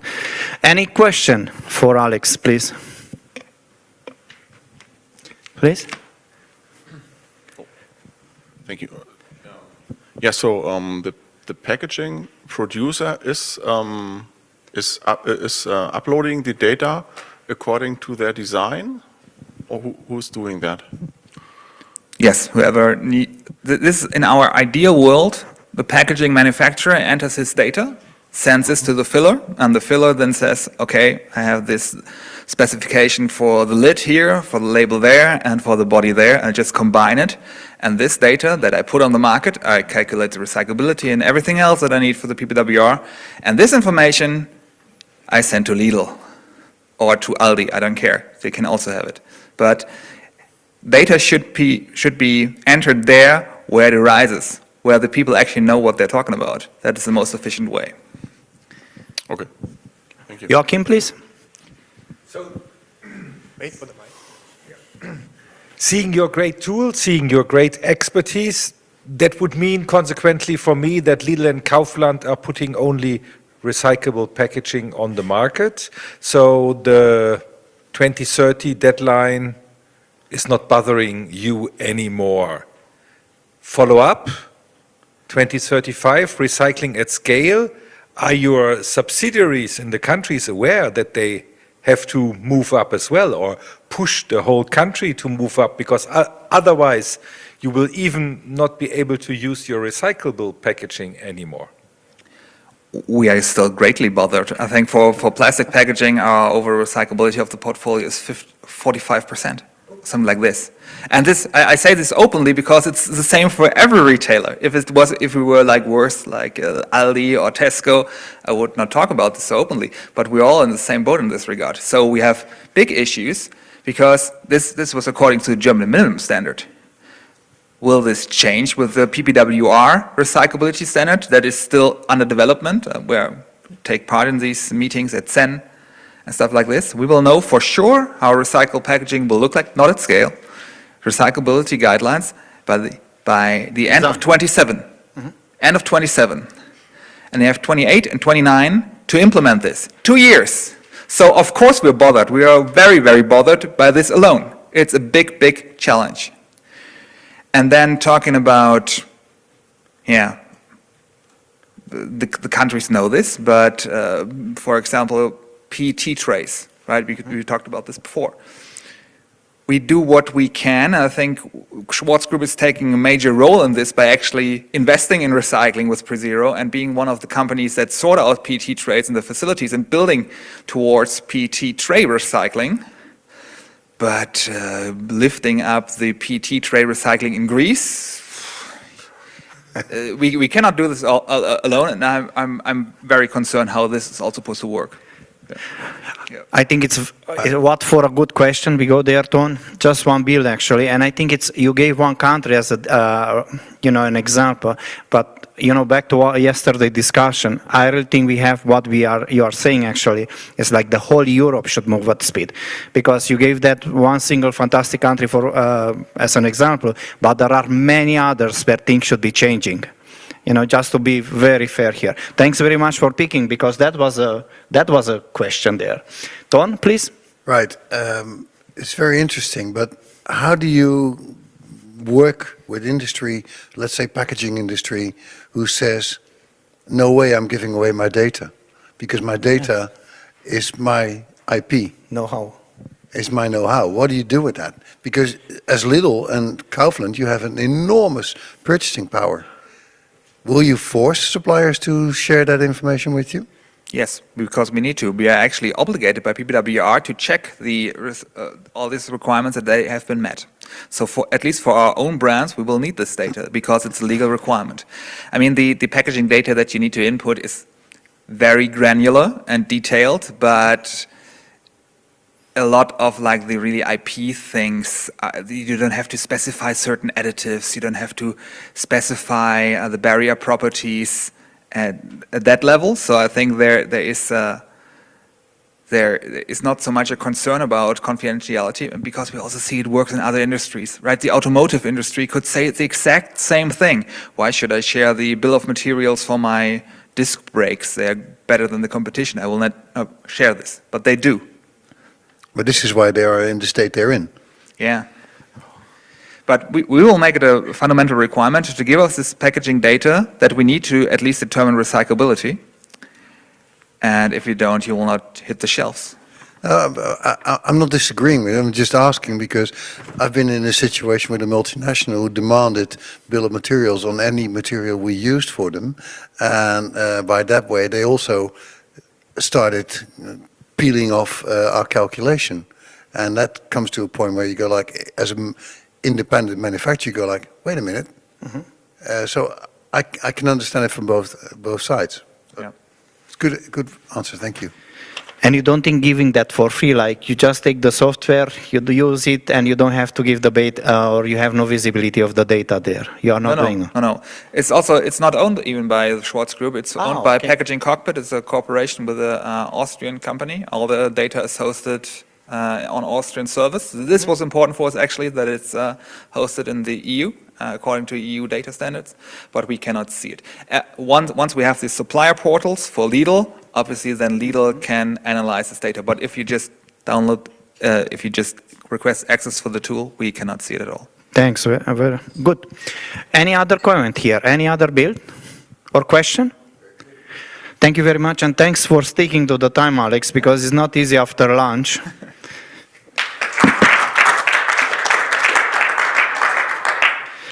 And then I really like that the questions are not only great, moving balls up, but it's really kind of, the right questions here. Love, that's what we need moving forward.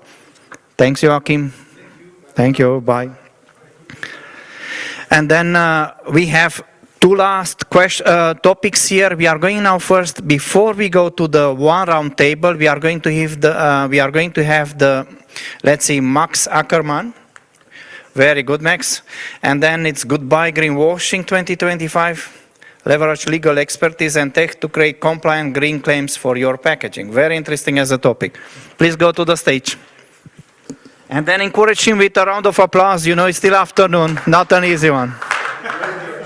No dancing, no singing, but your... I think you have the mic there. Please. It's working?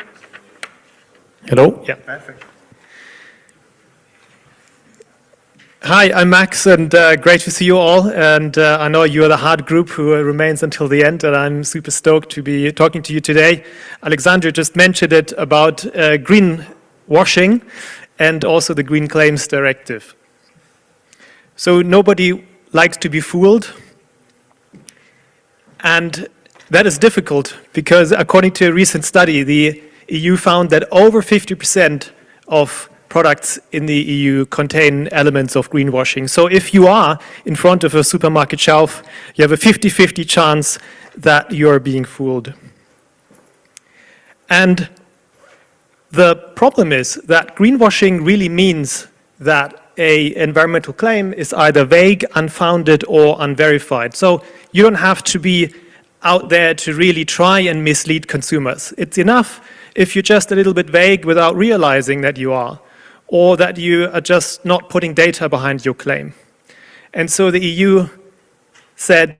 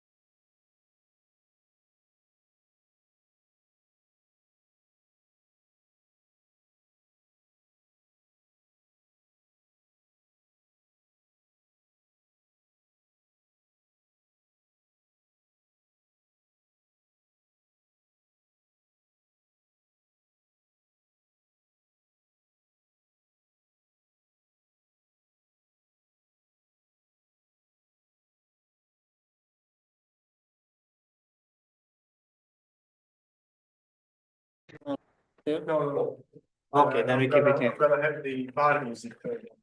Oh, okay. Yeah. That and some photos. Very good. Then what I would suggest, actually, if you don't mind, if you have really the page here with, I cannot call that menu, right? But we have couple of topics there. I'm going to read because not everyone is having. We have here, let's say, adopting the eco-conscious consumers. I think, Tom, you were, your table, that was the planning. Then the other topic was advancing circularity, innovation in recyclable, reusables, and closed loop. No. The other one was about harnessing technology for sustainable packaging. That was Alexander here. The previous one was Max. Another topic we have, navigating regulatory challenges, and that was very much, I think Don was really kind of was supposed to be one of the topics of the interactive workshop. What I would suggest, we really kind of tackle the conversion, one of those topics, and we really kind of build up on top of each other. But again, not formal, we are only a few of us. This is the intimate of the intimate conversation now. Yeah, exactly. Crème de la crème. Yeah, restez. Tous les autres ont parti. C'est bon. Who would like to start? Any interesting topic, but again, not formal. Really, let's have a meaningful conversation. I think the first topic, not because my name is written underneath it, but I really like that we should engage the consumer in this whole journey, because as we talked about before, we as the industry, with software, with recycling, with technology, with production, we can do everything we want. We don't bring the consumer on board. It's worthless. I agree, and I think we've been engaged in it, like the common thread, we all have these topics, like, I showed you found it, design, has to be good for the consumer, they can be texting and repealing, it also needs to scan QR code, or maybe not, so I think that's a very good topic. But I don't know, maybe it could feel, maybe this needs to be forced, it's something that I'm still on the side of how much he, how feeling, how convenient packaging it gets to be. We fool ourselves with these consumer say, look at, we always thought that all the queries we have, now they're going to do the right thing, they're going to do the right thing, once it's going to show, they're not. Yeah, because of price. And I think this is what we should address. This is the elephant in the room. I'm going to play devil's advocate about the whole world of the consumers, because I'm going to play devil's advocate about the world of consumers. Speaking as a consumer myself, I think the value, like if you go back to your presentation, which I thought really interesting and actually certainly opened a lot in terms of green claims and stuff going forward. But I'm never going to scan a QR code. But the fact that the QR code's there means that I'll trust the green claims that are there, because I'm aware of that situation. It's the same, I think we've got a sort of more parental responsibility with this, in the fact that consumers can have whatever they want within a range of what we're allowed to give them through regulation and other things. So engaging consumers in relation to a lot of this stuff is I've seen that their feedback is not highly valuable in relation to this, because you ask people what they want, and we talked about it before. What do consumers want when it comes to packaging? They want milk delivered at the door by the milkman, like they did in the 1950s, and it's just not practical in the current way infrastructure is set up. So, and as different industries in that, so different subsets in the industry, all we've really done is just take chunks off each other to try and get up, the paper industry criticises the plastic industry criticises the glass industry, we both criticise the metal industry. Yeah, it's okay, so we're not actually trying to do better, we're just trying, it's a bit more Genghis Khan mentality, we're not trying to do better, we're just trying to knock the others to make ourselves higher up. So I don't know. It's a very good point, actually, right? Maybe that's what we phrased much better when I said for the consumer. I think I'll go back to the things put by Henry Ford. If I ask Yeah, of course. if you want, they would say possible. Exactly, I was thinking the same. Actually, retailers to even to just providing certain options that are sustainable and removing consumer choice out of it. Taking all Yeah. options out. In a way, yeah, I would, let's say, I would agree on that. Let's say, in my opinion, we must close the gap from the other side. So, you are, let's say, it's very probable that we will not educate everyone to separate this paper and the can. I'm the only one doing this at home because, yeah, I know about that, but I'm not the one who's consuming the most at home. And yeah, I think we must avoid this or design it that it fall into the right, or let's say the packaging can make its thing during recycling. Let's say the best path it can go. So even for me at home, it's not working that separating paper from something else. I mean, that's not good. I do not agree with that. But let's say they're buying the chocolate with the paper wrap, if they're putting it in the same bin, like the film before. So, yeah. I mean, this is not a good example because paper should go where paper should go. So Sometimes you have, I go to my supermarket, I buy some Red Bulls and take a bag, which is paper with a plastic window. yeah, At least I think it's a plastic window, it could be cellulose, I'm not sure, I don't know. And do you need a plastic window if you're buying? I put the Red Bulls in myself. Yeah, you I don't need want to see put it, in. do you? But let's be honest, that, you know, paper, we're all sitting here saying that paper should be a separate collection. That is a success of the paper industry to get to that point, because actually that largely means that in many places on a chemical collection that the elephant in the room is actually the glass. So before paper didn't like it, glass was collected with paper because glass would contaminate the paper. Now glass is collected with polymers, and so the glass contaminates PET.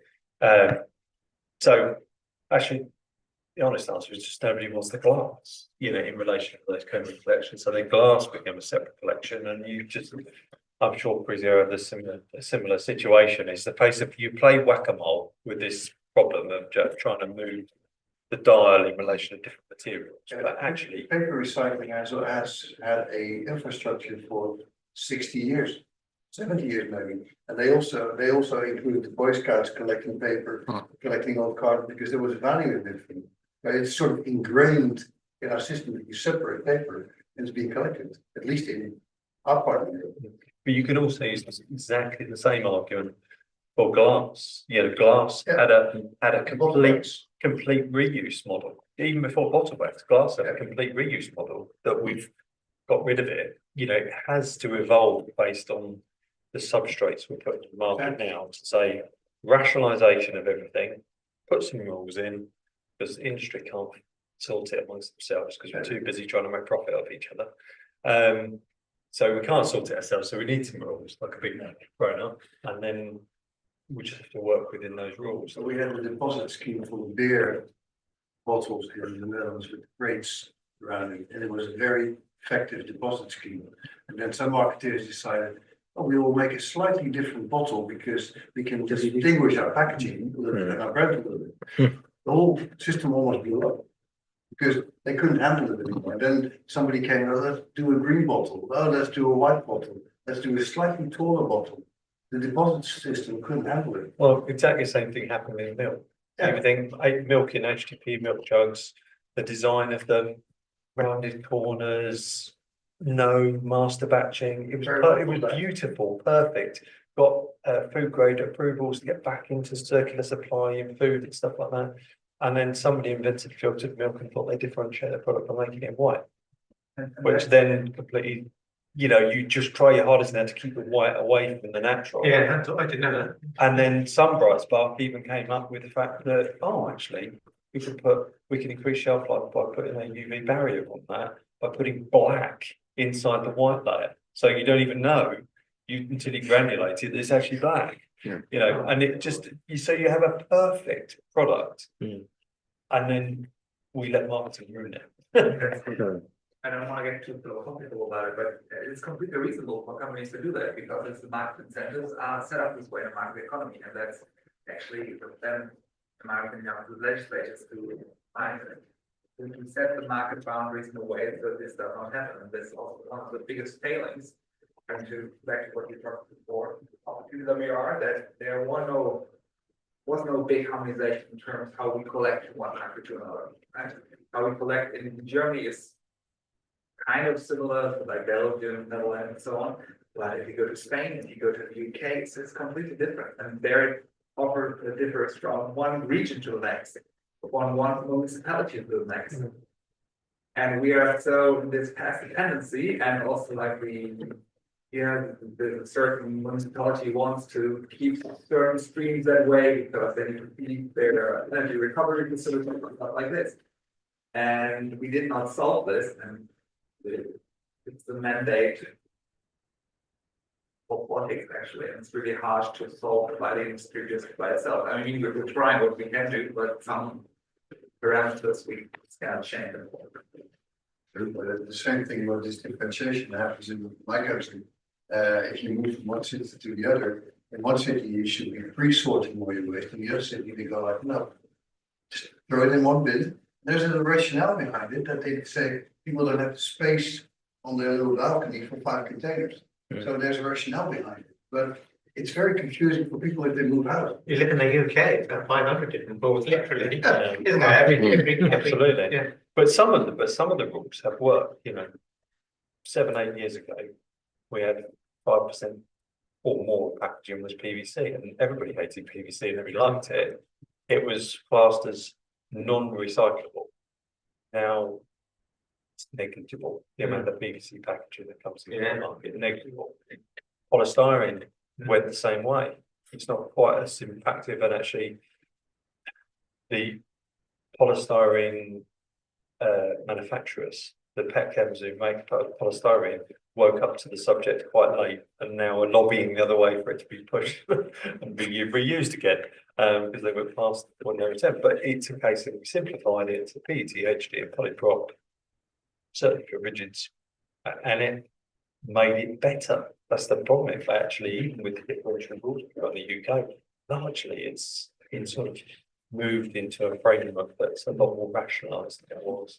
Maybe we should be explaining to the consumers a little bit more that the shelf life should be realistic. Why should we don't buy it brand fragrance have 18-month shelf life? It can be consumed within 2 weeks. And I think there's other products on the shelf which are also over spec. How are you dealing with that in your design for recycling with your vendors inside the sports group? So we don't take the consumer that much into account. For overspec packaging.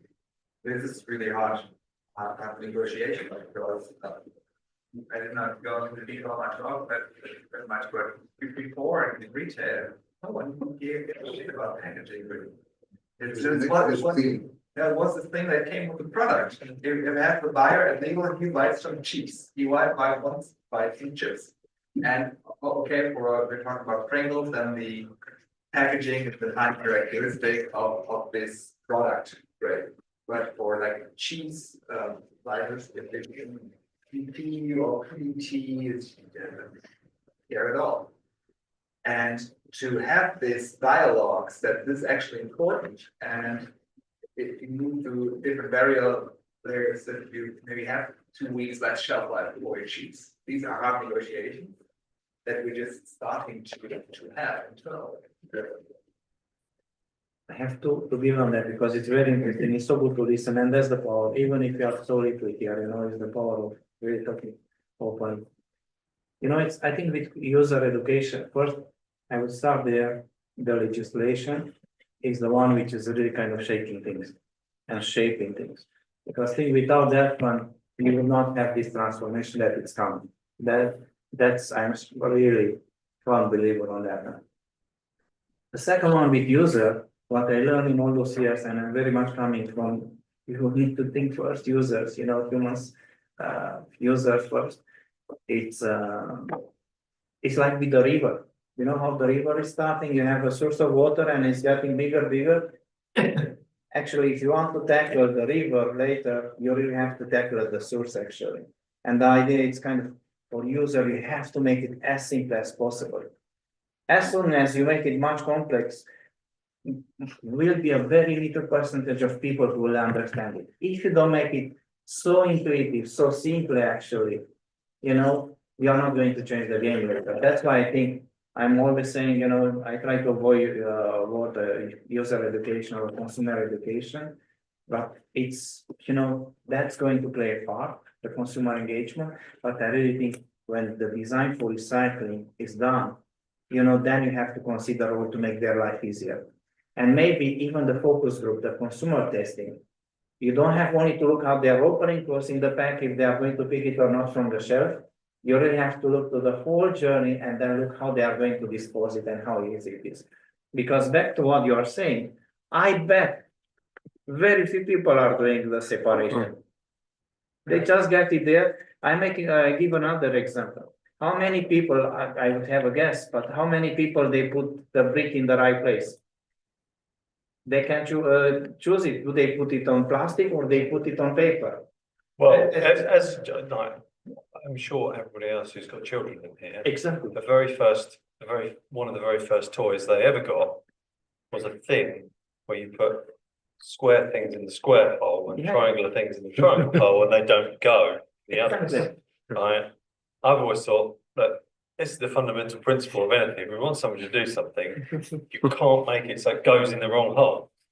And that's partly how DRS works, but it's a very sophisticated mechanism. I can't help thinking there isn't a much more straightforward way of doing it. Marketing doesn't get involved. Yeah, as long as marketing doesn't get involved, I'll convince you that squares are circles. But There's a recent expression, which is greenwashing, which is consumers just, I'll put it in there, okay. I'm sure it'll be fine. Yeah, exactly. Because what's going to happen? I'll get a recycle ready product. Yeah. Which is my favourite term to hate in the world. A recycle ready product.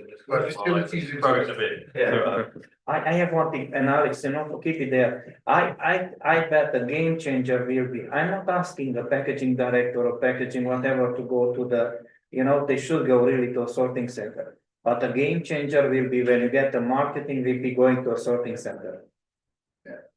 When you get them, when you make them coming there, seeing really this is your packaging, this is what happens with your packaging, after it's used, after it's disposed, I think that could be really something that it's eye-opening. When we get to that level, that would be really.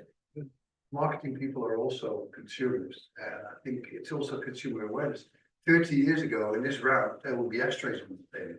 People would be smoking it. Now it's unthinkable. So that's something that we need to become aware of. Well, I don't know about anybody else, but talking to marketing people, the only thing they care about is purchase intent. It's the only language they, so, how does that affect purchase intent? I really don't care. Right? Going to a sorting center and more sorting center, like the operation. I think for marketing people, also to consumers, we get to walk the yellow bin burn anyway. That's not true. And if you see that it's a high-tech operation that we're running there, the NIR technology and stuff, it's really going to a lot of effort. So this indeed is eye-opening.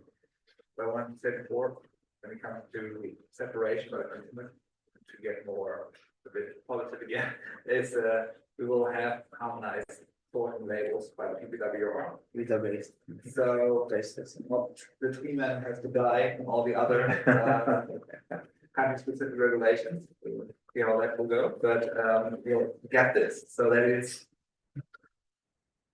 as simple as it can be. Like there's a logo and there's a logo on the waste bin, and you put it there. So because I was thinking about this when you mentioned the squares and the holes and the triangle and so on. So it will be a little bit like this, and maybe this will change. The biggest red letter day I had is that in our business that we make a lot of packaging globally, but if somebody comes to us now with a business opportunity and they want us to make some packaging that falls outside A to C, miraculously, as a listed business, we say no. Right? And that was a big day in our sustainability journey, the day we actually said no to business. That could have been profitable business, but somebody else would just say no. It's our own sustainability targets versus others. It has to be A to C. And that's driven by PPWR, but it's in every territory globally. If unless it falls into rest class A to C, we won't like it. Exactly, and there is one thing as well, you know, some people are kind of, why should do design, why should do monomaterial if that's not going to be sorted, recycled and so on. But if nobody is going to start, you have someone should do, like, going to take the shots, I'm going to do the right things, and then hopefully one day everyone is going to move that direction because you see it's so much monomaterial here. It's a pity that it's not sorted and recycled at the end of the day. Meaning across all the countries, not only Germany and a couple of Belgium and so on, you know, where things are working somehow. We could solve everything. Yeah. Just every product in packaging design, everything goes in a milk bottle. Just force it in to a milk bottle. Yeah. And then if it's a food product, it goes in there. But I think, you know, I joke about that, but that's the basis. You know, the fact is we have got really good headline highlight products that are really good. PET, you know, beverage bottles, really good example. Polypropylene, you know, IML labeled, yeah, ice cream tubs and you know, sort of dishwasher tablets, all sorts of products that work. It's not as easy to signpost that in flexible products, but there are flexible products that are good and circular. Exactly. So we just need to champion the fact that we're big critics of our own industry, and let's face it, I try not to be cynic, even though I joke about it, but there are a lot of things we do well. Exactly. But a lot of things that just get in the way. I think we need to get the initiative back, because my point is that we have let the initiative go to the NGOs, and they've been dictating the debate for a long time, and they have the ear of politicians. And I think this is where we may have a little challenge, because they're not always, first of all, politicians are not there for a long time, so they are rotated quite quickly, in most countries. And then we have people who have vested interest in keeping their business model afloat, certain NGOs. So they influence, they come up with these turtles with a straw through their nose and a plastic bag over their head. And it's bad if that happens, but it's very, very, very small. Well, on that subject, it was interesting, just a straw poll here. How many people here around the table representing businesses have got permanent advocacy in Brussels for their industry? And how many people have you got? So I'm guessing the answer is probably less than one. Versus if you take an NGO like WWF, they've got 40 people in Brussels who are just doing advocacy. 40 people. That's the wrong way. And that's just one body. That's just one. You know, you think of them all about saving pandas and inside the world. That is not what WWF is at all. They don't do a good job saving pandas. Yeah. I remember 2 years ago, the Sustainable Packaging Summit in Amsterdam, there was somebody from Dutch NGO on the screen. She was in Nairobi, sitting there, being televised onto our summit. She was there collecting whatever, and it's good that they do this. Then it's for certain ones, it's a small. No, it's clearly the right one. I know exactly what you're saying. Exactly. How you're walking the talk as well, actually, on those. But how you kind of as to wrap up? Very good conversation, actually. Here we have to wrap up because it's for the day. We are not going to do the official one where we go through everything what we said. We are not going to get water with that one. How you see what's the best way forward? You know, if are three things that let's say we can do moving forward, all of us from different angles, what those should be to really drive a bit of positive change. I think there's two insights that we've had that were very positive. I told you earlier in the talk that oftentimes when we do the first call, it's marketing, sustainability, and product management in the same call.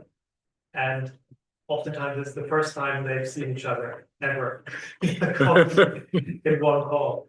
And I think that's what it needs. It needs for these different teams. They work with each other, but they work sequentially, right? They throw things over the fence. But now they hear from sustainability why you need to do certain things. They hear from marketing why you have certain requirements in that direction.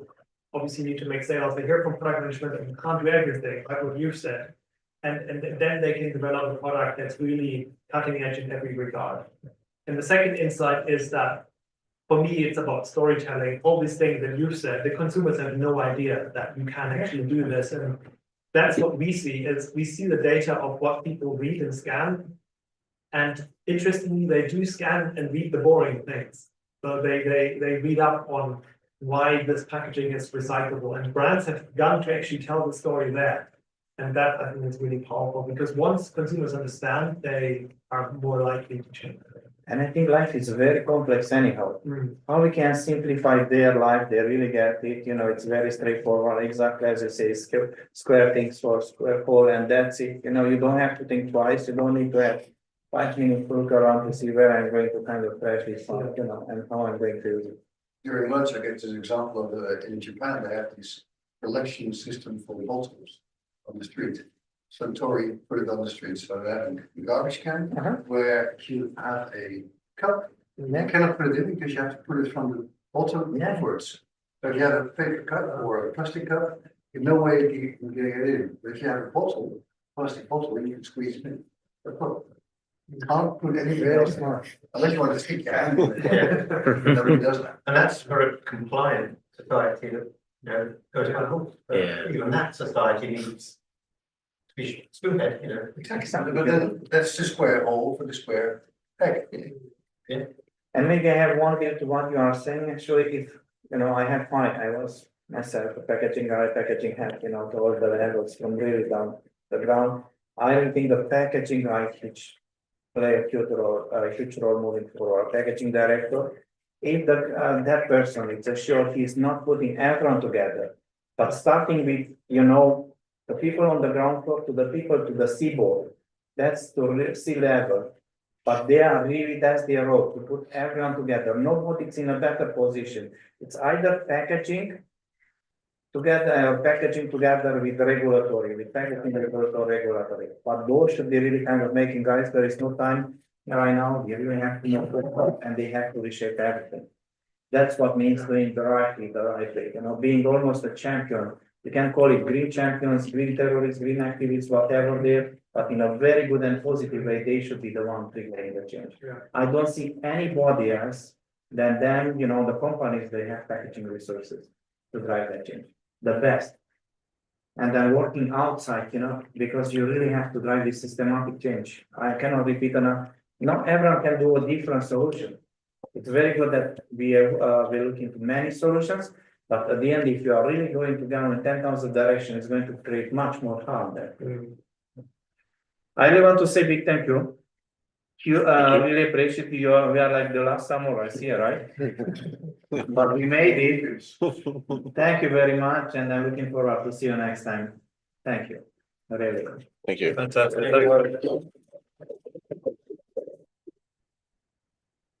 Just a very quick announcement. We have prepared a couple of refreshments for you outside, namely pancakes. So feel free to grab them. Okay. And it will be as nice as to fill out the evaluation form and actually submit it. That would be also very much appreciated. All right. So thank you very much. Paper, yeah. Okay. Yeah. Okay. Maybe if you are personally not the right person for that, can you guide me to someone? I would like to follow from this lipstick case we talked about, because this was obvious. So we've got. yeah, okay. Slightly up in the air. It's going to sit quite safe. Could be, yeah. But we do have working together, process development, you know,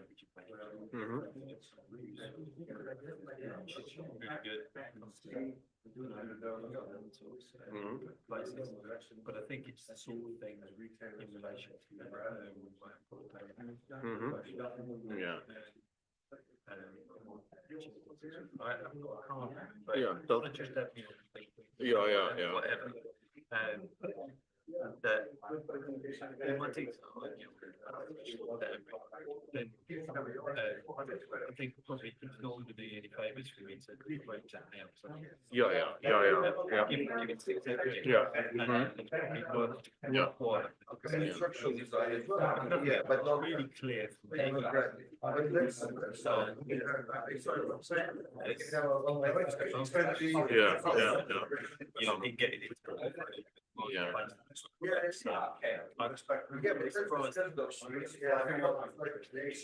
Because it was in a way as you so the other colleague said this information we have this in cosmetics these very different materials, and I said okay, it's maybe it's quite different thing. We should we should mark something on it that it can be collected, but let's say when you make already everything from PP, then really the print or the labels last this. That's right. Yeah.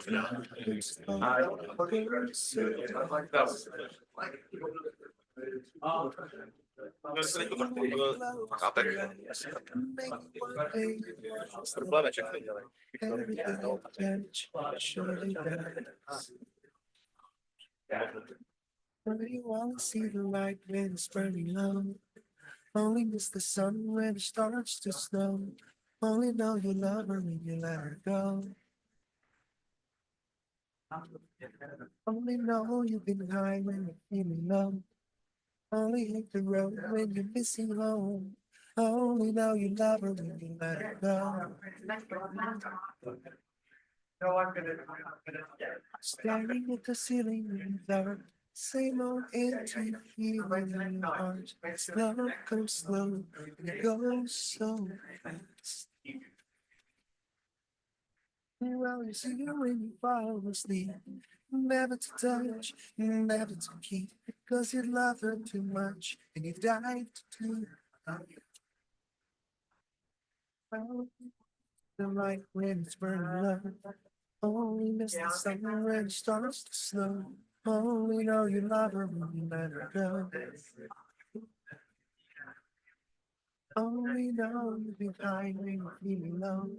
Only hit the road when you're missing home.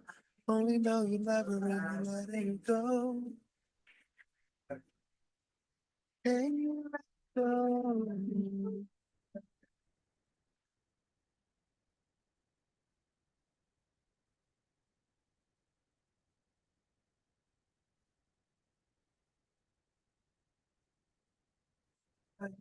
Only need the sun when it starts to snow. Only know you love her. Only know you've been high when you're feeling low. Only hate the road when you're missing home. Only know you love her when you let her go. And you let her go. Oh, you let her go.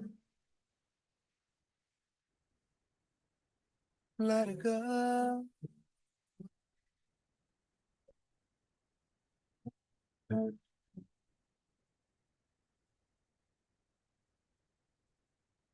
Might seem crazy what I'm about to say. Sunshine, she's here, you can take a break. I'm a hot air balloon that can go to space. Other way. Air balloon, if you feel like a room without a roof. Clap along if you feel like happiness is the truth. Clap along if you know what happiness is to you. Clap along if you feel like that's what you want to do.